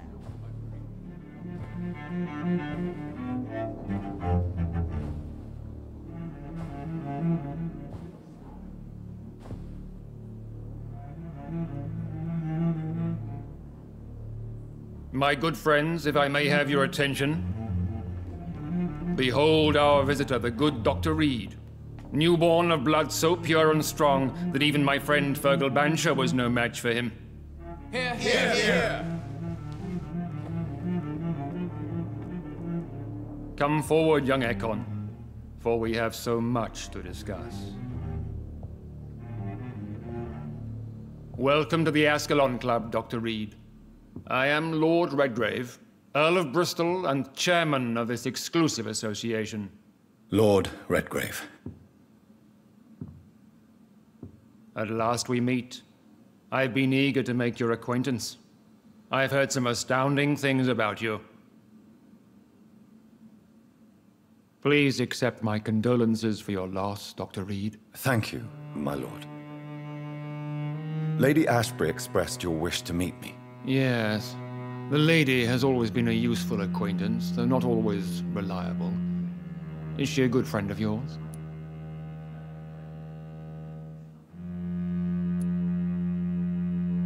She's a close friend, and I'm honored that she feels the same about me.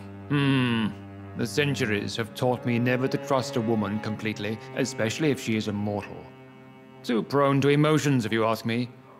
Too fickle when it comes to important decisions. My lord, do not expect me to speak ill of Lady Ashbury. Of course not, and I praise your loyalty. Would you offer the same fidelity to the Empire? What do you mean? I speak of the Skull Plague that threatens London and the country. You have been on the front line in the East End, but the time has come to open up a second front here. The epidemic has escaped the quarantine.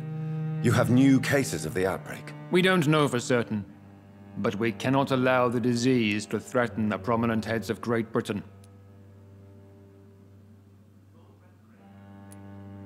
Why have you asked me here? Because the crisis is escalating. Our enemies, the Guard of Priwen, have even launched an open hunt. The only way to calm things down is to put an end to the epidemic. You want me to find possible sources of the outbreak in the West End? Is that it? Ah, Straight to the point, like all eager newborns. We shall have time to talk about all this, Dr. Reed, but first, I should like to get to know you better. Talk? Is that the only reason you asked me here? Well, no. I also wanted to meet the intriguing Ekon who made such a powerful progeny of his sister. You have not learned the name of your maker, am I correct? No, I haven't. Have no embarrassment, Dr. Reed. We all make mistakes. But whatever your lineage, you are definitely Ascalon material. What do you mean? I would like you to become a member of the Ascalon Club, and to serve me as such. Before I accept, I have so many questions. Please ask. What is the Ascalon Club's express purpose? We follow the credo of William Marshall, the greatest knight who ever lived. As was he, we are sworn to protect the British Empire. What does Ascalon mean? Ascalon was the lance wielded by St. George, glorious patron saint of England when he slew the dragon. And like that lance, we pierce the hearts of all our nation's enemies. William Marshall founded the Ascalon Club. Not exactly. William Marshall granted me immortality, and I founded the club a few years later. The good knight has been gone for so long. What does it mean to be a member of the Ascalon Club? It means that you swear to protect the interests of the crown, that you become a loyal servant of the British Empire. Do you have any official recognition from the government? A charter from His Majesty the King? No. Of course, the Ascalon Club publicly supports the Empire, but the true nature of its members remains a secret. Am I supposed to follow orders? As founder and chairman of the club, I alone am entitled to make demands of our members, and I do appreciate obedience. I killed Fergal, who claimed to be one of yours, sent to cleanse the East End of all Skulls. Will his death be an issue? Do not worry. My priorities have changed. Fergal was a zealous servant of mine, but like any servant, he had his limitations and is readily replaced if necessary. I agree to join the club. This is good news. Good news indeed in these crucial times. Let's inform the Assembly formally and proceed with your initiation. My initiation? Fear not. Nothing fancy nor dangerous. It is just that we, the members of Ascalon, believe that tradition and custom are the backbone of this country.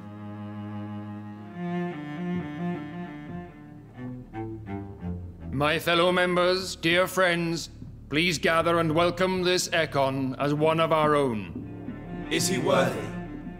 Is his blood pure? Well, speak, Dr. Reed, in front of the most sacred blood. The blood of our beloved William Marshall, speak now. Will you serve and protect the crown as he did? Yes, I will. Then, young Ekon, it is time to testify with your blood. It is time to sign the Book of Allegiance. I know it's awfully gothic and a tad pedantic, but England's traditions are the backbone of our nation.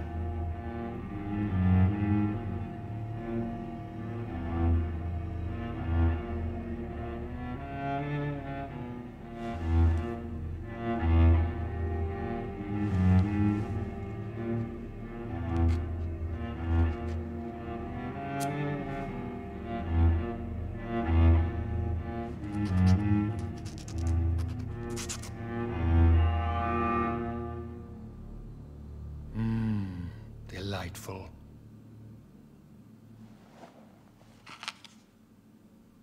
Welcome to the Ascalon Club, Dr. Reed. Take your place among the bearers of the lance. One of us! One of us!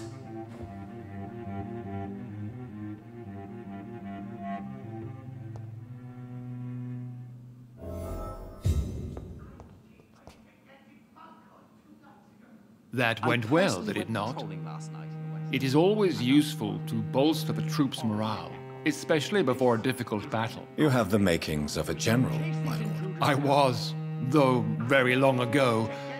Well, not quite a general, but a proud defender of the crown. So why did you really want to meet me? Straight to the point again, young Ekon. All right, let's talk, you and I, Lance Sparrow. I'm listening, my lord. According to my spies, you have worked with Dr. Edgar Swansea on the epidemic, and your findings were quite alarming. Do you know Edgar Swansea? Not personally, but I've been told he has some sort of immortal fetish and is a good friend of yours. Does it bother you that I consider him my good friend? As long as you reveal nothing of the club's inner workings, why should I forbid you engaging in conversation with the good Dr. Swansea? You were spying on me? Not personally.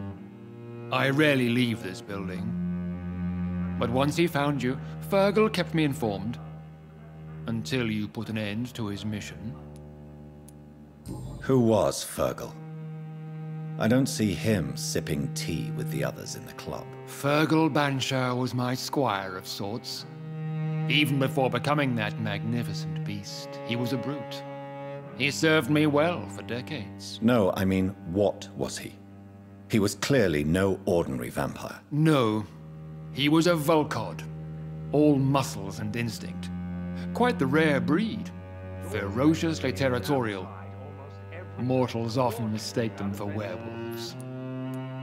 You do know I killed him? Yes. Will you bear ill will towards me for his death? Of course not. Your victory was quite impressive and courageous. You earned my respect. Yes, I'm convinced the recent invasion of frenzied Scowls in London is directly linked to the epidemic. This is not the Spanish flu, but something else. I would be glad to hear more of your discoveries, Dr. Reed, but for now, my main concern is the security of London's inhabitants, both mortal and immortal. What do you mean? Alarmed by the epidemic, the Guard of Prewen has started a war against us British vampires. To appease the situation, we must eradicate the Scowls. Scowls are malevolent and disgusting creatures. I knew I was right to induct you, Dr. Reed. You would not dare lie to me on such a vital topic now, would you? So, what do you want me to do? I want you to investigate the city thoroughly. I have reason to fear there are cases of contagion in this part of town. Our absolute priority is to find and cleanse them. And how would you like me to proceed? By all means necessary, Dr. Reed. You are now a member of the Ascalon Club, and you have carte blanche. Interrogate the locals, follow all the leads you find, and get results.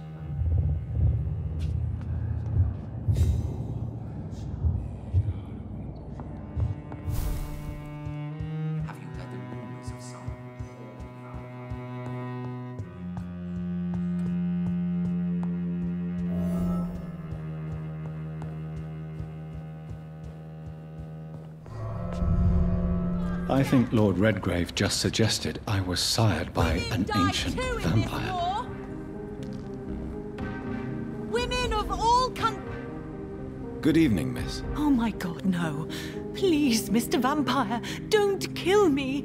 Please, no. I'm too young to die. I still have so much to offer this world. Wait, no.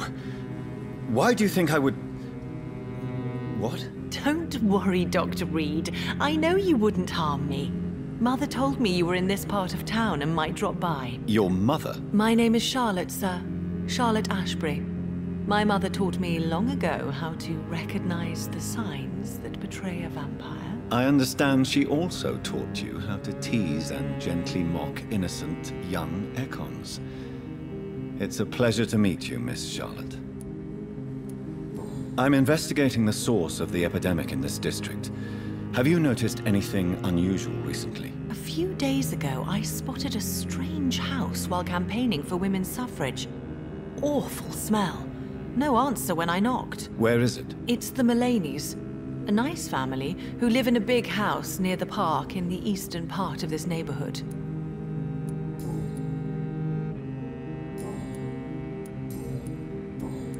Goodbye, Charlotte.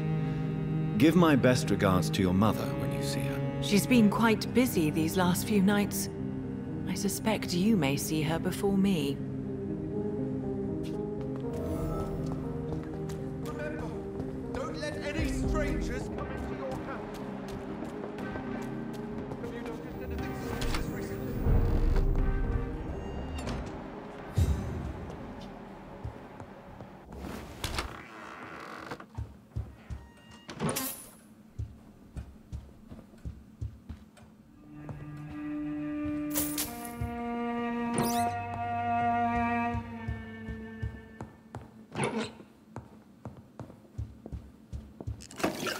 Good evening, Avery. Mr. Jonathan? I can't believe my own... I know, Avery. I know about my sister's murder. Miss Reed expected you... I'm currently investigating sources of the epidemic and... Not really. The McPhersons. Where do they... I think it... Do you need medical attention? Thank you, but I'm all... Goodbye, Avery. Of course...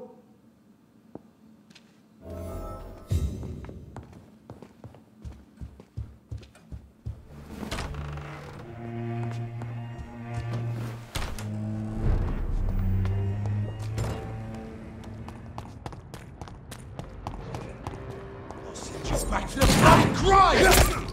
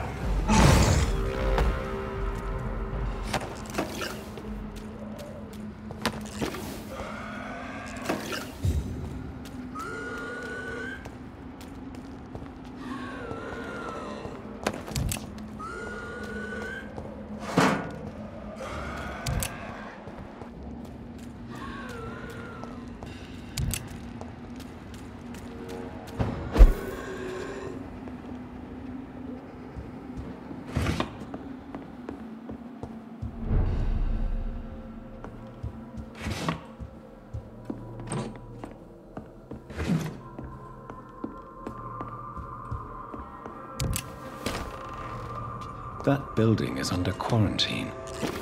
Could this be what I'm looking for?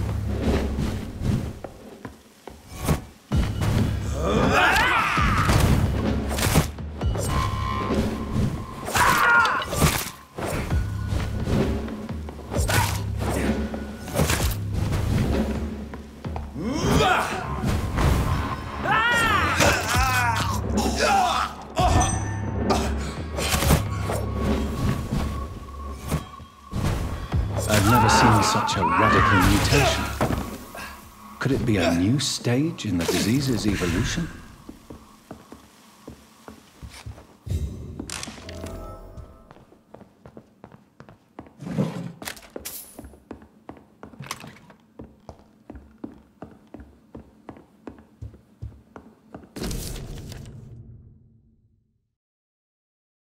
So the husband had an affair with Doris Fletcher.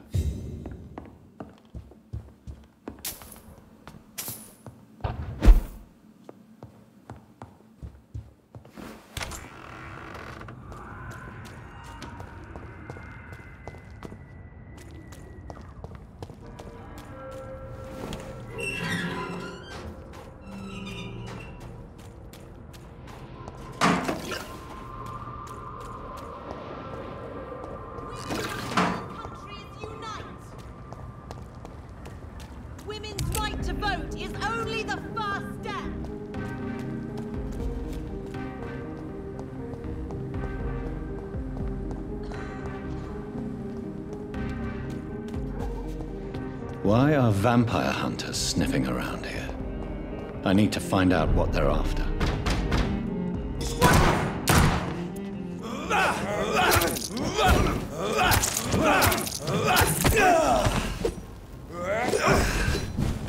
Back, demon! Back!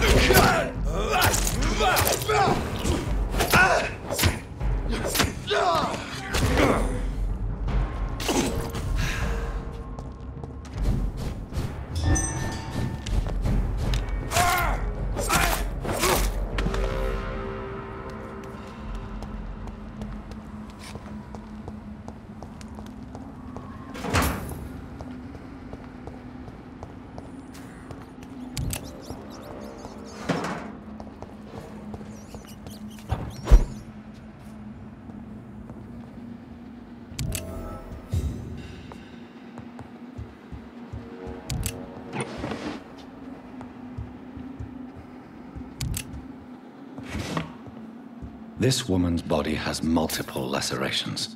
They're deep, too. Whoever did this was driven by rage.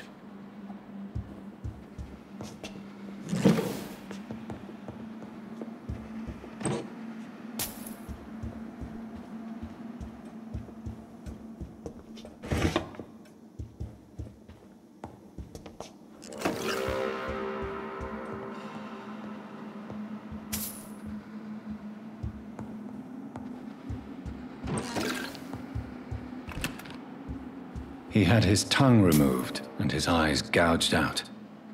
He was a victim of brutal torture.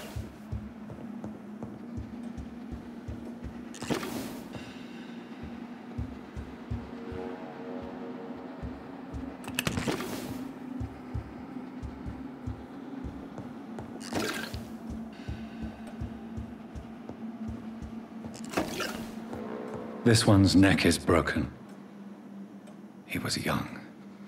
Probably the son.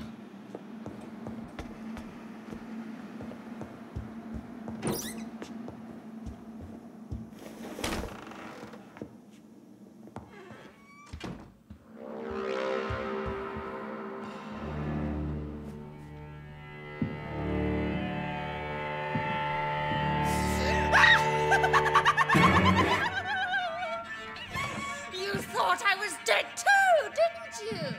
No, I was just pretending. Doris told me I could have been a great actress. You killed your family. They mocked my talent.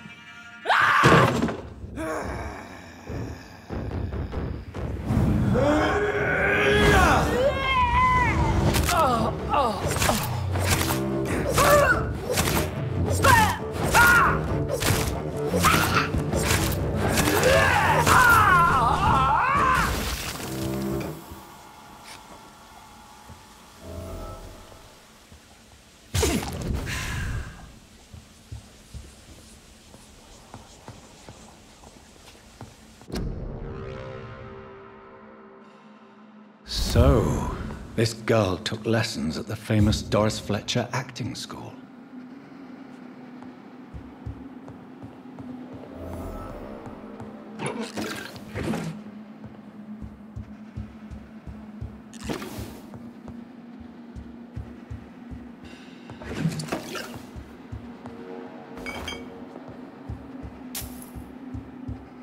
Doris Fletcher seems to be the missing link here. It can't just be a coincidence. I should go to her acting school.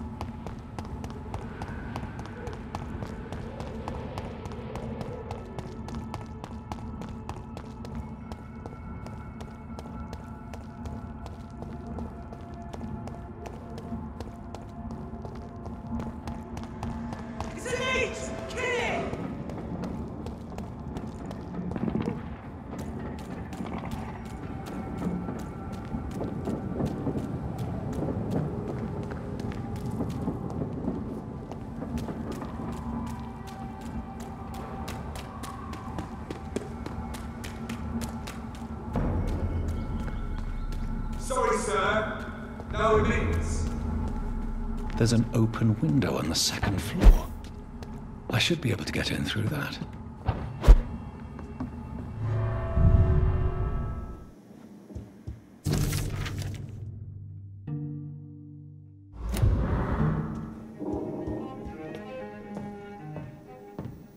Woe to you, nations of hypocrites. For in front of you stands the tall queen. Can that be Doris Fletcher's voice? Where does it come from?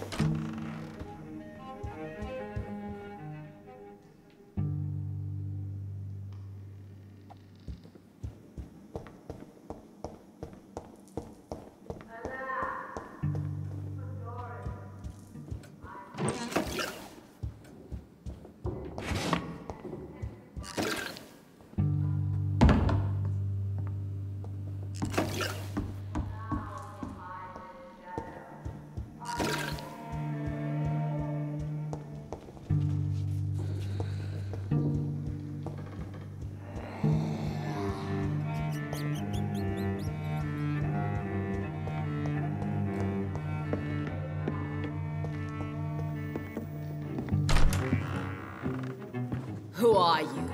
You who dared enter my realm. Are you here to worship or mock me? I'm here to put an end to the vampire epidemic, Miss Fletcher.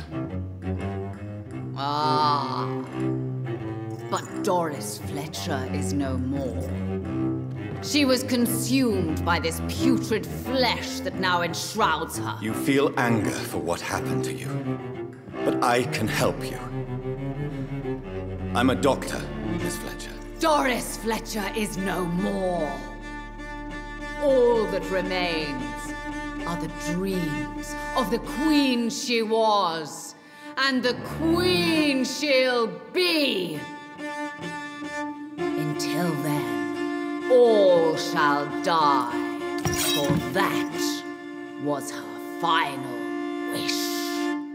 Woe unhear and obey, for your queen commands you. Attack! Your hand. Behold, Kinslayer, the disgrace of she once renowned. Will she be the queen again once they all share her fate?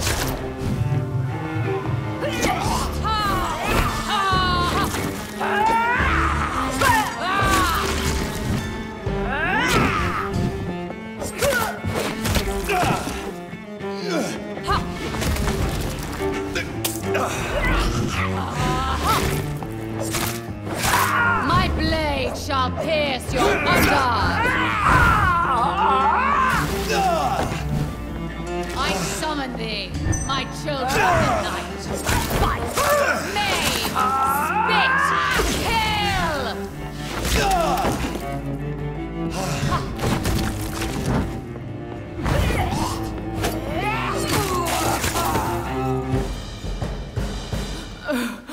Wait.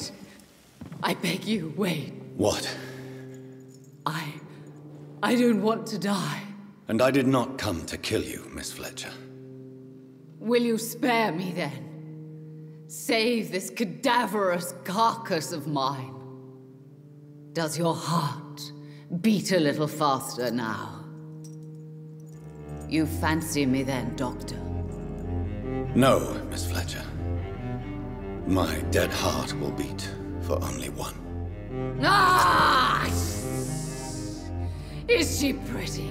Is she sweet and tender? To me, yes. Ah! I hate her already. I know. And this is partly why you must be destroyed. But you just said... That I did not come here to kill you, yes. But I realize now the threat you embody must be stopped.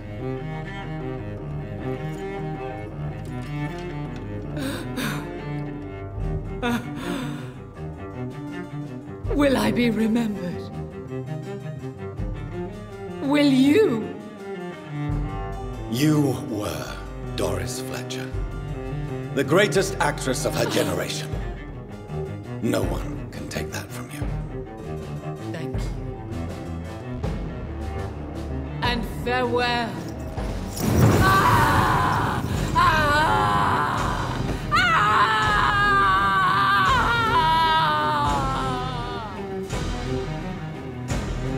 Farewell, Doris.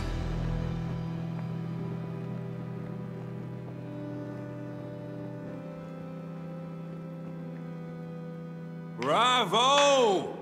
So dramatic. I love it. McCullum! How strange I seem to find you whenever I'm inquiring about that skull infestation.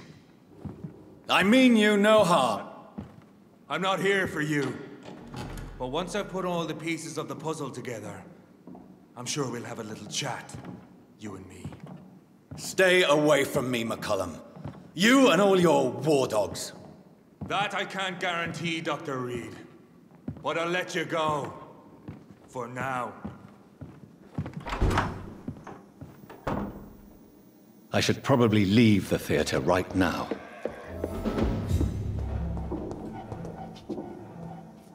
Stay close, guys. The West End should be safe now. But London is not. It would be wise to benefit from the Ascalon's protection while I continue my research during the Great Hunt.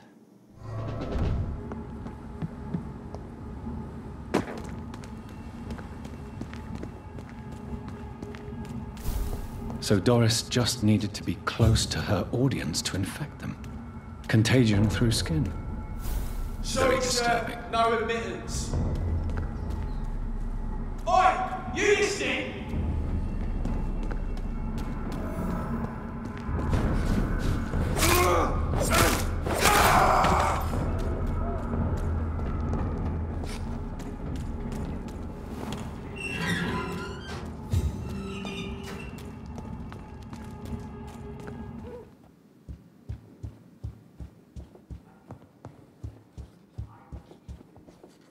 Elizabeth, what are you doing here? I've been formally asked to witness your triumph, my dear. After all, isn't it the natural role of a woman to support her man in victory? But it's you who insisted I join the Ascalon. Please forgive my giddiness. I'm just overcome by the thrill of finally being allowed within these hallowed halls. You certainly have an inquisitive mind. It's quite something. Elizabeth Ashbury, only you can make me smile in these difficult times. And the same to you, Jonathan Reed. Now go have your little chat with the chairman. I can see he's practically bursting to hear your report.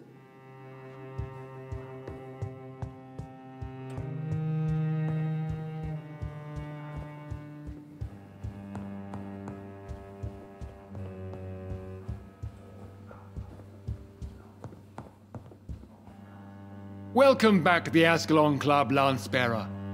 Please tell us the good news. Have you put an end to the epidemic? My hypothesis was correct. Doris Fletcher was the source of the contagion in this part of town. She was probably the first to be infected. And you cleansed her before the hunters, I've been told. Well done, Dr. Reed. You thrust your lance and pierced the very heart of the corruption.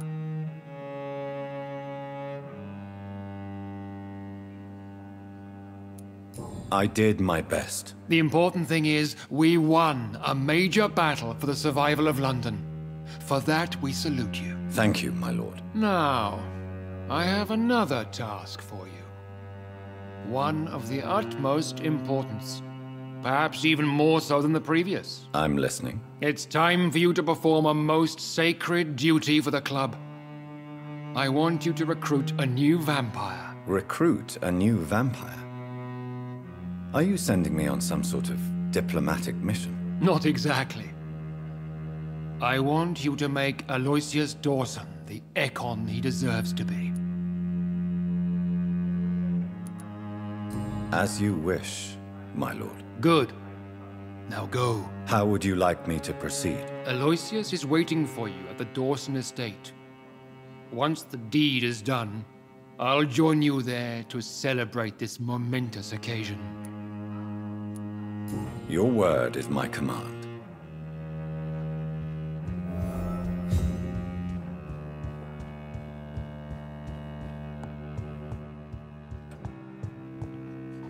Are you all right, Jonathan? Lord Redgrave has just ordered me to turn Aloysius Dawson, to make him my progeny. I see. And how do you feel about this? Aloysius Dawson is the richest man in England. He'll be a very useful resource for the club. The real question here is, why has his lordship given you this task? Do you think it's some sort of trap? Do you really want to know what I think about this? I do, yes. To make an immortal of a soulless blackguard like Aloysius Dawson will only lead to a disaster for London. The man is already dead inside. Should I refuse? Perhaps politely suggest that Lord Redgrave turn the man into a vampire himself. Don't you dare, my dear. According to what I've recently discovered, his lordship could kill you for even broaching the subject. Really? Why? I've recently found proof that the Earl of Bristol is of lesser lineage and only capable of creating skulls. I'll be sure to keep that in mind. Thank you, Elizabeth.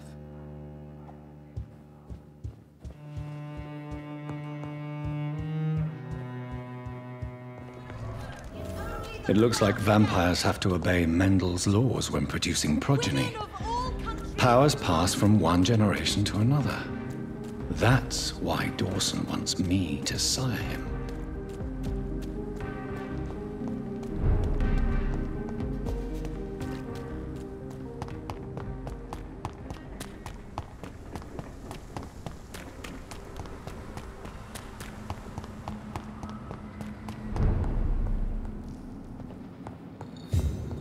He's mine! I'll take him!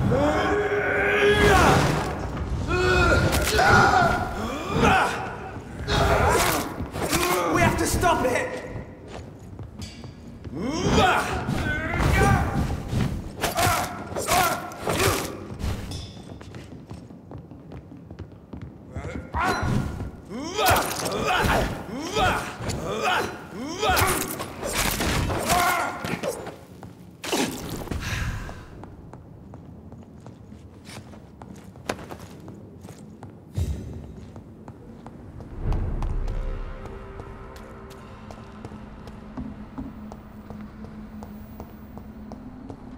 It's locked. I should find another way to get into the neighborhood.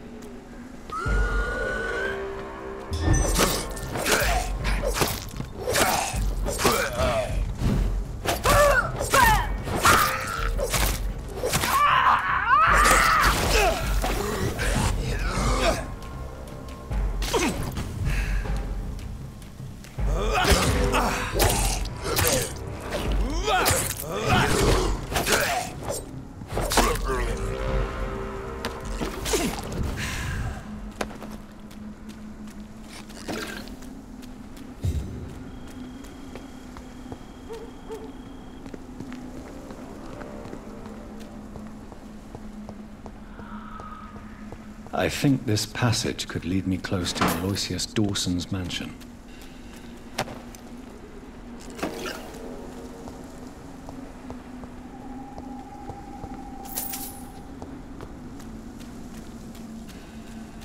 Your prey is mine now!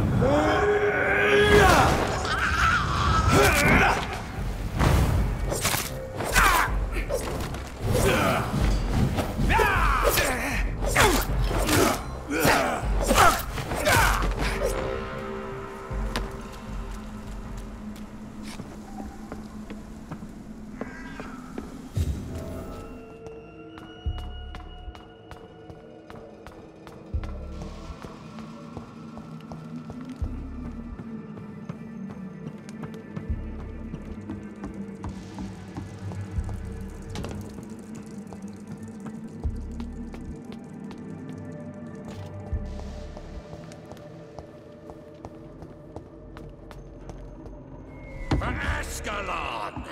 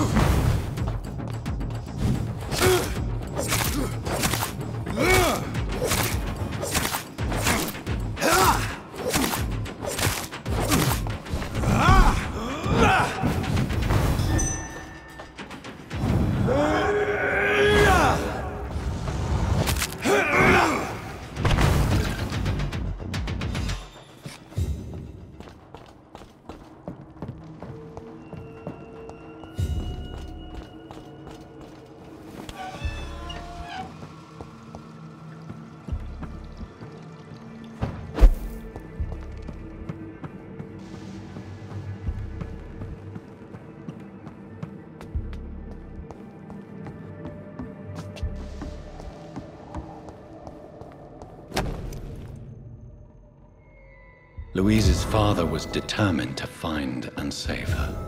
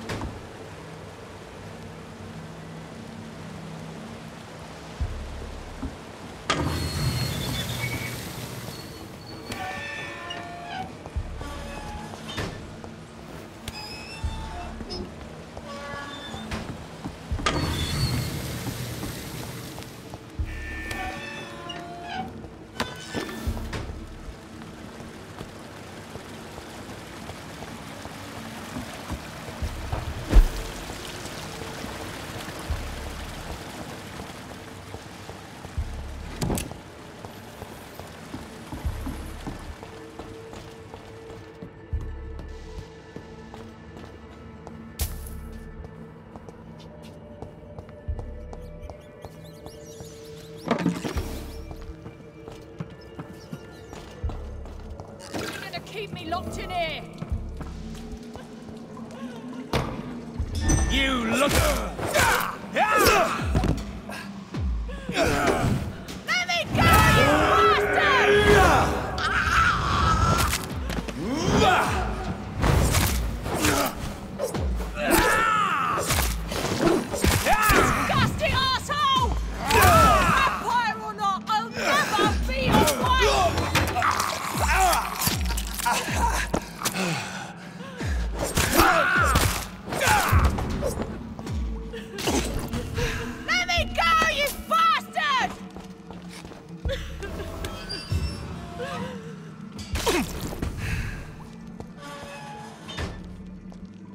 Miss Teasdale, are you all right? How do you know my name?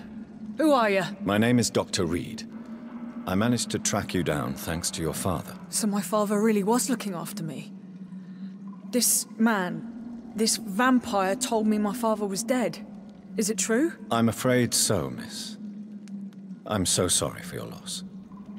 But you are free to go, as your abductor is no more. I suppose my jailer also killed my father, didn't he? Thankfully, he did not search your father's corpse, where I found his notes describing where he might find you. You should read them. I must find my father's body. He deserves a proper burial.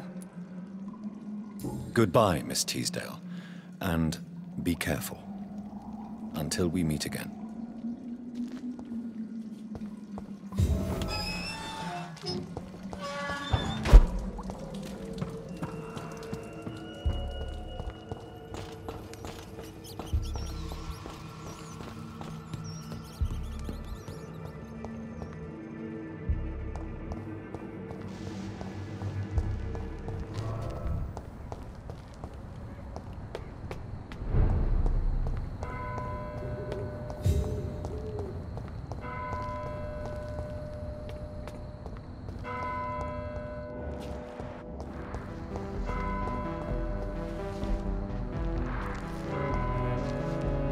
Good evening, sir.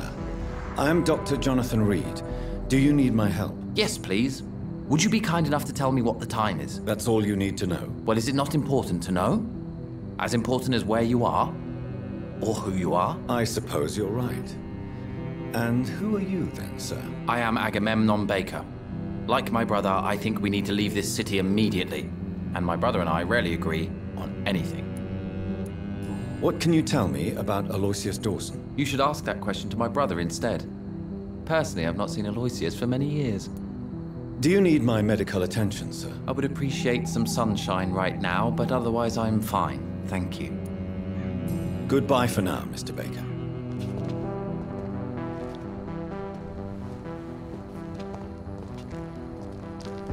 Good evening, sir. I'm Dr. Reed. Can I be of assistance? Dr. Reed? Dr. Reed? Is there anything wrong? No, it's just... your name sounds familiar. And your face. Have we met before? I think I would remember. So I suppose the answer is no. That's odd. I'm certain I've already heard of you.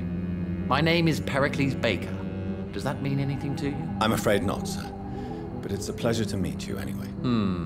The pleasure is mine, I guess. I only wish I could remember when it was that we met. What can you tell me about Aloysius Dawson? I've heard this is a man who has searched for his place in the world for a long time. I hope he found it. Do you need my medical attention, sir? No. I just need something that's not this. Goodbye, Mr. Baker.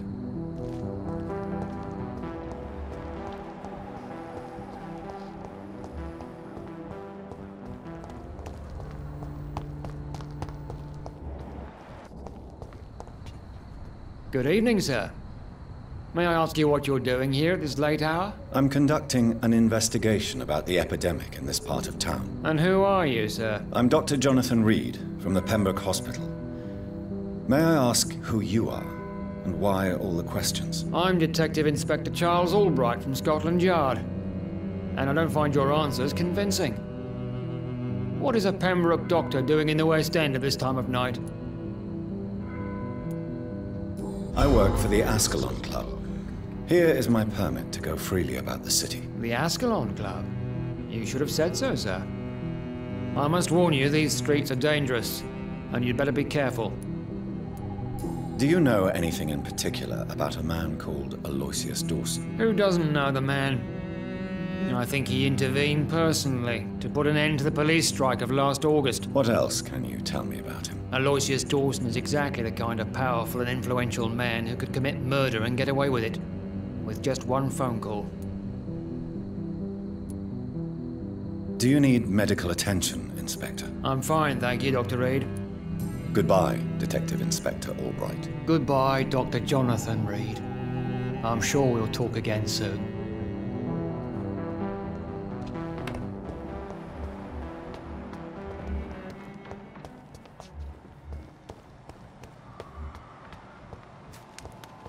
I'd step back, sir. Last warning!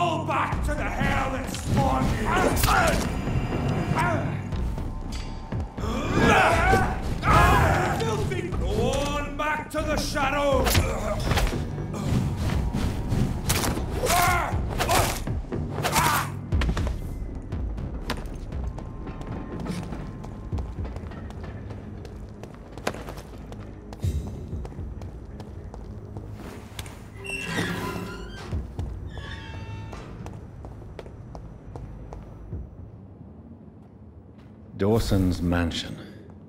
Here I am at last. But the question remains, am I ready to make a dying man my progeny?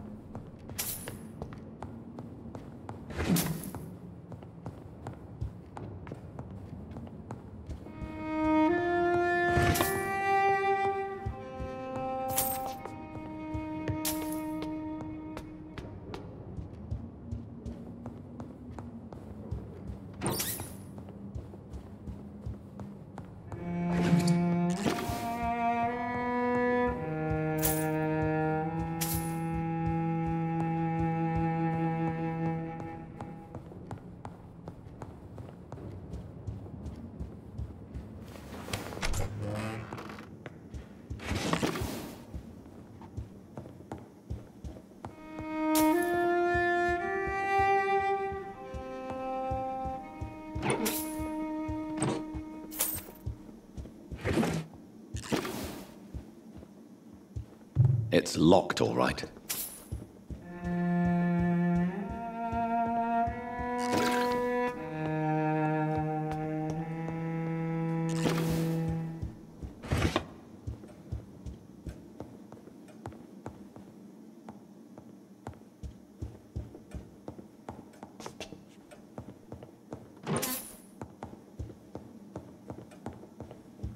It's locked.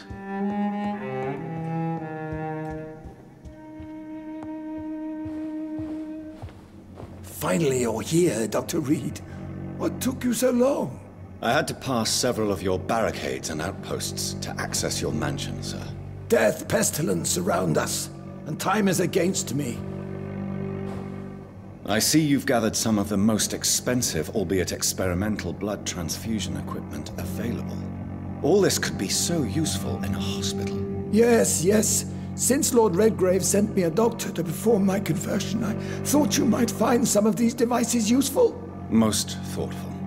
But tonight I'm not here as a physician. But I feel reassured that a specialist such as yourself would help me to escape the Reaper. Very well. But before I proceed, I have a few questions for you. If you must, but be quick, for I don't have much time left in this life.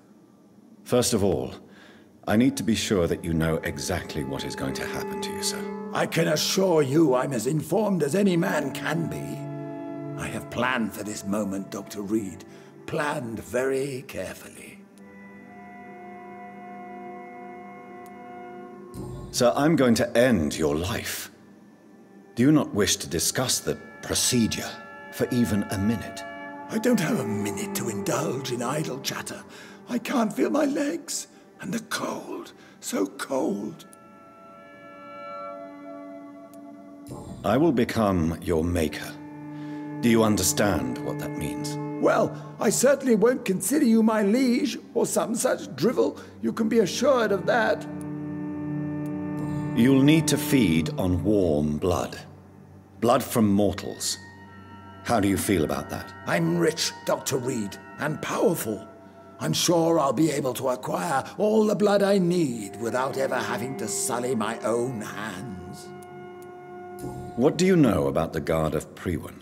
What I do know is that I'll crush anyone or anything that would dare to oppose me.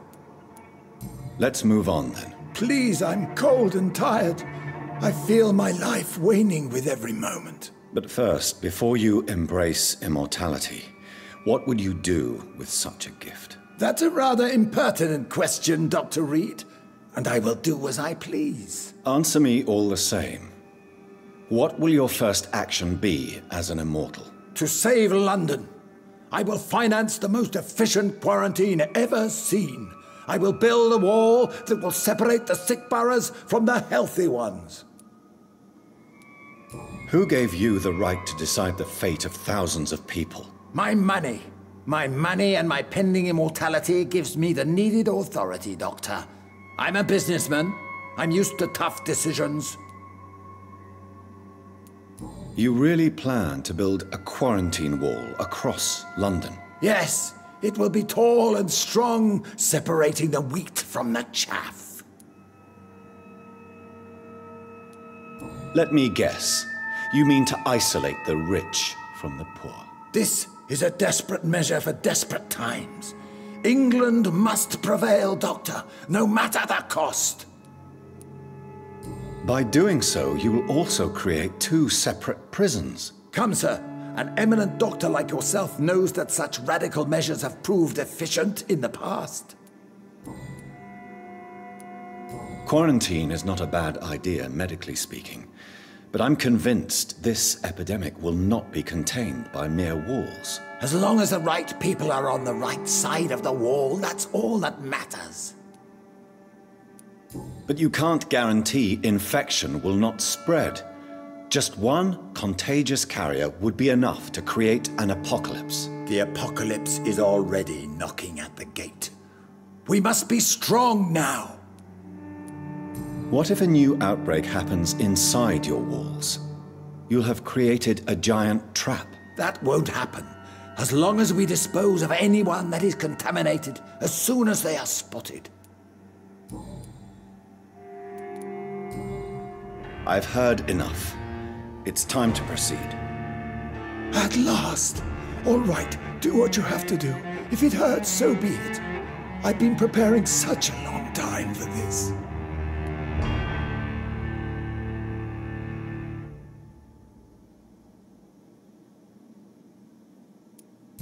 You don't deserve immortality, Mr. Dawson. What? What are you prattling on about? I don't believe I've ever met a man so bereft of empathy. You, sir, are despicable. No! Wait! You can't! I made a deal with Lord Redgrave. I'll finance whatever he wants. Please, just ask him. Sleep now. Rest now. Forever.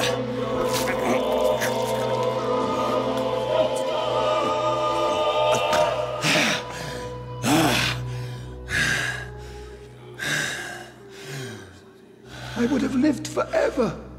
Who are you to decide my fate? Who gave you the authority?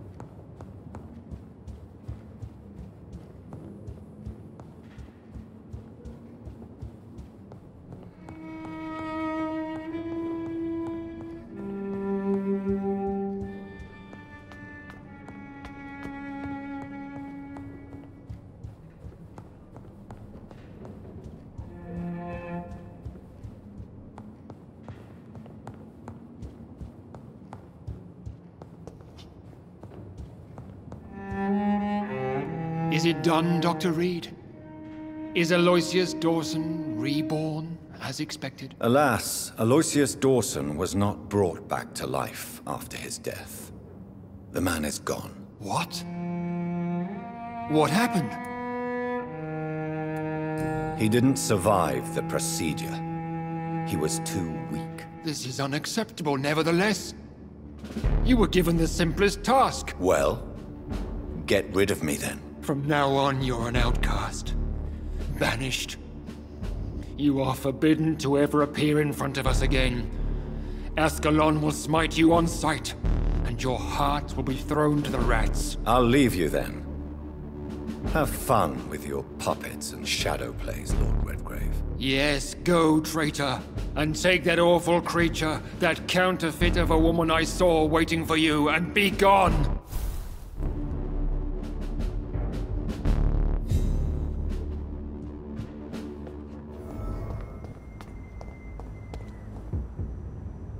We meet again at the strangest of times, young Ekon.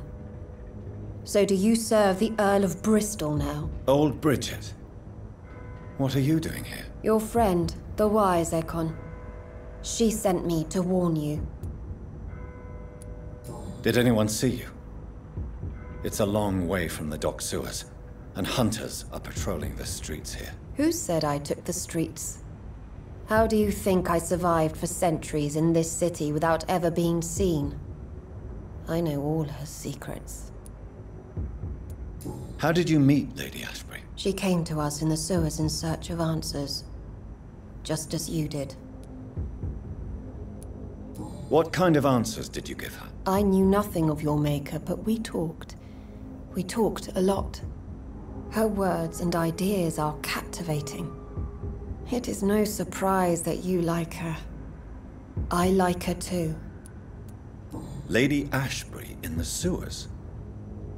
Now that's a sight I wish I'd seen. She said she was your friend, and that she sought the identity of your maker. So I answered her questions. Lady Ashbury? You know her?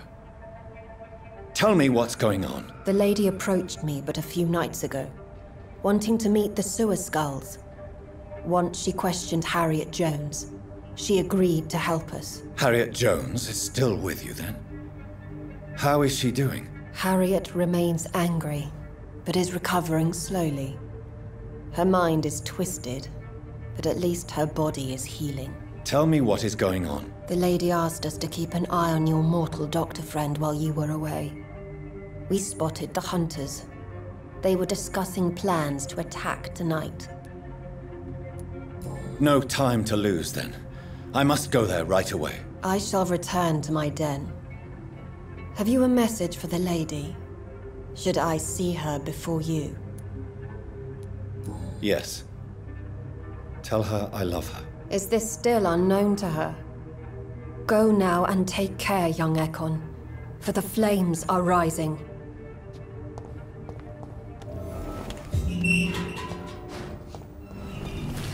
What is this truck? Are the vampire hunters here already?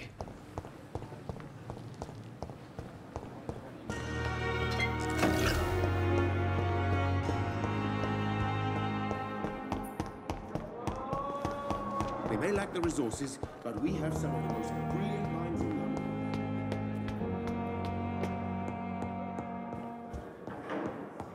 Those bastards! What have they done to Edgar?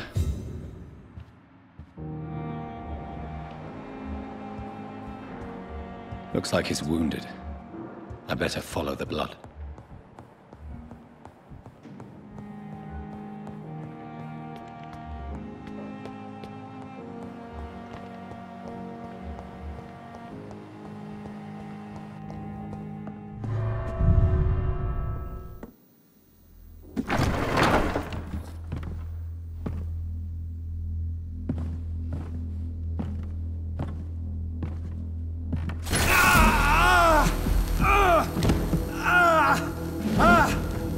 Ultraviolet curtains and Ori Calvin powder.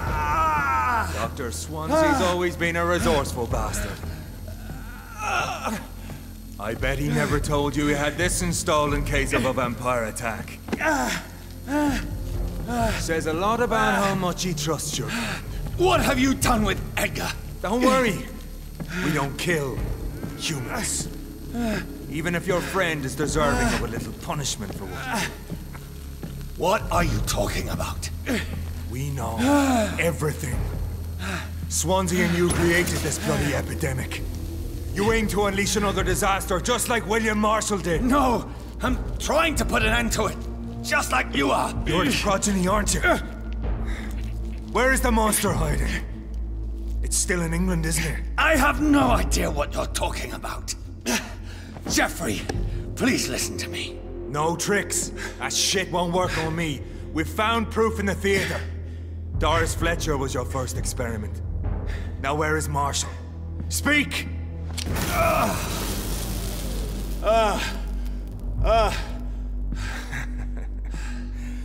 So much for modern technology.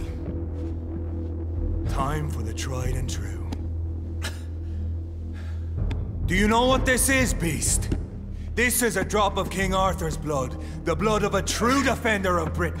Stronger than your evil powers.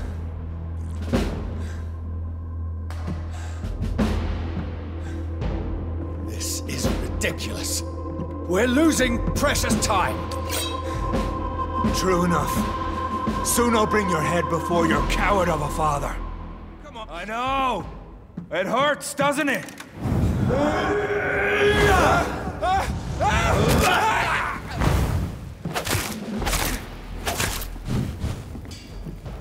The blood of a true defender of this land will protect me.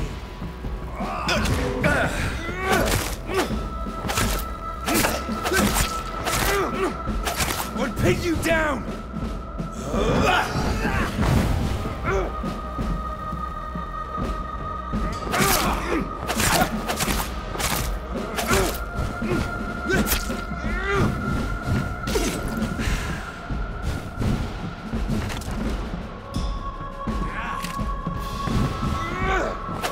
Your poisonous bite is useless on me.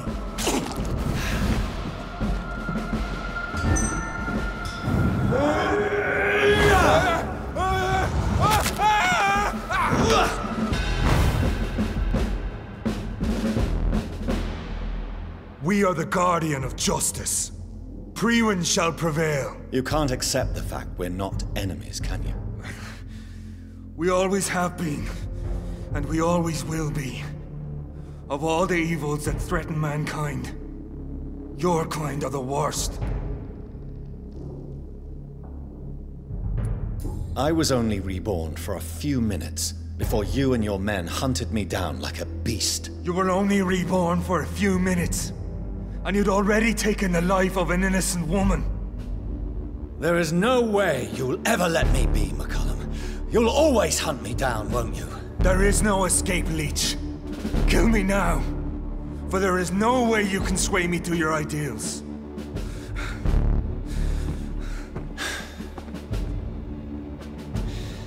That's where you're mistaken. What do you mean?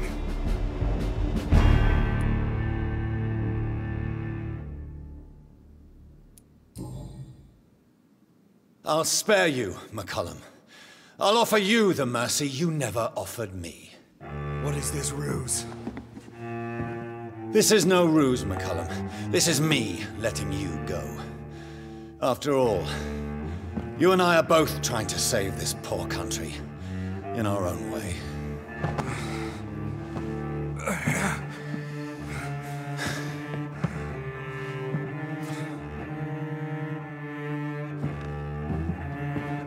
I'll kill you, Reed! Next time we meet, I'll end you! See? Progress already. You called me by my name. Until the next time. Goodbye, Hunter.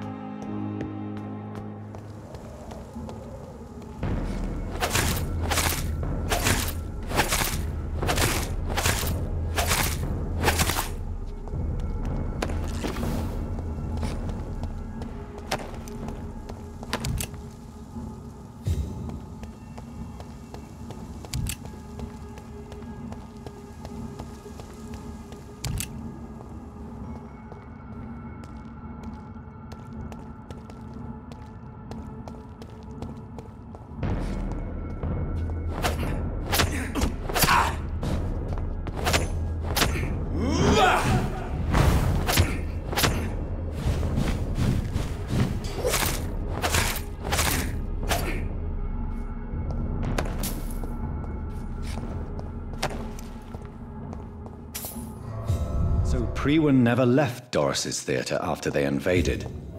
They must be holding Edgar here in their new headquarters.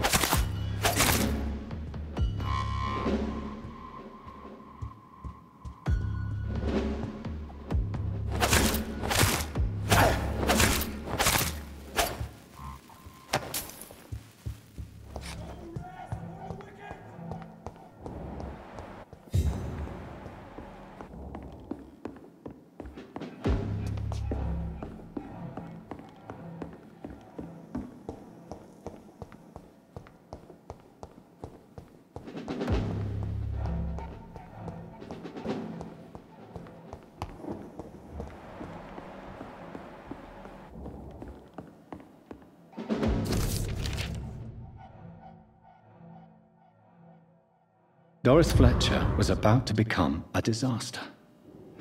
I'm getting close to having all the evidence.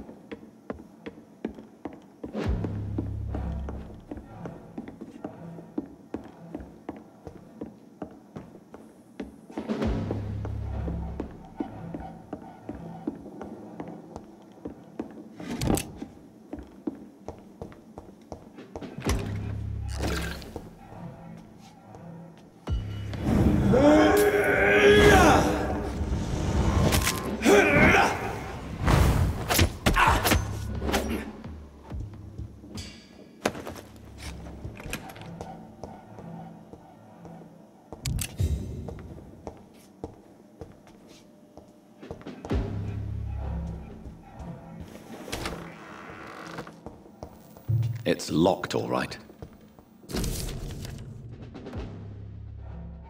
Blood of a pure heart, garlic, blood of a king. I don't understand. Perhaps this is what McCullum drank. I had better keep that in mind.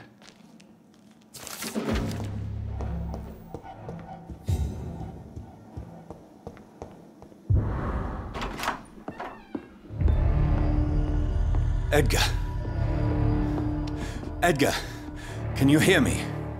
Jonathan, is it really you? Easy.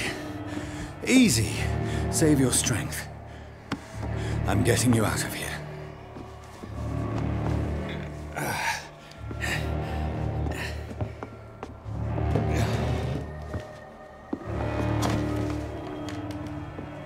Don't try to spare me.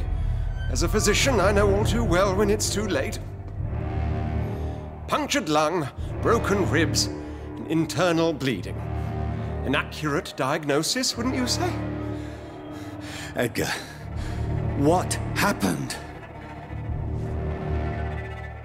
They wanted me to confess. Beat me black and blue. Geoffrey McCullum ambushed me at the Pembroke Hospital. He was convinced you and I were responsible for the Skal epidemic. I never imagined that self-righteous fanatic would dare to attack us in the open. became of him? To prove him wrong, I let him go. Really? Are you sure that was the wisest course of action? Time will tell. The most intriguing part of his accusation was that you and I were the pawns of some ancient vampire. William Marshall. Yes, they tortured me to make me confess the same nonsense. I trust you, Edgar, but the Guard of Priwen is onto something. What do you mean? William Marshall, for example. You speak of him as if you know him. How is that? Jonathan, I cannot say I'm ready for another round of questions. What can you tell me about William Marshall? Not much. History paints the story he was the greatest knight who ever lived. Amongst the immortals, he had a yet greater legend. Why is the Guard of Priwen so obsessed with him? He was the only ancient vampire to escape the first great hunt launched by the Guard of Priwen in 1854. They believe he's an evil creature plotting his return. Why would he deserve such a reputation? I cannot say. The Brotherhood of St. Paul's Stole has next to no intelligence on him. All I know is that he's supposed to be the oldest of all the British vampires. Why would the Guard of Priwen believe you and I created the vampire epidemic? Maybe due to our profession. Because I offered you shelter in my hospital. While investigating the epidemic, I read some of McCullum's findings. I think you have some explaining to do. I have nothing to hide, Jonathan. Nothing at all. Do you know Doris Fletcher's real name? No, I'm afraid not. Her real name was Doris Jones. She was the daughter of Harriet Jones. What do you want me to say, Jonathan? Do you remember when we suspected Sean Hampton of killing Harriet Jones? Yes. The terrible episode that came as a shock to us all. Harriet Jones faked her own death. When I found her in the sewers, she confessed she wanted everybody to pay for what happened to her. That woman was extremely bitter, full of hatred and festering anger. Doris Fletcher visited her mother at the Pembroke Hospital. That's how she first got infected. I know nothing about that. Miss Fletcher once came to visit the sick. That is all I know. No, Edgar, there is more. Doris Fletcher was Harriet Jones's daughter. They exhibited the same symptoms: blind hate and strong physical mutation. What does this sad story have to do with us? Do you know where we are? Doris Fletcher's theatre. This is where that hateful creature plotted to spread the epidemic across London.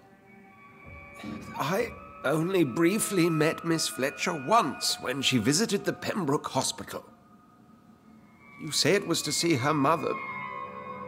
She seemed like such a sweet and graceful woman. My point exactly. The disease turned her into a bitter soul, driven by vengeance just like her mother. A symptom of all the infected patients. Certain diseases are known to produce similar effects. Rabies, for example. And rabies is not the devil at work. Come on, Edgar. Don't you see the pattern here? The epidemic, the link between Doris and Harriet, the suspicion of McCullum? How could I? I never saw Harriet Jones again after she fled the hospital. Doris and Harriet shared more than a hidden family bond. They were the embodiment of the epidemic and are linked to the Pembroke Hospital. Come on, Edgar, this is no coincidence. I swear I'm at a complete loss. All I did was administer vampire blood to cure old Harriet. There was no evil plan, no diabolical plot. You did what? I tested the regenerating and healing properties of vampire blood on Harriet Jones. My only intention was to find the cure for influenza, I swear. Whose blood did you use? William Marshall's? Mine? Lady Ashbury's. While transfusing her with human blood, humanely appeasing her hunger, I also kept samples of her blood for my research. You used her blood on Harriet Jones? My God, Edgar, that's unethical. You betrayed 2 of your patients at the same time. Right, I admit it. I boldly ventured into experimental realms, but I've killed no one to appease my thirst for knowledge, Jonathan. I'm no murderer. I never asked to become what I am, Edgar. You chose to conduct your rogue experiments. You have worked beside me. You saw what I'm doing at Pembroke Hospital. Jonathan, you know I'm not an evil soul. Just another victim of this tragedy.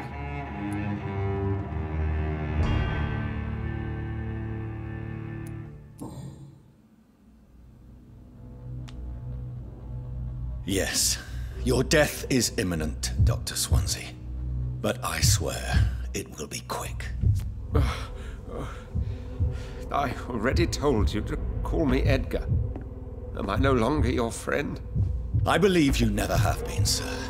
You have lied to me at every step and betrayed the trust of a woman I cherish. You and the lady? Really? Well, I should have seen it coming, I suppose. May I add that I welcome this? The biting, I mean. You have your wish. Is it going to hurt? I always wondered if you...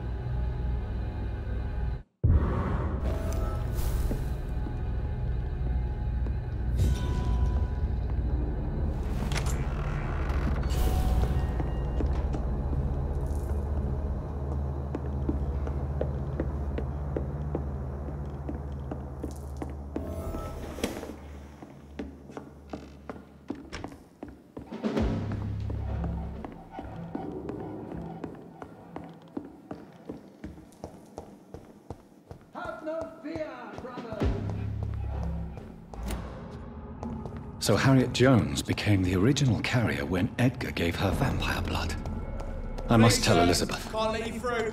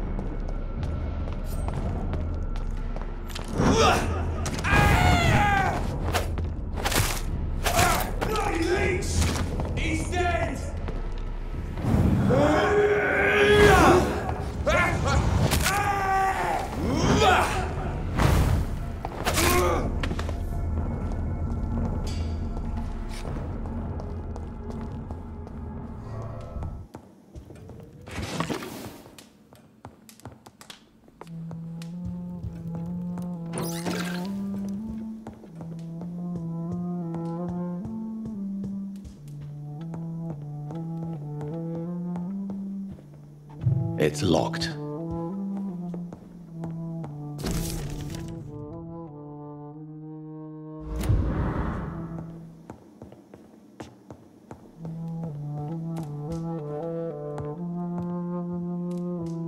What good fortune brings you back to me, Jonathan?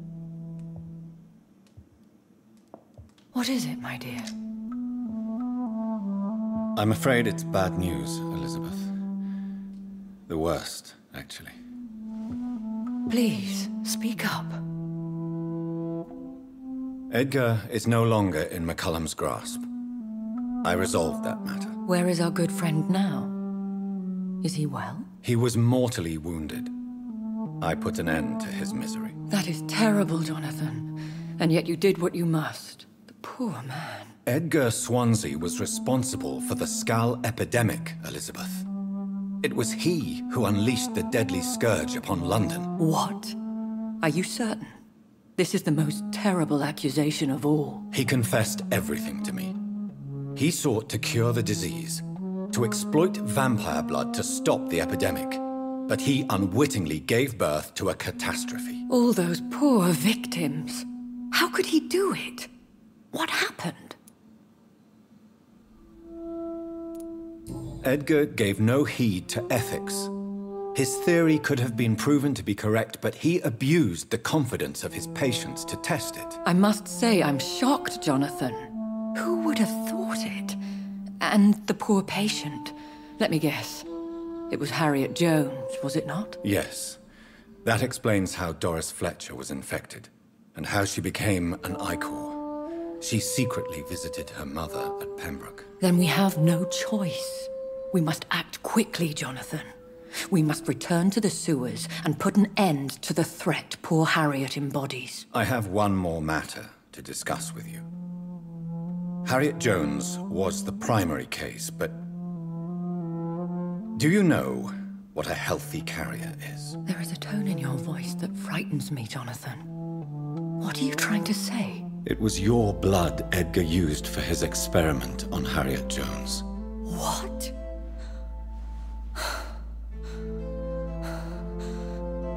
No.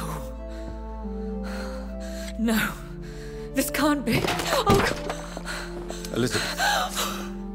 Are you all right? No, I have to go. What do you mean? Leave me alone. Save the city, Jonathan. Save what can be saved. Elizabeth, I need answers. Why did your blood Stay cause away this? from me. Please. I swear I never was your enemy. Wait! No! Elizabeth!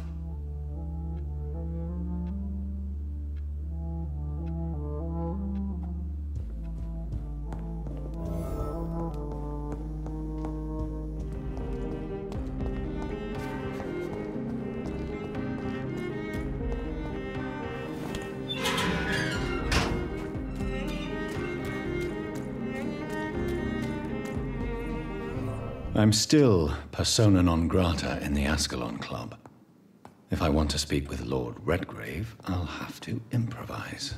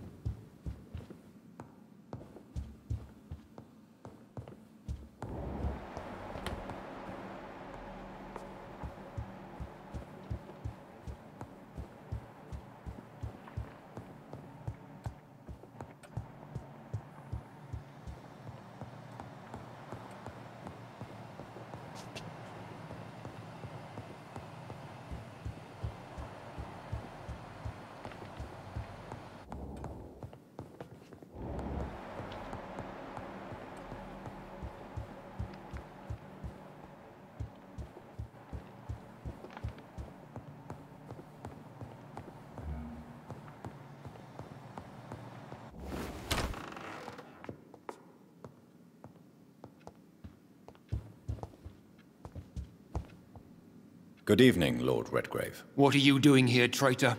I shall smite you for this audacity. I'm not here to bicker, Lord Redgrave. I can put an end to this epidemic, but I need your assistance to do so. Good. We've held out thus far, but the time has come to put an end to this crisis.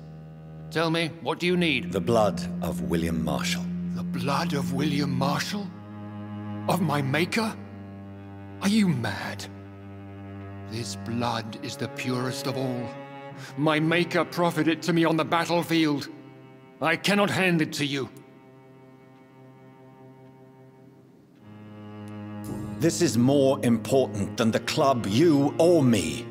This is London's last hope. I see. Well, in that case, given the gravity of the situation, I suppose I can spare you a drop. Thank you, my lord. If you manage to save this city, you'll prove yourself a veritable servant of the crown. So Godspeed, Dr. Reed. Our fate lies wholly in your hands.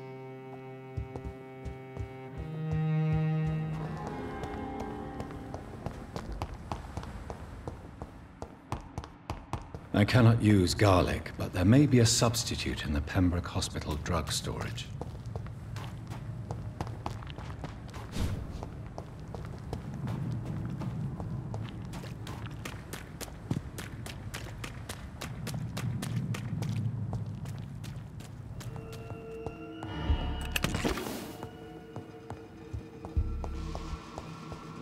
I'll put it into you!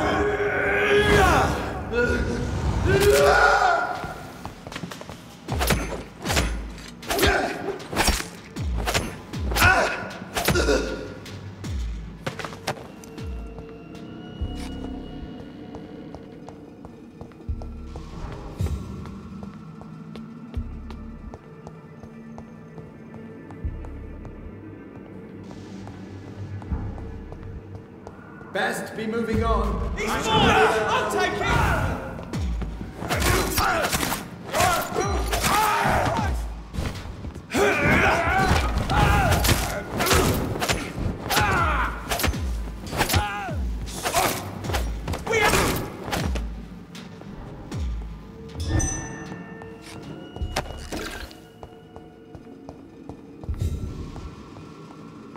There it is.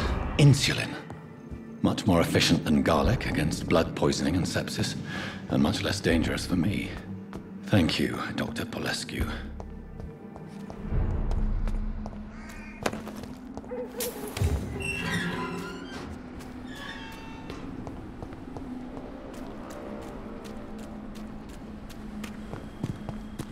If McCullum really drank the blood of King Arthur, then I may have found Last another vital warning, sir! ingredient for my recipe. Not a good place for a stroll. Last warning, sir! Look lively! It's on to her! Yeah! Watch it! Kill it!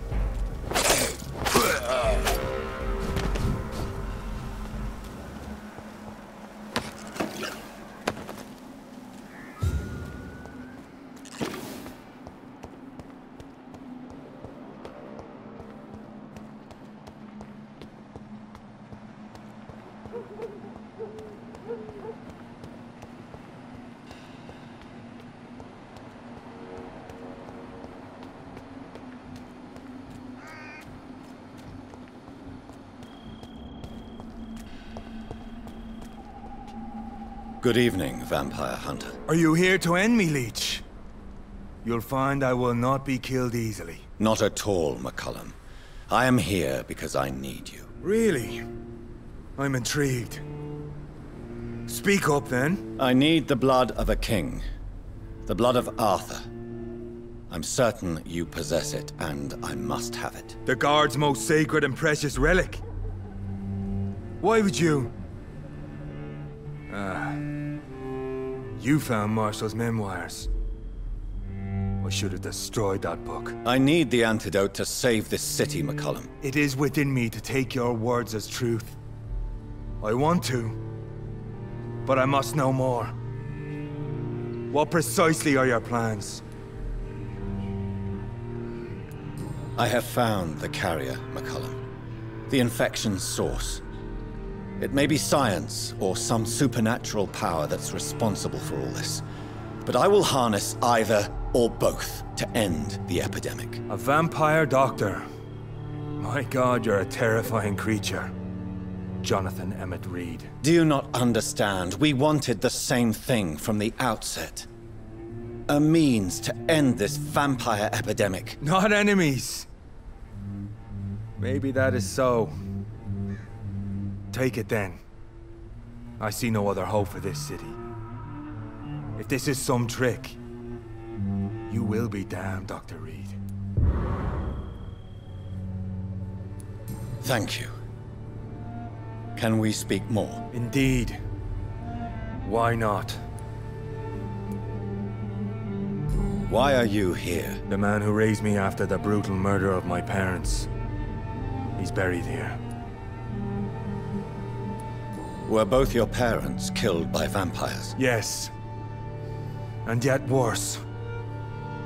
My father returned to Dublin a vampire and tore out my mother's throat. And who was this man? Carl Eldritch. One-time leader of Prewin. He killed my father in front of me.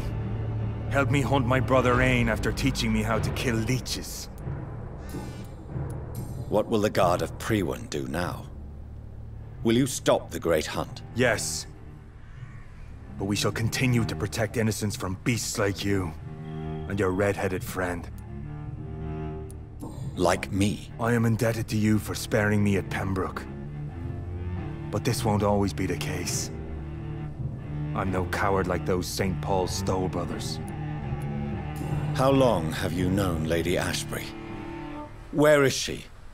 And what will you do to her? We saw you meeting her, so of course we investigated. But she is gone. Our scouts reported she has sold some paintings and departed for an unknown destination. Adieu, vampire hunter. Until we meet again, blood drinker.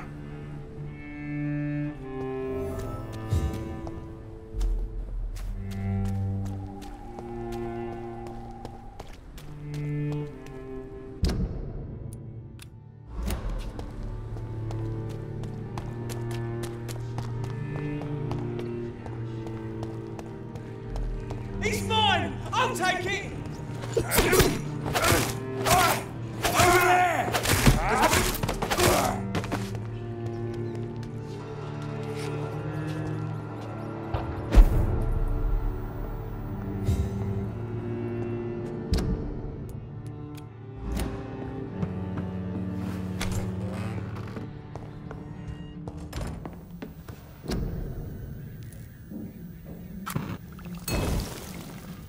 The blend seems stable.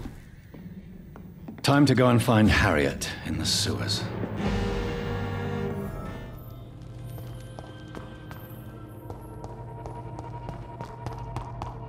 This place has been ransacked. They've all been slaughtered. Prewin? No, not their style.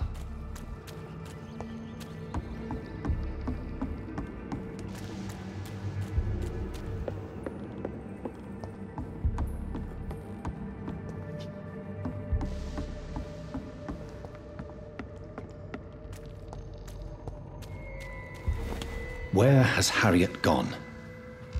She must have left a trail I could follow.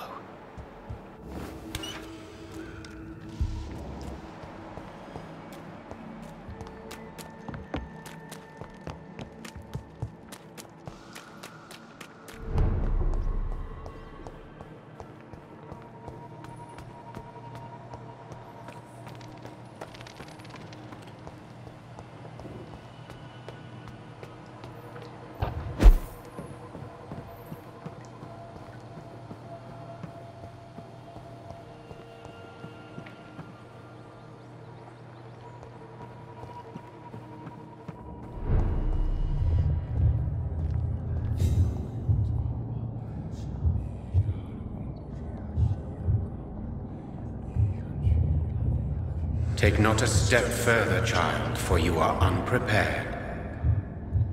You, at last. I wondered when you would show your face again. Step away. We have nothing to discuss. Desist, child. You cannot confront the monstrosity unleashed upon this land without due preparation. I shall not allow it. All right. But no more riddles. Enough of the obscure songs and prophecies. I ask questions, and you answer them. My words have been as clear as crystal lakes, my child. You seem unwilling to drink, to listen, to learn. Why did you choose me? Only you could provide a modern, scientific answer to this ancient, mystical threat. What kind of modern answer? Disease, contagion, and contamination. How they course through veins is your dominion, my child. Your choices have made you. Only you can save this land. Speak to me of this ancient threat. The blood of hate. Vessel of the wrath of the goddess. When she awakens, a disaster will be born into this world, for she is hunger and anger. What is your true appearance? I do not understand. This is who I am. Blood? You are made of blood. Surely you are joking. Why would I? And no, I'm not made of blood. I am blood. Blood is what I am since my birth and for eternity. But who are you really? Tell me your name. I am your maker. I am the servant of the Red Goddess and protector of this land. I have many names. Just give me one, then. There are those who call me Myrddin Wild, the Wild Horned Man. But I never was a man. I was born out of blood. I'm here to stop Harriet Jones. She is the original carrier. The well from which this corruption flows. I have heard you, but be wary. Harriet Jones's mind is no more. She has metamorphosed into an apocalypse. Born from, drenched in, and driven by the blood of hate.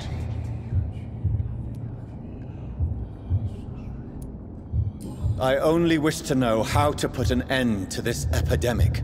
To perform an act so noble, you must protect yourself from its poisonous kiss, my child. I know. McCullum used such a serum when trying to kill me. However, I have produced a more efficacious version of the antidote. Your final task awaits you at the end of these tunnels. I've known for ages you were worthy of this challenge, my champion, Bittersweet.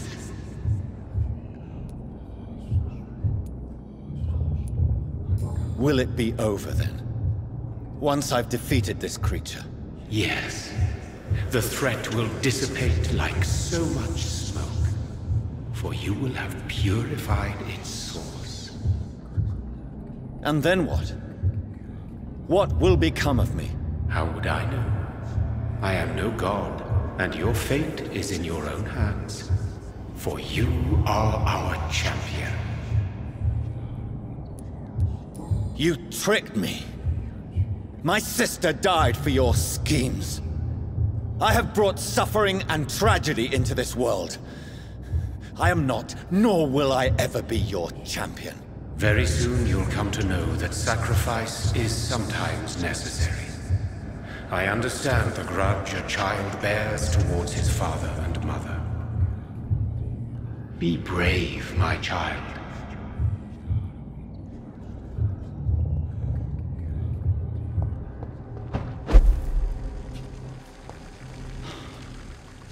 These poor skulls didn't stand a chance.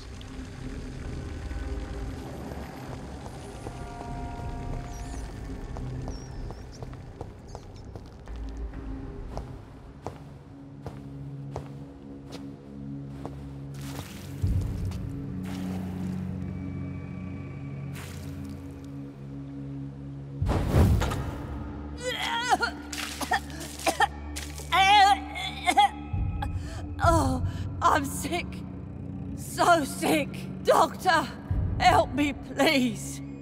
I'm in such pain. I'll be glad to be of assistance. Ah, like your help, Doris. Liars! All of you!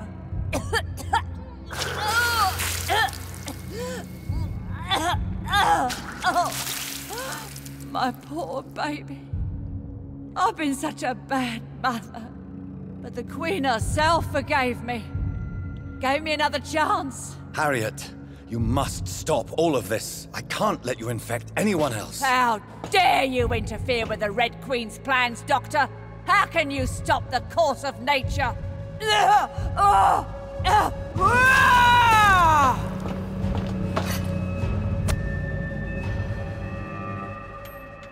I was a good mother.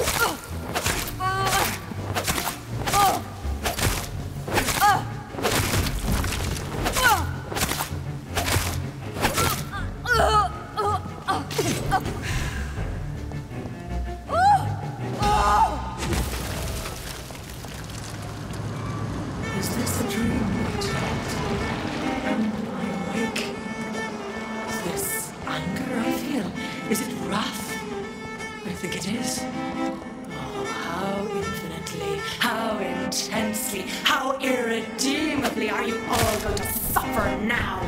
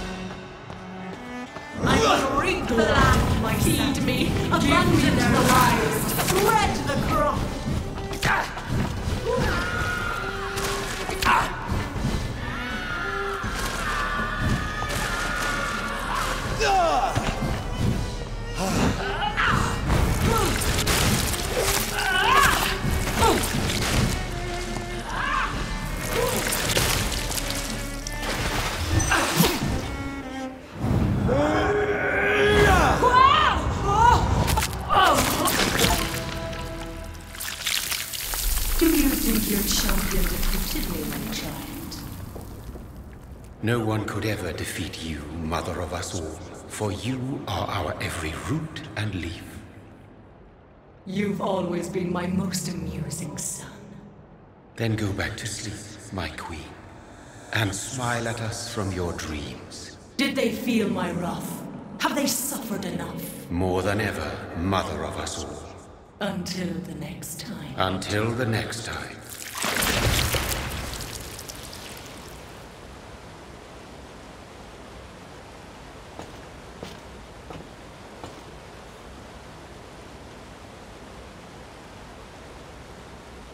So it's over then, young Ekon. You have put an end to this terrible menace. Old Bridget? What are you doing here? This is my realm, Ekon. This is Suascal territory. But they were all massacred by the monstrosity that Harriet became. Others will come, engendered by deceitful vampires. I don't mean you, of course.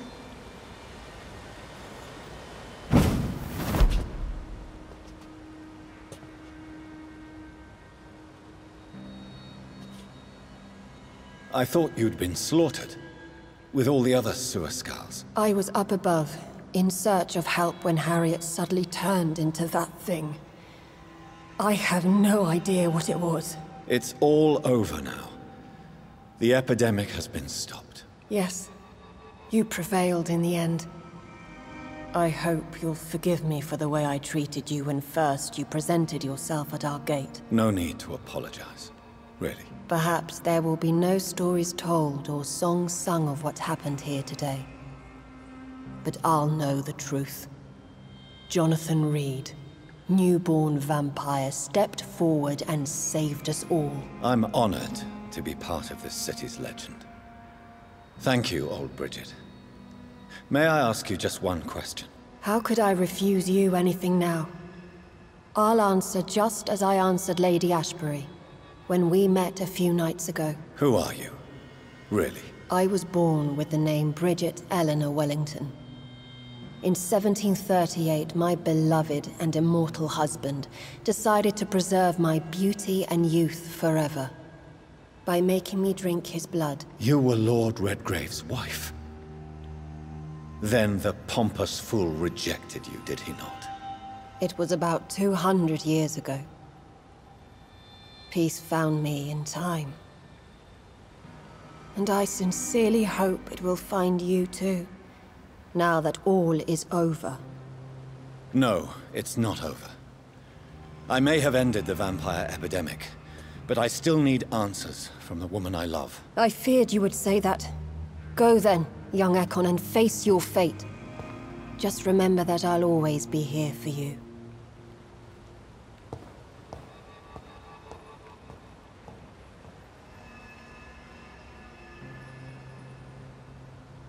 London has been cleansed. This catastrophe came about when an ancient, malignant will crossed paths with mortal imprudence. For now, we are safe. For now. My craving for blood remains. Red like hate, red like hunger. Red as life and death, passing from one immortal to another. From predator to victim. Patiently biding its time to rise again. London has been cleansed for now, but there's a simmering hatred, fear, and old grudges. When will we succumb, mortals and immortals alike? The next disaster is only a matter of time. My only hope now is to catch the woman I love, to understand why she fled, and unmask the secret that has been lurking in her blood for so long.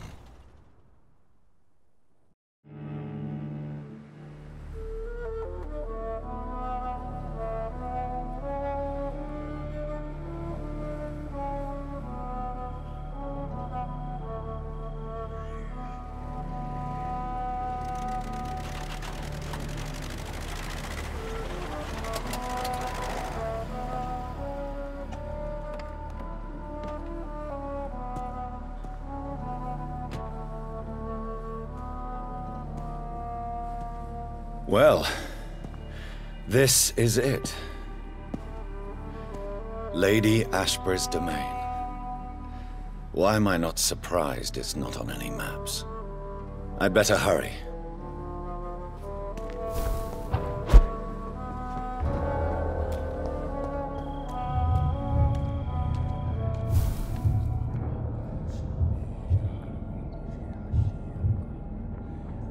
Beautiful morn, my child. It looks like dawn is here at long last. Can't you just leave me alone? Your precious queen has been sent back to the bottomless pit from whence she came. The nightmare is almost over. I am here to say goodbye. The sun's warmth exhausts me. Soon I will rejoin my queen in her endless sleep. It is over. You did well.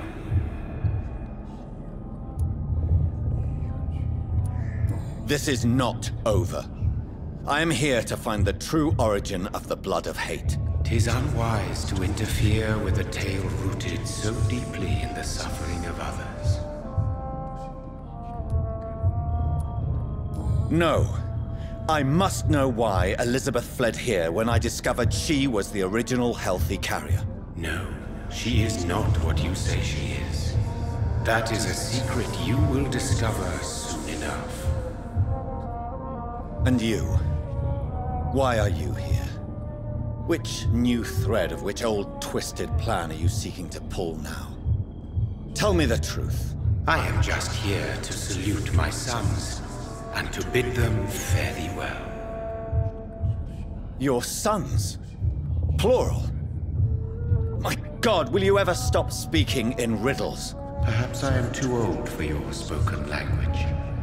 Perhaps you now have so many subtle words you no longer hear the simplest ones. Speak clearly, then. And answer my last question. What is it? Did I defeat the epidemic? Now you've found the castle, Jonathan Reed. Only you can answer that. Farewell, my child. I shall dream about you soon.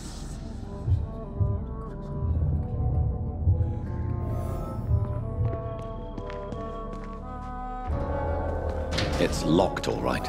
The castle walls look decrepit. Maybe I can find a way to sneak in.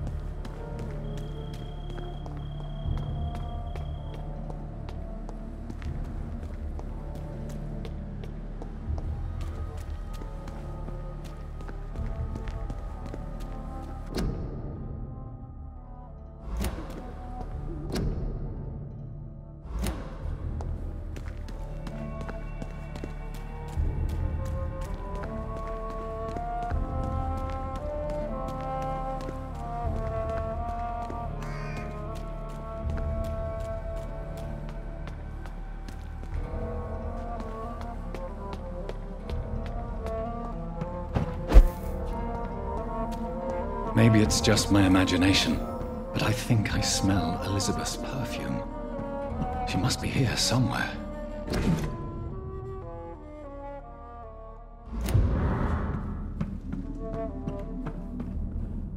This castle is falling apart.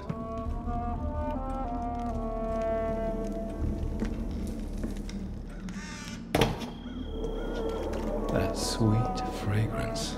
Elizabeth's perfume. She was here, and recently.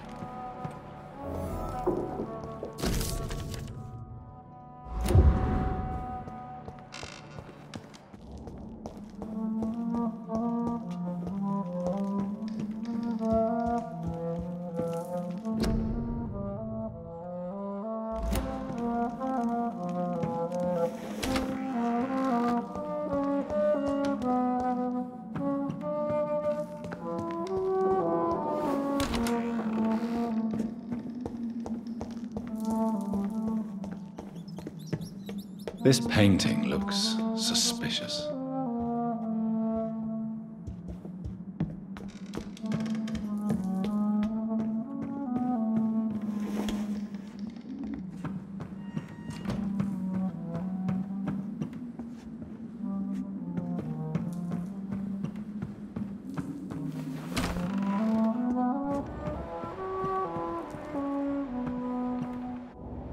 A sword and a moon are the symbols I should look for.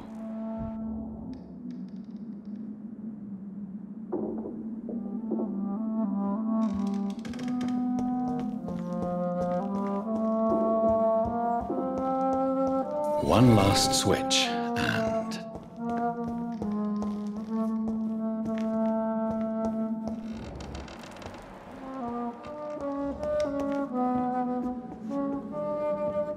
voila.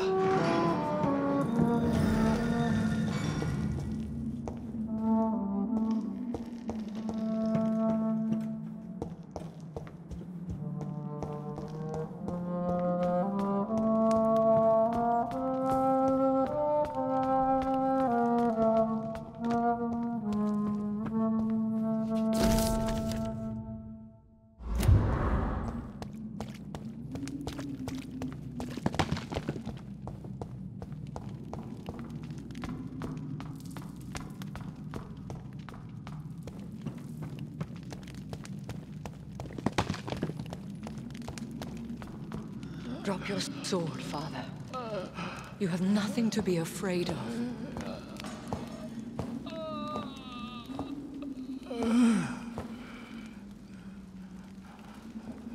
Shall we abandon this, then? Shall we lower our heads? No. Never. You taught me that. blood is approaching. Old but young. How strange. Shall I drink it? Smite it? No, Father. He is a friend. Please, rest. I'll take care of it. Caution, Elizabeth. Deceit runs through these veins. I know, Father. What took you so long, Jonathan?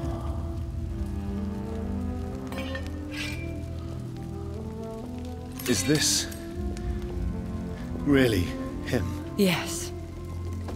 This is William Marshall, 1st Earl of Pembroke, servant of 5 mortal kings, former regent and saviour of England. The greatest knight who ever lived, according to some. And you called him father? For he gave me eternal life, and much more. I have so many questions, Elizabeth. You always had questions, Dr. Reed. Now that I stand before you both, in this vault, I know not where to begin. We still have a few minutes left. Where are we? What is this place? This is the Ashbury estate. I inherited the title when I purchased the castle. Is this your retreat? Something of a secret place? It's more of a sanctuary, really. This is where I take care of my father. Ever since he became unwell. Are you not afraid someone might discover you here? It's not that hard to find. Do not assume that I would hesitate to silence anyone who tried to reveal my secret. Fortunately, it has rarely come to that.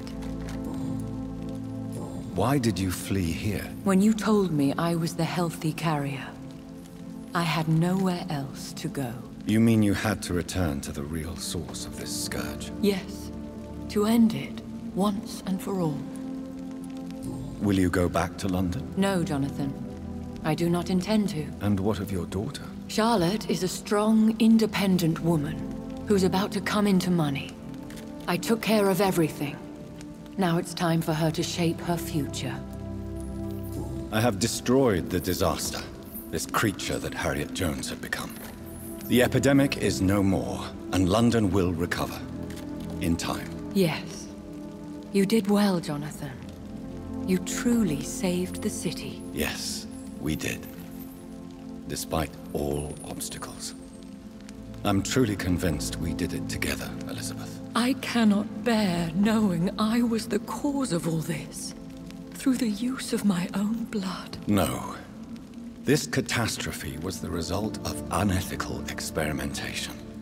And the will of a creature so inexplicably evil, she exceeds all the terrible wonders I have seen since my death. But it was my blood all along. My corrupted blood of hate. The poisoned blood of my father. A healthy carrier. That's all I am. Why are you hiding William Marshall here? How could I not take care of him? He sacrificed himself by giving me the only dose of antidote he had. He gave you the antidote? Yes. And in doing so, he knew he'd have to be confined here. And yet he volunteered. That's how great a man William Marshall was. And still is. What do you do for him? I visit him as often as possible. I paint the landscapes he will never see again. I feed him with my blood. You feed him? You barely sustain yourself on the weak blood of the dying, yet you give him your blood? After he saved me from the blood rage, I swore I would never kill to feed. He said the same. Is he dangerous? What do you think? He is a thirsty Ekon, who has not fed in centuries. An elder vampire, driven by an urge to kill and spread the blood of hate. No redemption, then? And yet he thinks he has been offered immortality by the angels to protect the feeble and to smite the unholy. Can he communicate? Yes. Sometimes he even seems like the noble knight who saved and raised me. But you know, the malice never fully leaves his eyes. We could cure him. It's too late. The blood of hate has run for too long. The antidote would not work on him. I tried. Believe me, I tried. William Marshall infected you. He is the true, original carrier. Yes. But he saved me by sacrificing himself. Saved you? How? The tears of angels. The cleansing of impure blood by an older, more powerful blood. It worked on me, did it not? Yes. Blood is the definitive key to our species. Scowls, cleansing, lineage. Do you really think it worked? It has, Jonathan. I was nothing but a beast who took pleasure in slaughter. I roamed across Europe, reaping my bloody crop. It was the blood of hate. But my father's antidote cured me. Who are you, really? How could I answer that? I went through many lives and identities to reach this day. To you, I am Elizabeth Ashbury, and that's all I wish to be. I understand. And I respect your desire for privacy. Thank you, Jonathan. How did you meet William Marshall? He was an Ekon for centuries when he found me. He saved me from certain death by making me his progeny. Why did he choose you? You should ask him that. Did you ever blame him? Not even when he was infected and bit me. He is my father. He raised me. He taught me how to behave. What about us? What do you mean? You know my feelings towards you, Elizabeth. But you left without a word. So I'm worried about your feelings towards me. I love you, Jonathan. I've loved you since the moment I saw you rescue poor Mr. Hampton in that filthy slaughterhouse, forgetting the danger as you turned your back, like the newborn fool you were. You should have told me. No, Jonathan. The William Marshall myth lies at the heart of so many hostile plans. I could not risk jeopardizing his safety. So why did you come here? You knew I would follow you. I can't let you go. Because I know now the blood of hate is still in my veins. No one but I can put an end to this tragedy. I can help you. You can trust me, Elizabeth. I know, Jonathan. You have been the most loyal ally these last few weeks. But this is my duty. Would your protege agree to speak with me? I have so many questions for him. Go on, Jonathan. But be careful.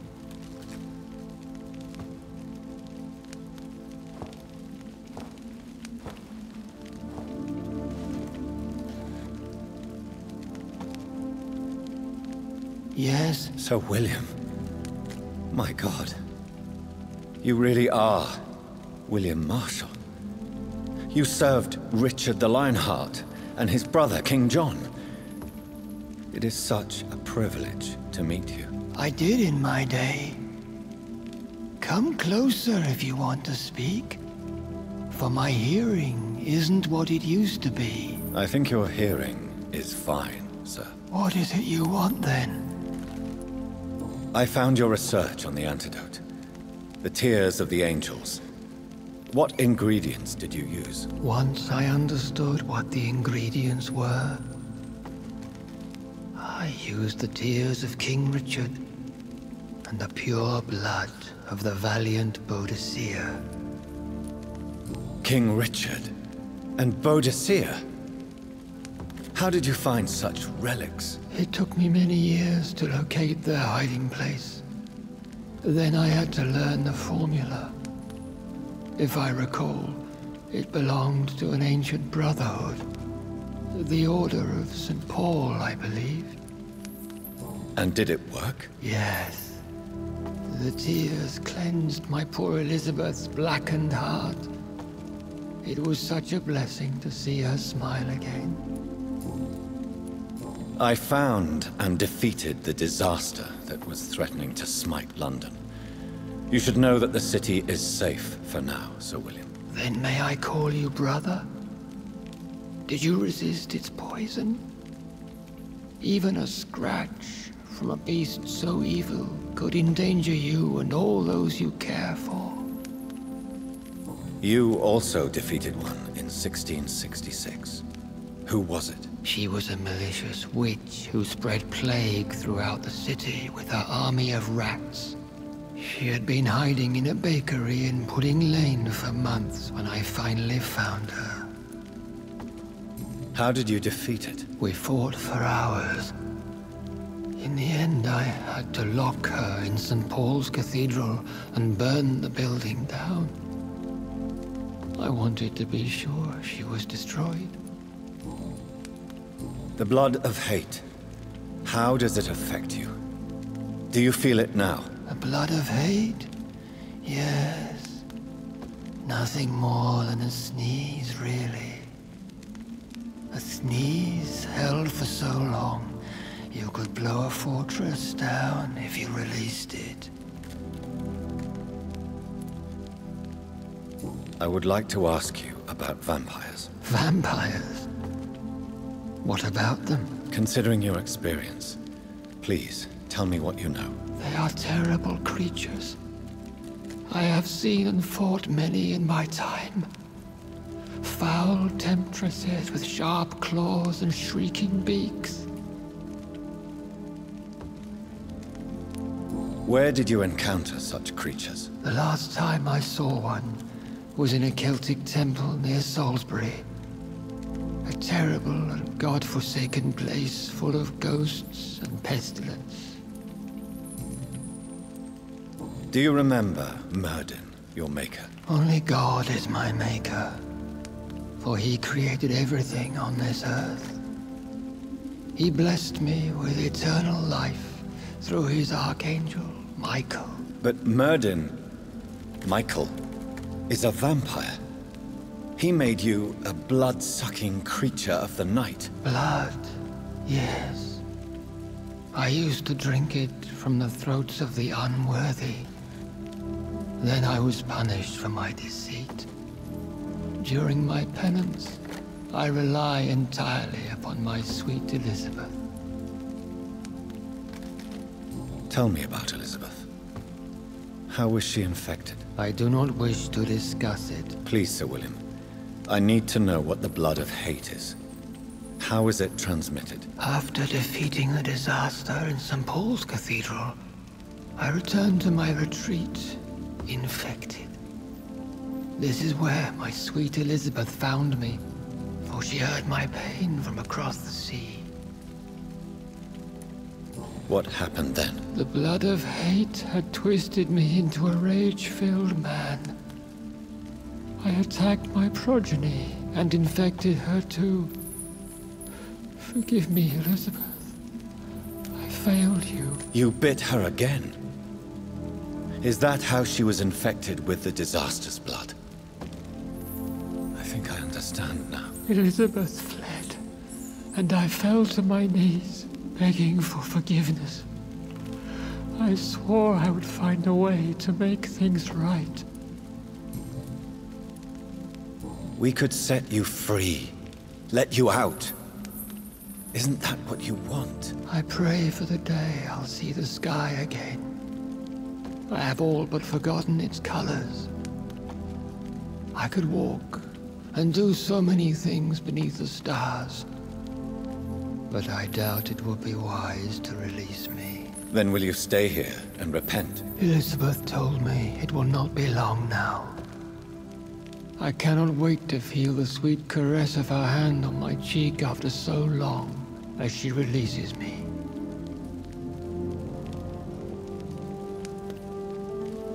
Has the time come? Yes, Father. Why not unleash me then? To see the sky a final time?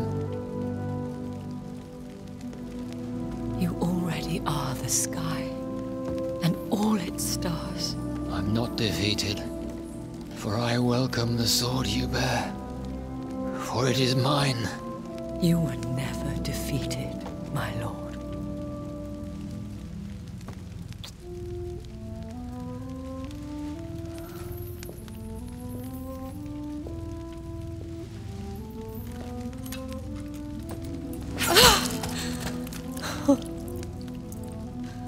Farewell, Father.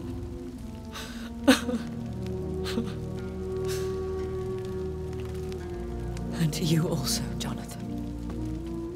What do you mean? I can't stand what I've become. This healthy carrier, as you put it. The flames will purify the poison that runs in my veins. No! I won't allow this to happen. I am death, Jonathan. Wherever I go, I can't stand it. I am Dr. Jonathan Reed, champion of Myrddin, chosen to save England from the vampire epidemic. I could cure you. What do you mean? We are creatures of blood, Elizabeth. Everything about us is in our blood. With time, I could perfect the antidote William Marshall gave you. Trust me, for time is on our side.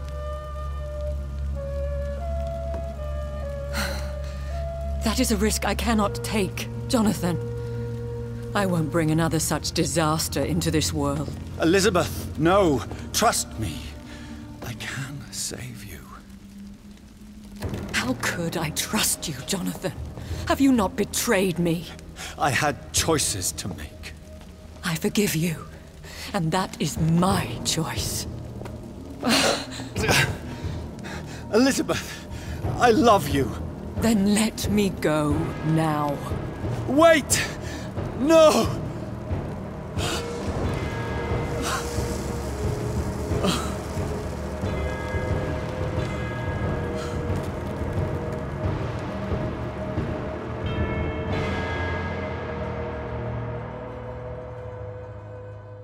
One prayer for the summoned, called by this song.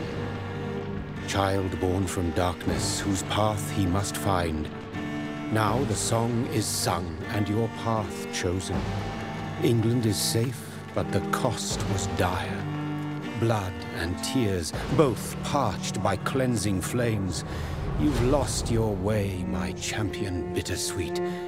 I am moved to pity, as I feel your rampant rage void of purpose or meaning.